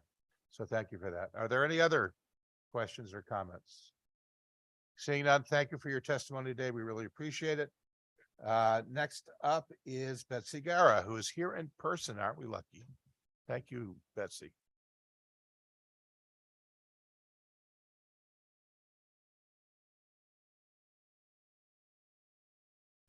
Thank you, Representative Steinberg, Senator Fazio.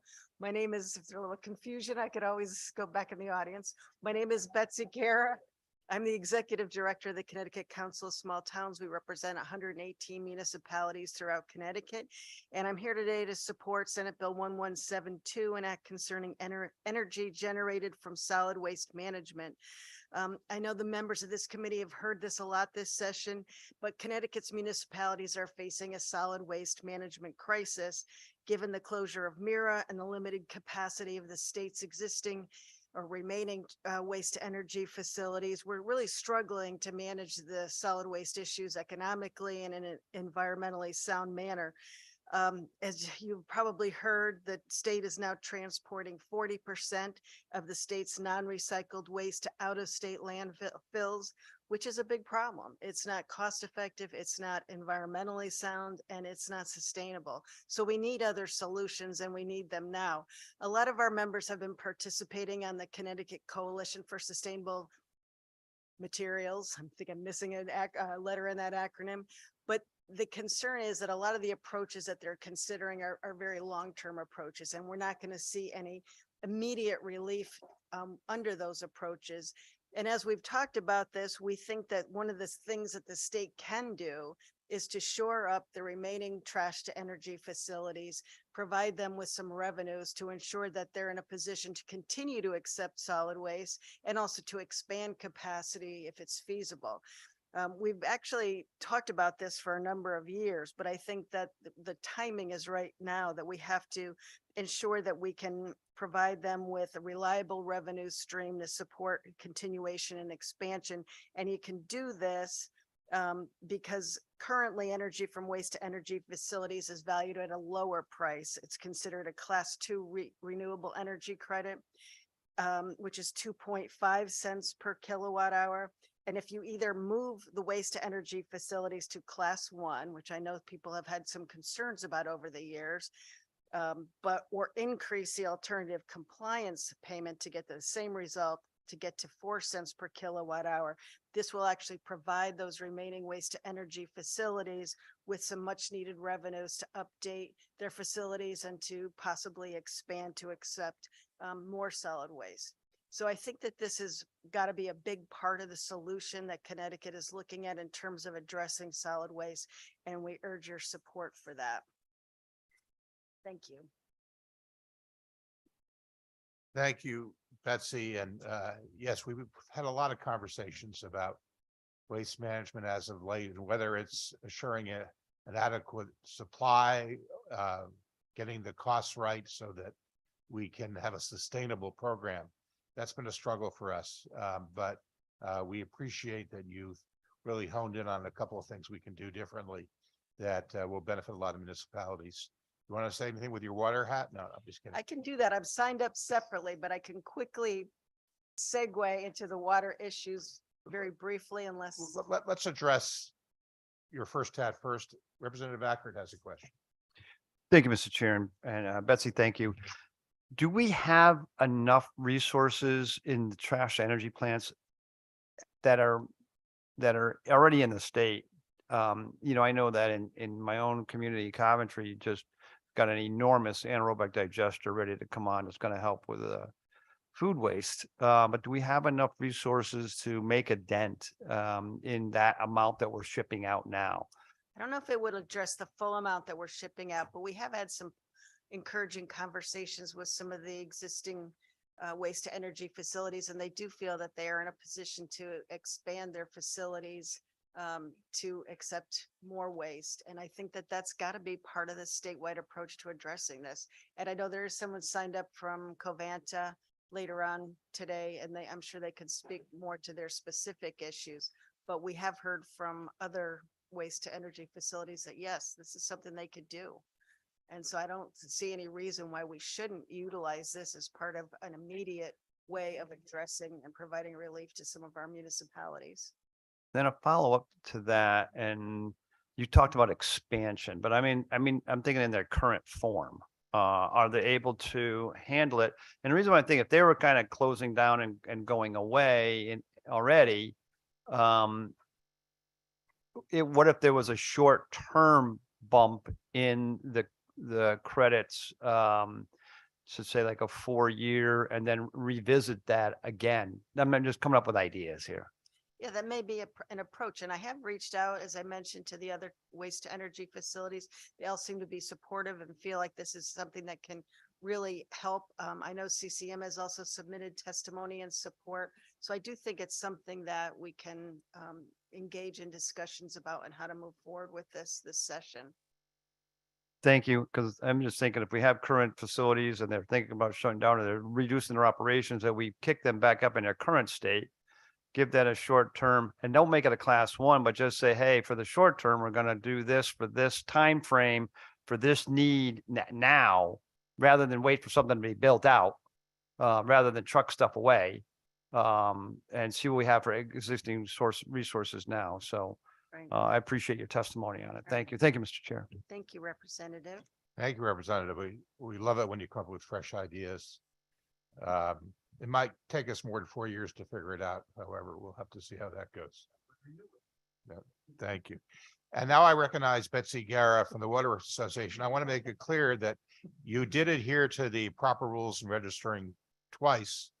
And I want to make clear, this is not a precedent we will necessarily continue to use.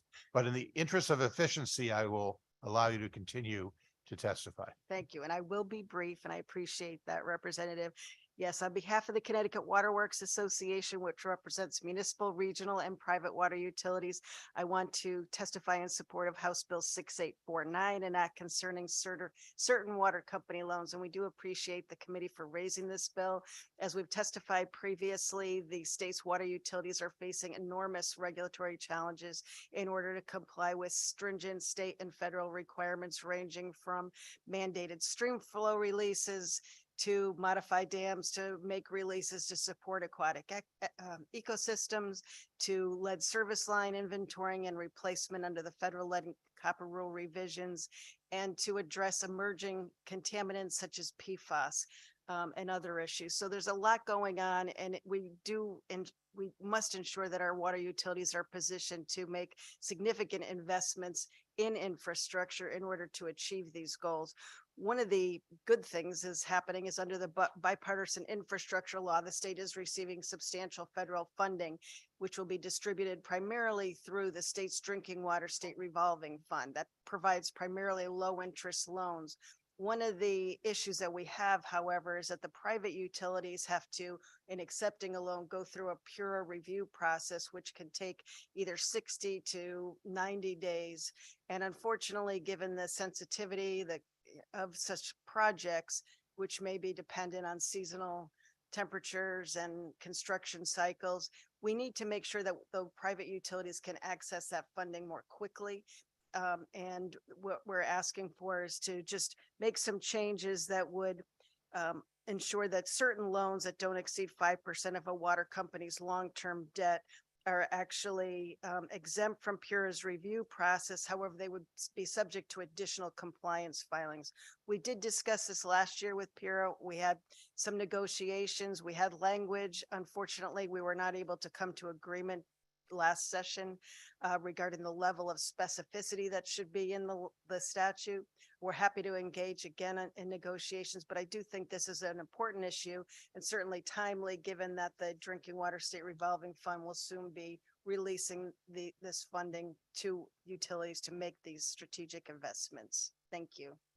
Thank you. And I'm sure you heard the testimony earlier in the day from Pura, which still objects to the arbitrary 5% and considers there could be a lot of potential applicants in that class, and also defended the need for the amount of time that they would go forward.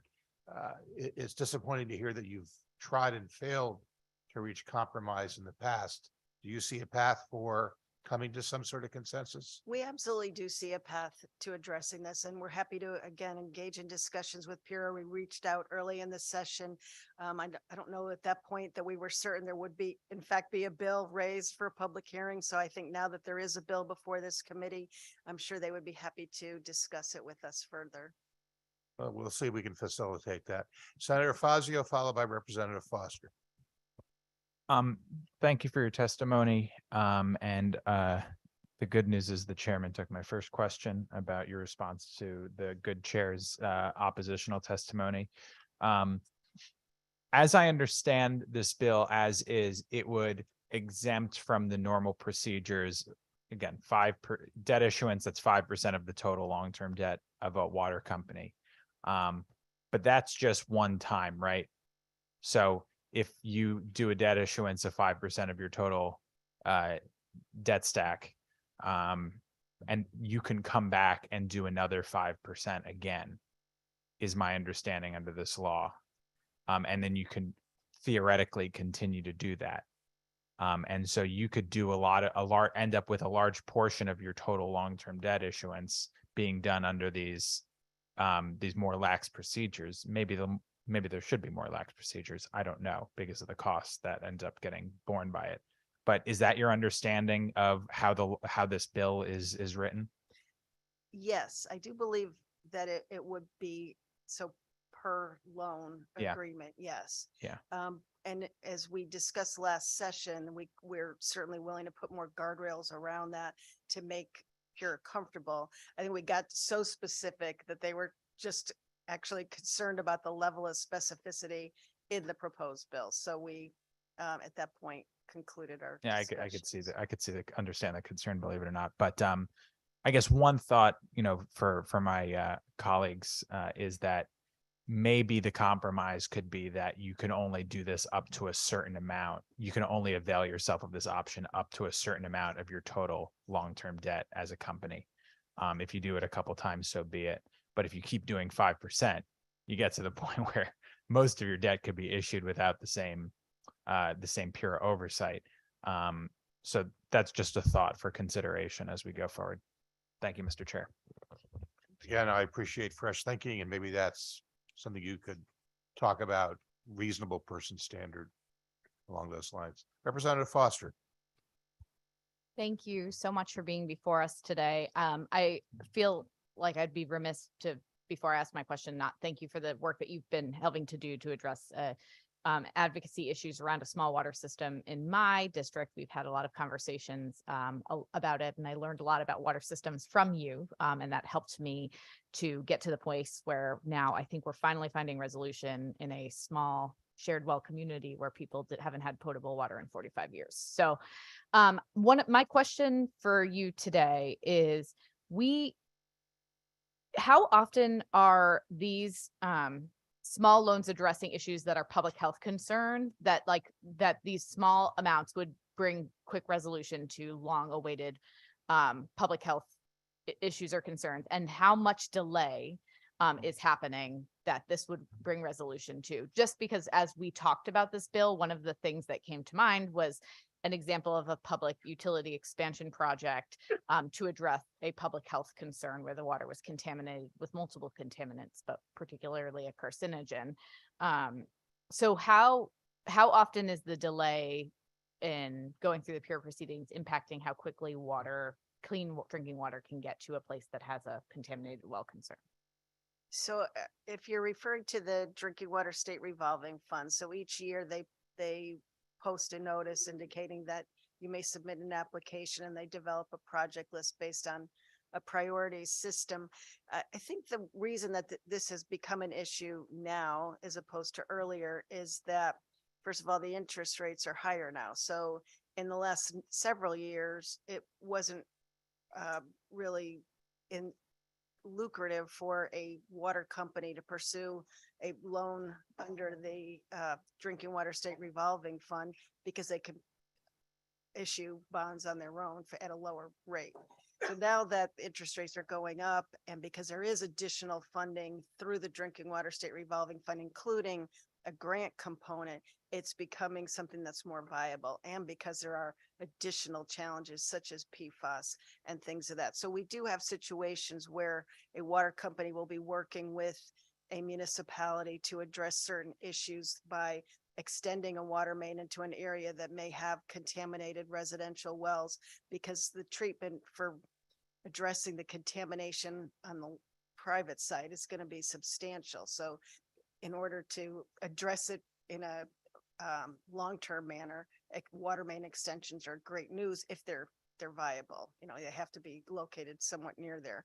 So I think that I don't know that there's a number of projects. There's only at this point four private water utilities in the state. So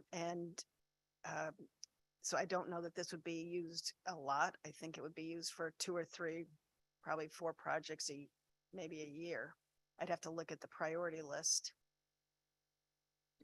I appreciate you answering that question. I just, my main question was, how often would the peer proceedings create a significant delay to people getting access to clean water if that's what they were waiting for? So only the private utilities are subject to this review.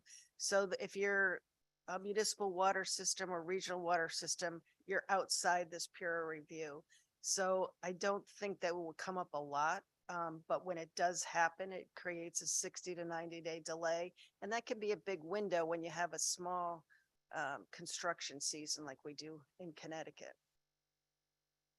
I appreciate it. I also, having been through the state revolving fund process with a couple of our projects, I do know that one of the things that they'd use in consideration is how likely the project is to be done in this funding cycle. That's part of what they do in their consideration. And so if the extension is going to come from a small water company or a large company, perhaps that would make a difference in whether or not they get chosen to be funded through the SRF fund this year or next year.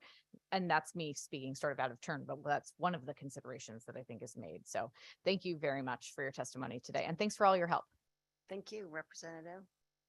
Thank you, Representative. Any other questions or comments? If not, unless you have a third hat, I think that we're done with you for today. Thanks very much. Next up is Ann Gadwa. I apologize, Ann. I have a note here that says you're not on Zoom, and that is indeed accurate. So this is a teaching moment. If you're going to show up in person in this hybrid age and you had signed up for Zoom, please inform our clerk so that we're all on the same page. I apologize. Thank you for setting us up for this great example. All right. Well, always here to help. Committee Chairs Needleman and Steinberg, distinguished members of the Energy and Technology Committee. Thank you for the opportunity to testify here today. My name is Ann Gadwa, and I'm an advocacy and outreach organizer for Sierra Club Connecticut, testifying on Senate Bill 1172. Sierra Club Connecticut opposes Senate Bill 1172. We should not even be considering expanding using trash incineration as an energy source for Connecticut. Trash incineration is the most expensive and polluting way to dispose of waste. It's not clean, it's not renewable, and it poisons the people, especially children that live near it. Incineration is dirtier than coal, releases 28 times as much as dioxin, 6 times as much lead and mercury, 2.5 times more carbon dioxide, and twice as much carbon monoxide. Incineration is a major contributor to climate change. Our incineration facilities and waste management systems have historically and continue to disproportionately impact our EJ communities, our communities of color, low-income communities, and vulnerable populations. The two biggest incinerators were the now closed Hartford Mirror facility, of course, and the still operational one in Bridgeport. The three other smaller ones in Lisbon, Preston, and Bristol could all be fit into the one in Bridgeport. Bridgeport's bigger than the other three combined. Incineration adds to the cumulative impacts of pollutions in these communities. They do not monitor what they're putting into the air on the day-to-day basis, and some harmful effects noted around incinerators are increases in preterm babies, increased cancers, increased dioxins in the blood of incinerator workers, and increases in respiratory disease and asthma attacks. For every 100 tons of trash burned, 30 of the tons becomes a highly concentrated toxic ash, which has things like PFAS in it. This toxic ash from Connecticut's incinerators goes to the landfill in Putnam, which is another environmental justice community. I've been there. It is striking. The other 70 tons doesn't really become energy. It becomes air pollution.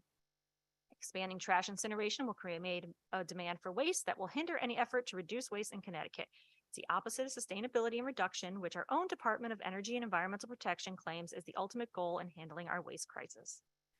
The recommendation from the Pura docket show trash incineration business cannot survive without major investment and incentives from the state. At a time when our back is against the wall for both our waste crisis and the climate crisis, we should be providing incentives for zero waste policies to reduce our waste and for actual clean and renewable energies like solar, wind, energy storage, and efficiency. We shouldn't be propping up a polluting and unsustainable industry that should be phased out of both our waste management system and consideration of our energy needs. Thank you, and I'm happy to answer any questions. And we take your point. Getting rid of trash is not easy. You've heard my co-chair wax ecstatic about the 850,000 tons of stuff we're sending out under the current paradigm. So what's your solution? Our solution is, but if you look in our written testimony, I've provided links to zero waste policies that really have not been tried in the state. Like at any big, our bottle bill is the best one, right? Our bottle bill, thank goodness for it, reduces our trash by a lot. But we really haven't tried a lot of these zero waste policies that really could reduce our waste in the state. Well, I think we all agree with you. There are things that we could do better, particularly in the context of separating out the organics and finding ways to use less, whether it's EPR, packaging, all sorts of different things. But we also know how challenging it is to affect behavioral change.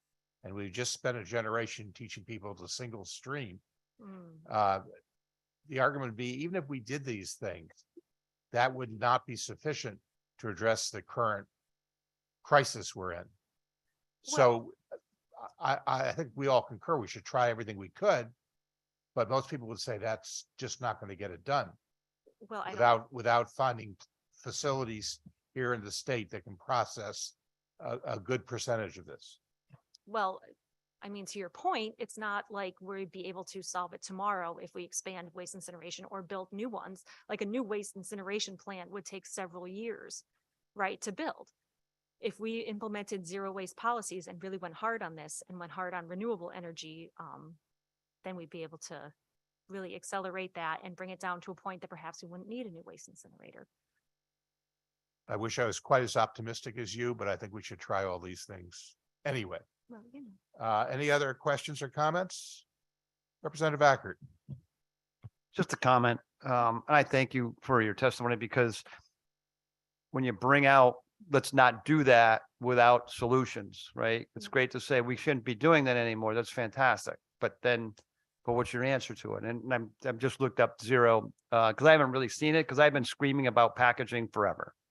And, we have this necessity to have our Amazon Prime deliver our boxes, and you look at the boxes and it's amazing. And then, they go right into mail. Maybe my recycling bin's full. Like in my own community, I have a recycling bin and I have my waste bin, and my recycling bin gets picked up every other week, and my waste bin gets picked up weekly. Just a philosophy of, okay, all of a sudden my recycling bin is full.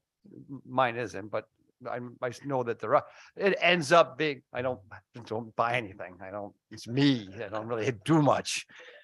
Yes, anyways. So,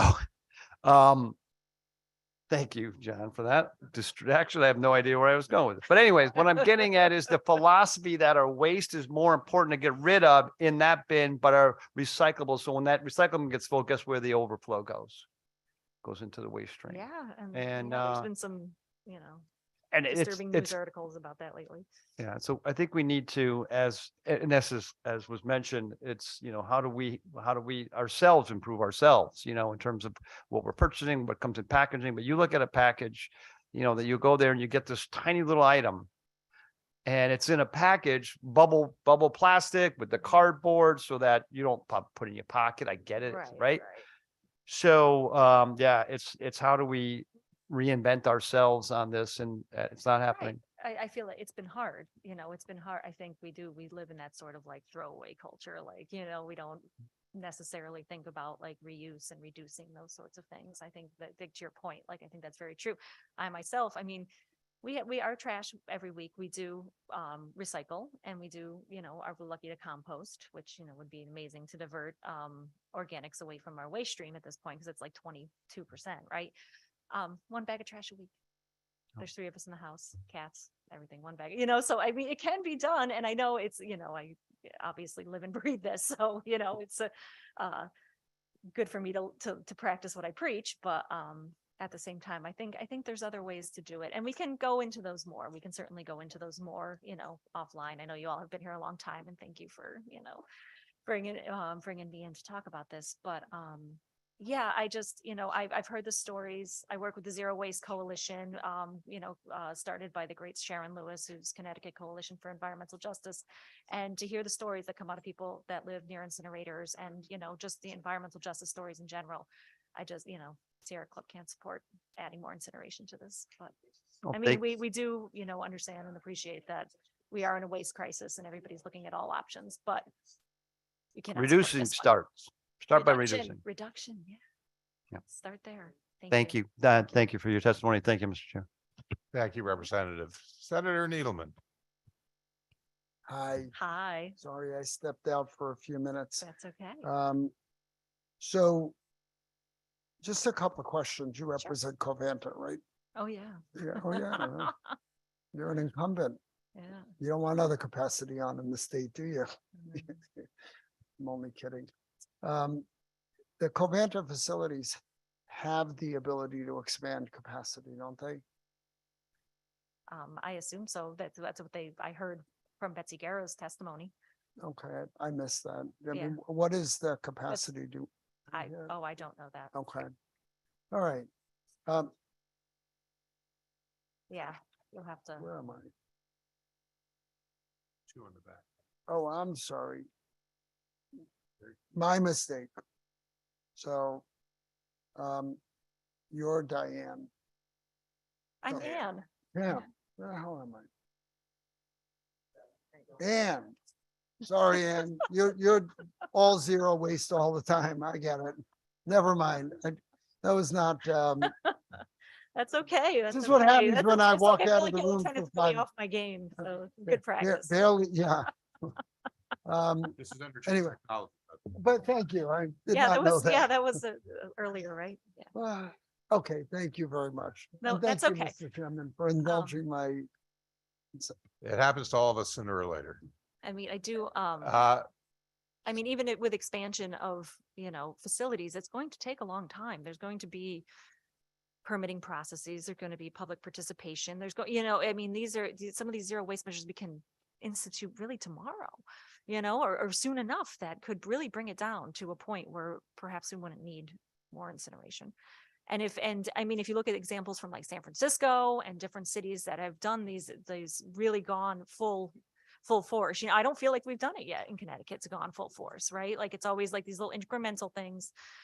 If we could go, bells ringing, zero waste policies, I think we could really do it. And I'm happy to expand on those, other times as well, or if you want to take a But look. we're not only the land of steady habits, we're the land of very, very small changes. Small changes. Yeah, I know. I Thank just- you. I don't see Yeah. any other All right. testimony. Really appreciate it. I really appreciate all of you. Thank you so much. Thank And I you. apologize for not telling. Thank you. Next up is Diane Lauricella. Welcome, Diane. Welcome and good afternoon or early evening. For the record, my name is Diane Lauricella. I'm representing Norwalk Zero Waste Coalition, so that's just a nice follow-up to Ann's testimony. Co-chairs Senator Needleman and Representative Steinberg and all the esteemed members of this really hardworking and impressive committee. I've been listening on and off throughout the day, and many great comments have been made. I am going to attempt to hit upon 4 very quickly of these bills that are on your agenda today.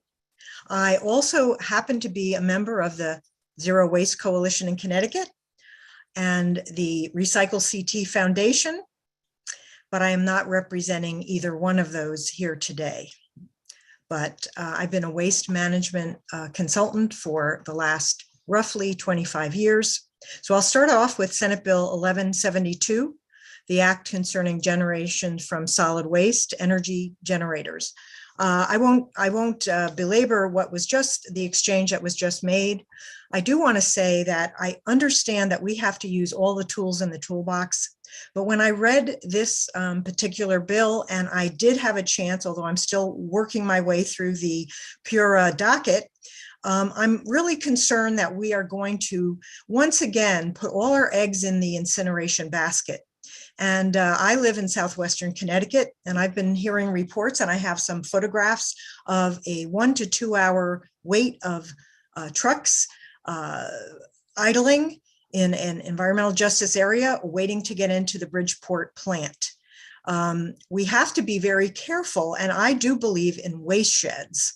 I am also agree with much of what Julie Camerata said, and of course, what Representative Mashinsky represents, all the years that waste sheds could work. And if we were able to put together all the tools in the toolbox by waste shed, I think we could handle our issues, especially with zero waste being used in municipal. And I also want to say for the rest of the other 3, I know my time's running out, every single one of the bills that I'm going to speak about and every single bill that this group looks at needs to have a component of public outreach, including PSAs, education, all your publics, including the regulated community, to make sure that whatever this fine group puts out to us at the end of the session, that it can actually happen in the way that you intended years and years ago.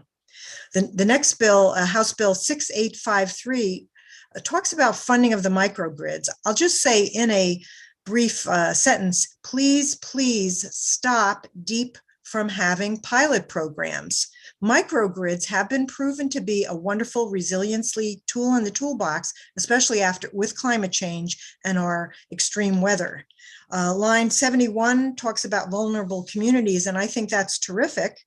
However, we really need to take a look at line 100 through 111, critical facilities. If we looked at in different energy areas on I believe in regional basis, hospitals, evacuation centers, food stores, sewage treatment plants in every community, I think that we would find that we don't need a pilot program for microgrids. We just need to support and educate people about how useful that could be. Can you summarize, Diane? Your 3 minutes is up. Wow.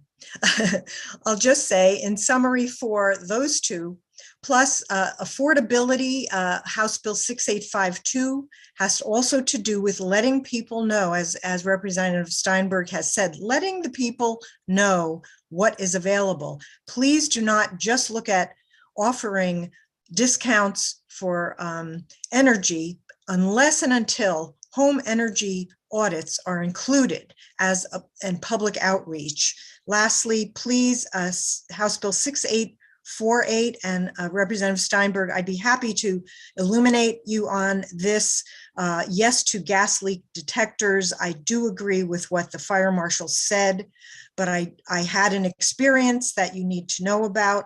And I do want to tell you, in home energy audits, and I have been trained in this, safety and looking for those that have gas powered or fracked gas powered homes, as well as that is part of a proper energy audit. But the mercaptans that were added back in 1937 due to an explosion in Texas, not everyone understands what that means, and we need at least to begin with a very rigorous home or public outreach plan. Thank you, Diane. We appreciate your testimony. It's really hard to testify on 4 bills, 3 minutes. It's almost reduced to haiku in order to get it all in. I very much take your point that communication has been a weak spot for us. That in education, if we're going to change behaviors, we have to let people know about what we're doing. Are there any other questions or comments? Seeing none, Diane, thank you for hanging in with us all day. Thank you. We really do appreciate the testimony. We really appreciate the good work you do. And I think we all aspire to zero waste, and we're at the early part of that path. Moving along, next up is Kate Childs from Texas or Fuel. Sorry about that. Perfect timing. I'm going to get there. Oh my. My name's Kate Childs. I'm with Texas Source Fuel. Thank you very much to the committee for letting me testify today. I think it's Senate Bill 1171. Is that the petroleum storage bill? That's what I was testifying on. I wanted to just give a little bit of background on what happened in October, November, and why this sort of placeholder bill has been raised. The main terminal in New Haven that stores most of our retail product was changed ownership. And in that time period of changing ownership, the tanks got drawn down and they ended up being cleaned and different things. And then we had a cold snap. And at the same time, there was the diversion of fuel over to Europe. So we had this sort of culmination of things that were very specific to Connecticut. The terminal lease is 30 years long. So the fact that we happen to have this lease end in October at the same time as the backwardation in the market happened, as the same time as a cold snap happened, is really why we had experienced the shortage. So I just didn't want it to seem like I didn't want to throw that piece in there. It was a very specific example of why we experienced low levels. We never ran out, like we said. We actually own some terminals inland in the state that we were able to keep full, and we took on some new people who were looking to try to get some product at the time. So we did a pretty good job of helping the state. And as far as hedging supply is probably nearly impossible for the state unless they do something like a strategic reserve. And we do house strategic reserve in the state of Connecticut. I believe it's in Groton. But the interesting piece to that is that if for some reason we wanted to release the reserve, there is no law that says that product has to flow into Connecticut or even into New England. Anybody can come in and buy the fuel. It's up for auction. So there's no real reserve at the moment. Perhaps that should be looked at. So there is no, I have no side on the bill of whether or not you want to do a study on hedging supply. I just think it needs to be looked at in the right sense. And it's not so much on the specifics of what happened in October or November. The interesting thing is that our product can be stored. We have a nice infrastructure to do it. We are a safety measure for that, for the energy industry, for the generation of power to keep people warm in a lot of different forms. So I just wanted to provide a little bit of insight on that.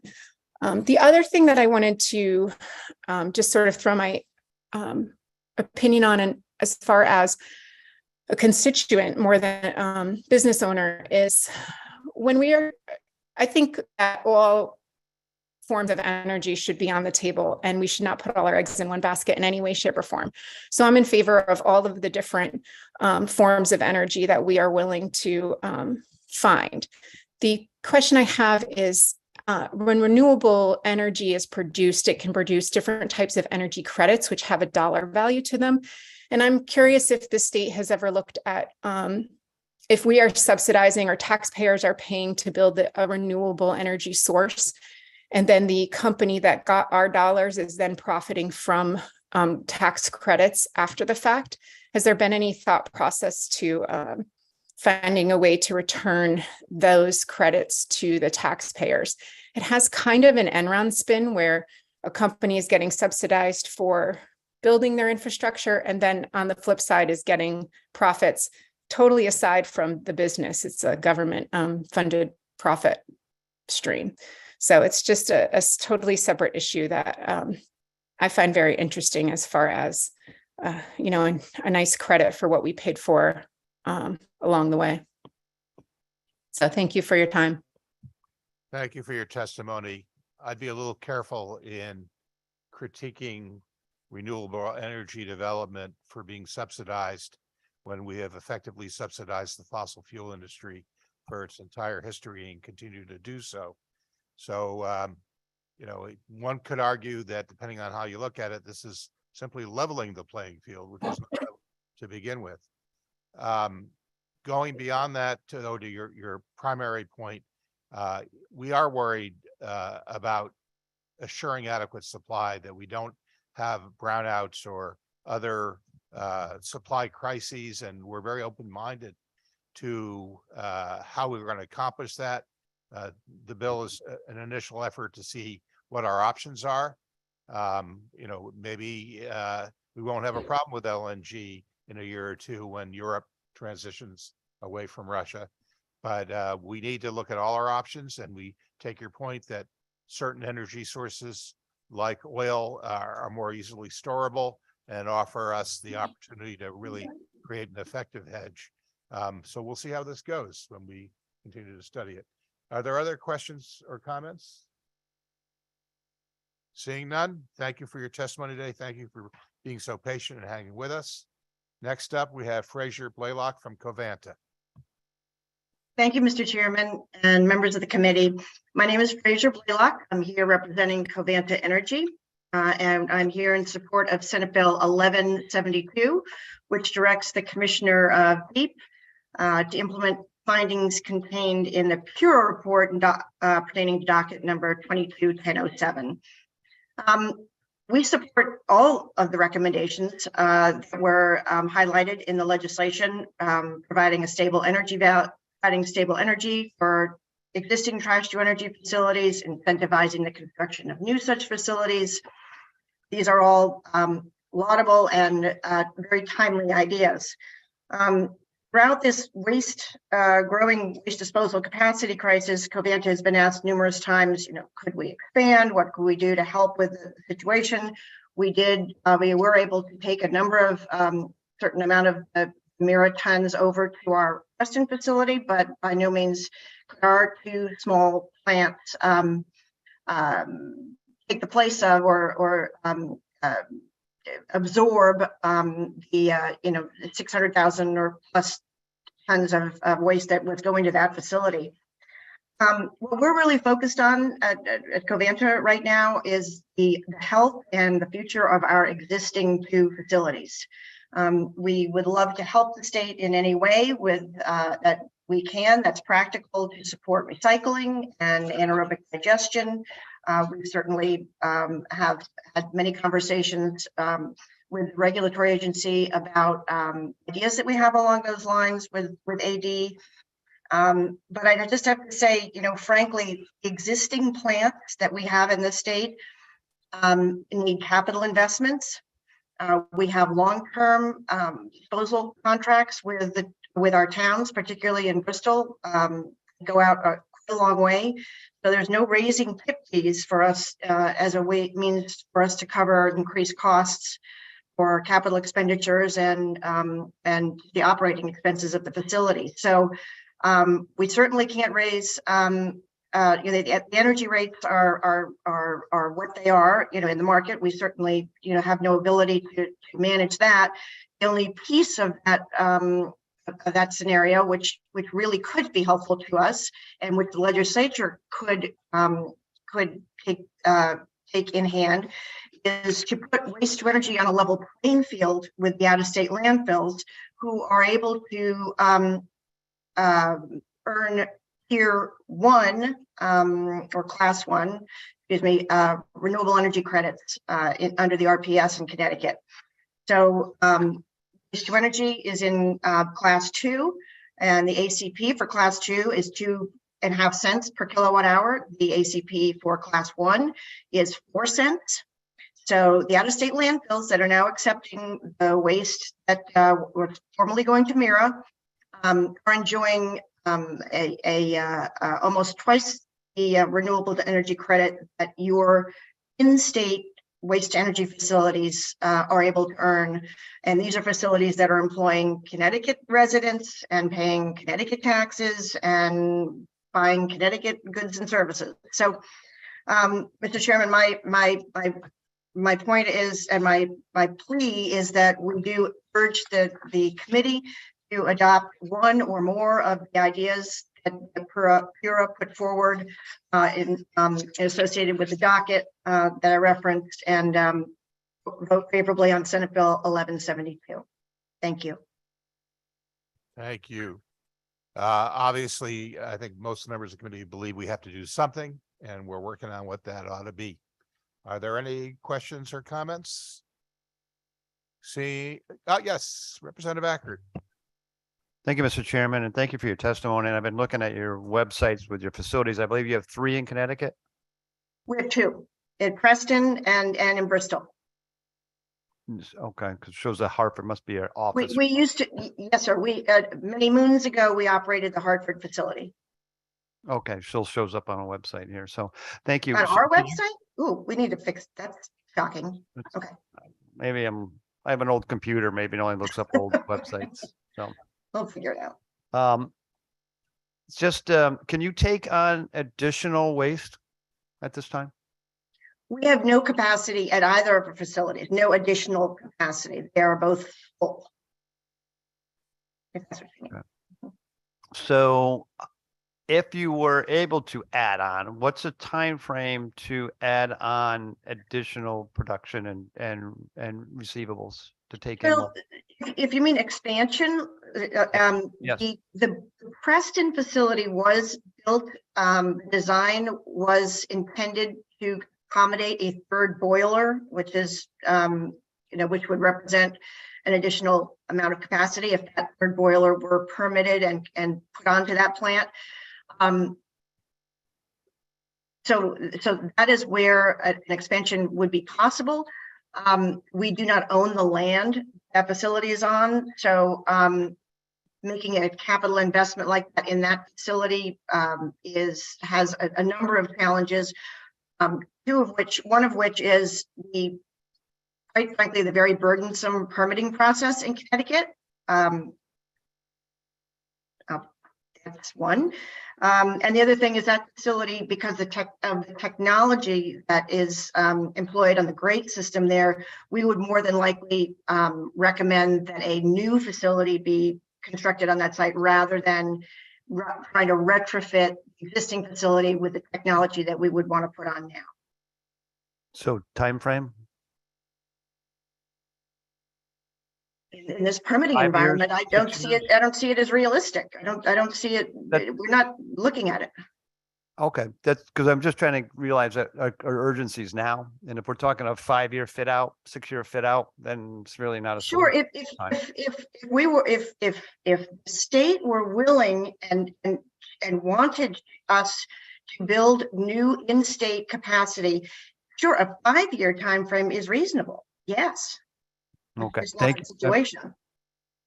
Thank you so much for your testimony, and thank you, Mr. Chair. Thank you, Representative. Are there any other questions or comments? Seeing none, thank you. We may come back to you when we purchase that land and give you the opportunity to build on it. Don't hold your breath on that one. Thanks very much. Next up is Chris Herb from CEMA.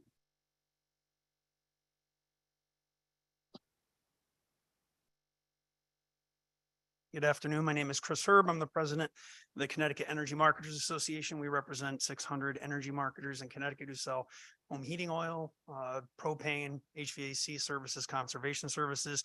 And our motor fuels members supply about 1,000 gas stations throughout the state. We're here today on Senate Bill 1171, and that concerning petroleum storage levels. I know you've heard some previous testimony on this, but I just wanted to highlight a few different things.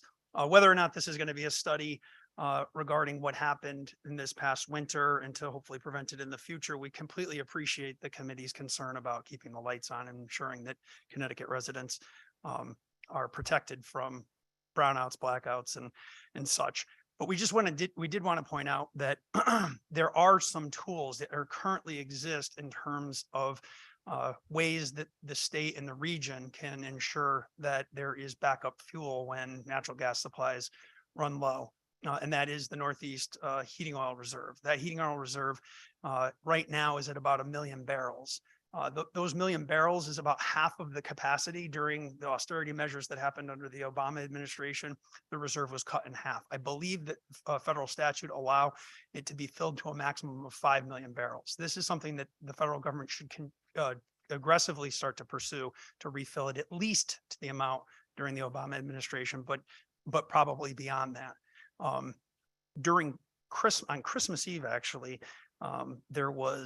we used more oil for electric generation than we did in the previous 4 years combined. So just to get an idea of if that cold weather continued for an extended period of time, there would have been a need to find backup supplies, especially because of the reasons that you heard prior, with problems with the transition in the oil terminal that, again, only happens about every 30 years because that's how long those leases last. I think it was mentioned that Groton, which does have about 300,000 barrels of oil right here in Connecticut, is at least we're home to some indigenous supply that is here, even though that it does go out to a bid.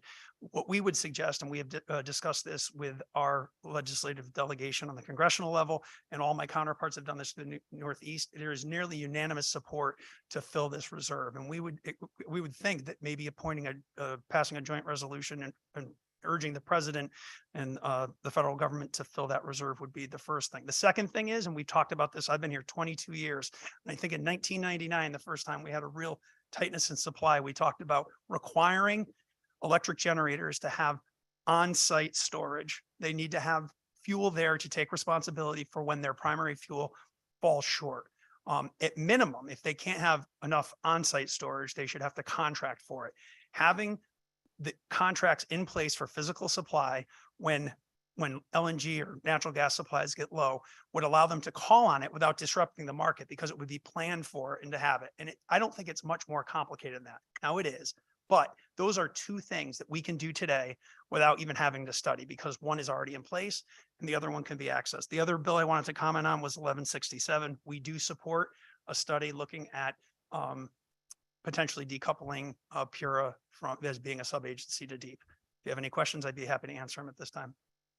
Thank you, Chris. And we hope that our congressional delegation is receptive and aggressive in following up on that.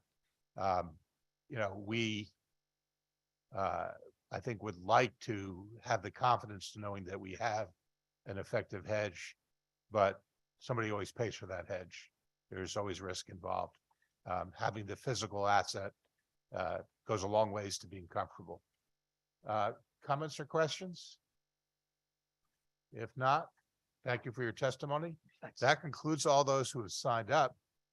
Is there anybody here who might want, I happen to notice. Yes. However, I feel compelled, is everybody on the committee okay with having one more person testify? No. I'm looking at Representative Piscopo. All right. We'll allow it this time, Mr. Pilardo. Please continue. Yeah. That's right. Thank you for your indulgence, Mr. Chairman, members of the committee. Actually, I wasn't planning to testify. I had just submitted the presentation I gave to you at the informational forum in response to Senate Bill 1168, which looks like a pretty good placeholder bill and that you might start feeding all the energy bills into. But I was certainly very motivated, having listened to the exchange between the committee and Commissioner Dykes today, and then having read her notice and her press release about the procurement. So I just wanted to supplement what I had written because it may look a little bit out of date, even though I had just submitted it a few hours before she spoke. But if you'll recall from the presentation that I gave to the committee at the informational forum, I think my main theme was that Connecticut, compared to the other states, was really lagging in its procurements. A number of years have gone by where there haven't been procurements. We have an offshore wind RFP, which is getting underway in Massachusetts now. We have one in Rhode Island where bidders are about to submit their fees and their bids right now, and yet again, in Connecticut, it's been a long time. Now, I know that DEEP was looking at running a solar procurement last year, basically to backfill projects that have been lost. And Commissioner Dykes and then the last integrated resources plan made it clear that the department wasn't going to procure any more offshore wind until the offshore wind transmission constraints had been relieved through considerable upgrades. So very pleased, yet a little bit surprised today at the announcement. Of course, pleased because this is exactly what I asked of the committee to consider, perhaps like other states. We know from what the commissioner said that DEEP has the may authority, but not necessarily the shall authority. So there's no timetable.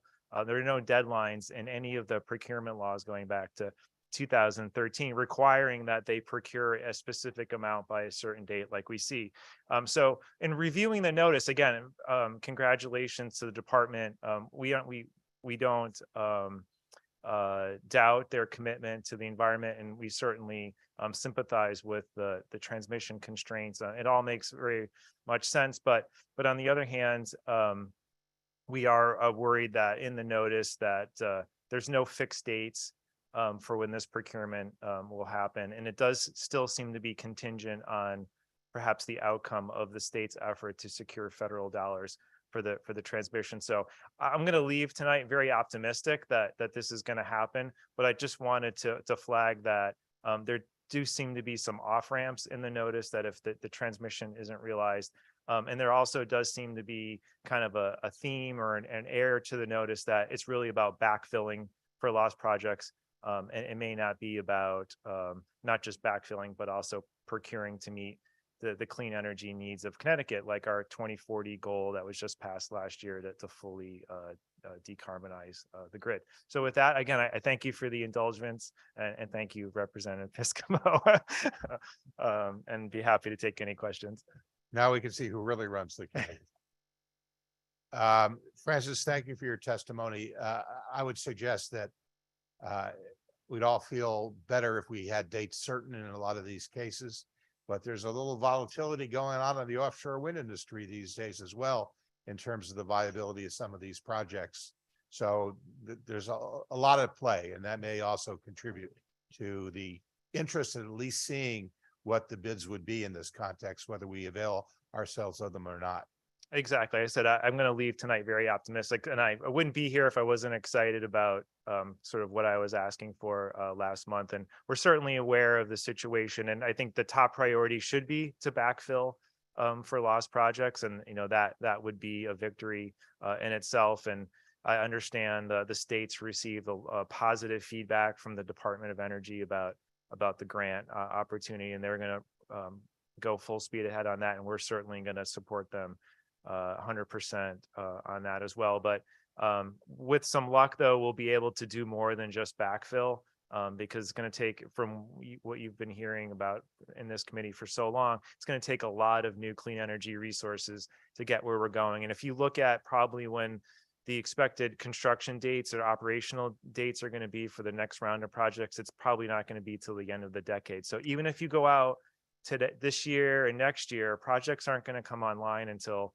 after 2030, after the Millstone contract has already expired. it's a long game. We know how long it takes to build things these days, especially big infrastructure projects. So we simply can't wait. So again, thank you for your indulgence. And thank you. And maybe we can all end this on an optimistic note. That maybe this will all work out in the end and it'll be a happy ending for Connecticut and the world. With that, this concludes our testimony for today. We next convene next Tuesday, the 14th at 11 a.m. for a committee meeting. See you all then. Thank you. We are adjourned.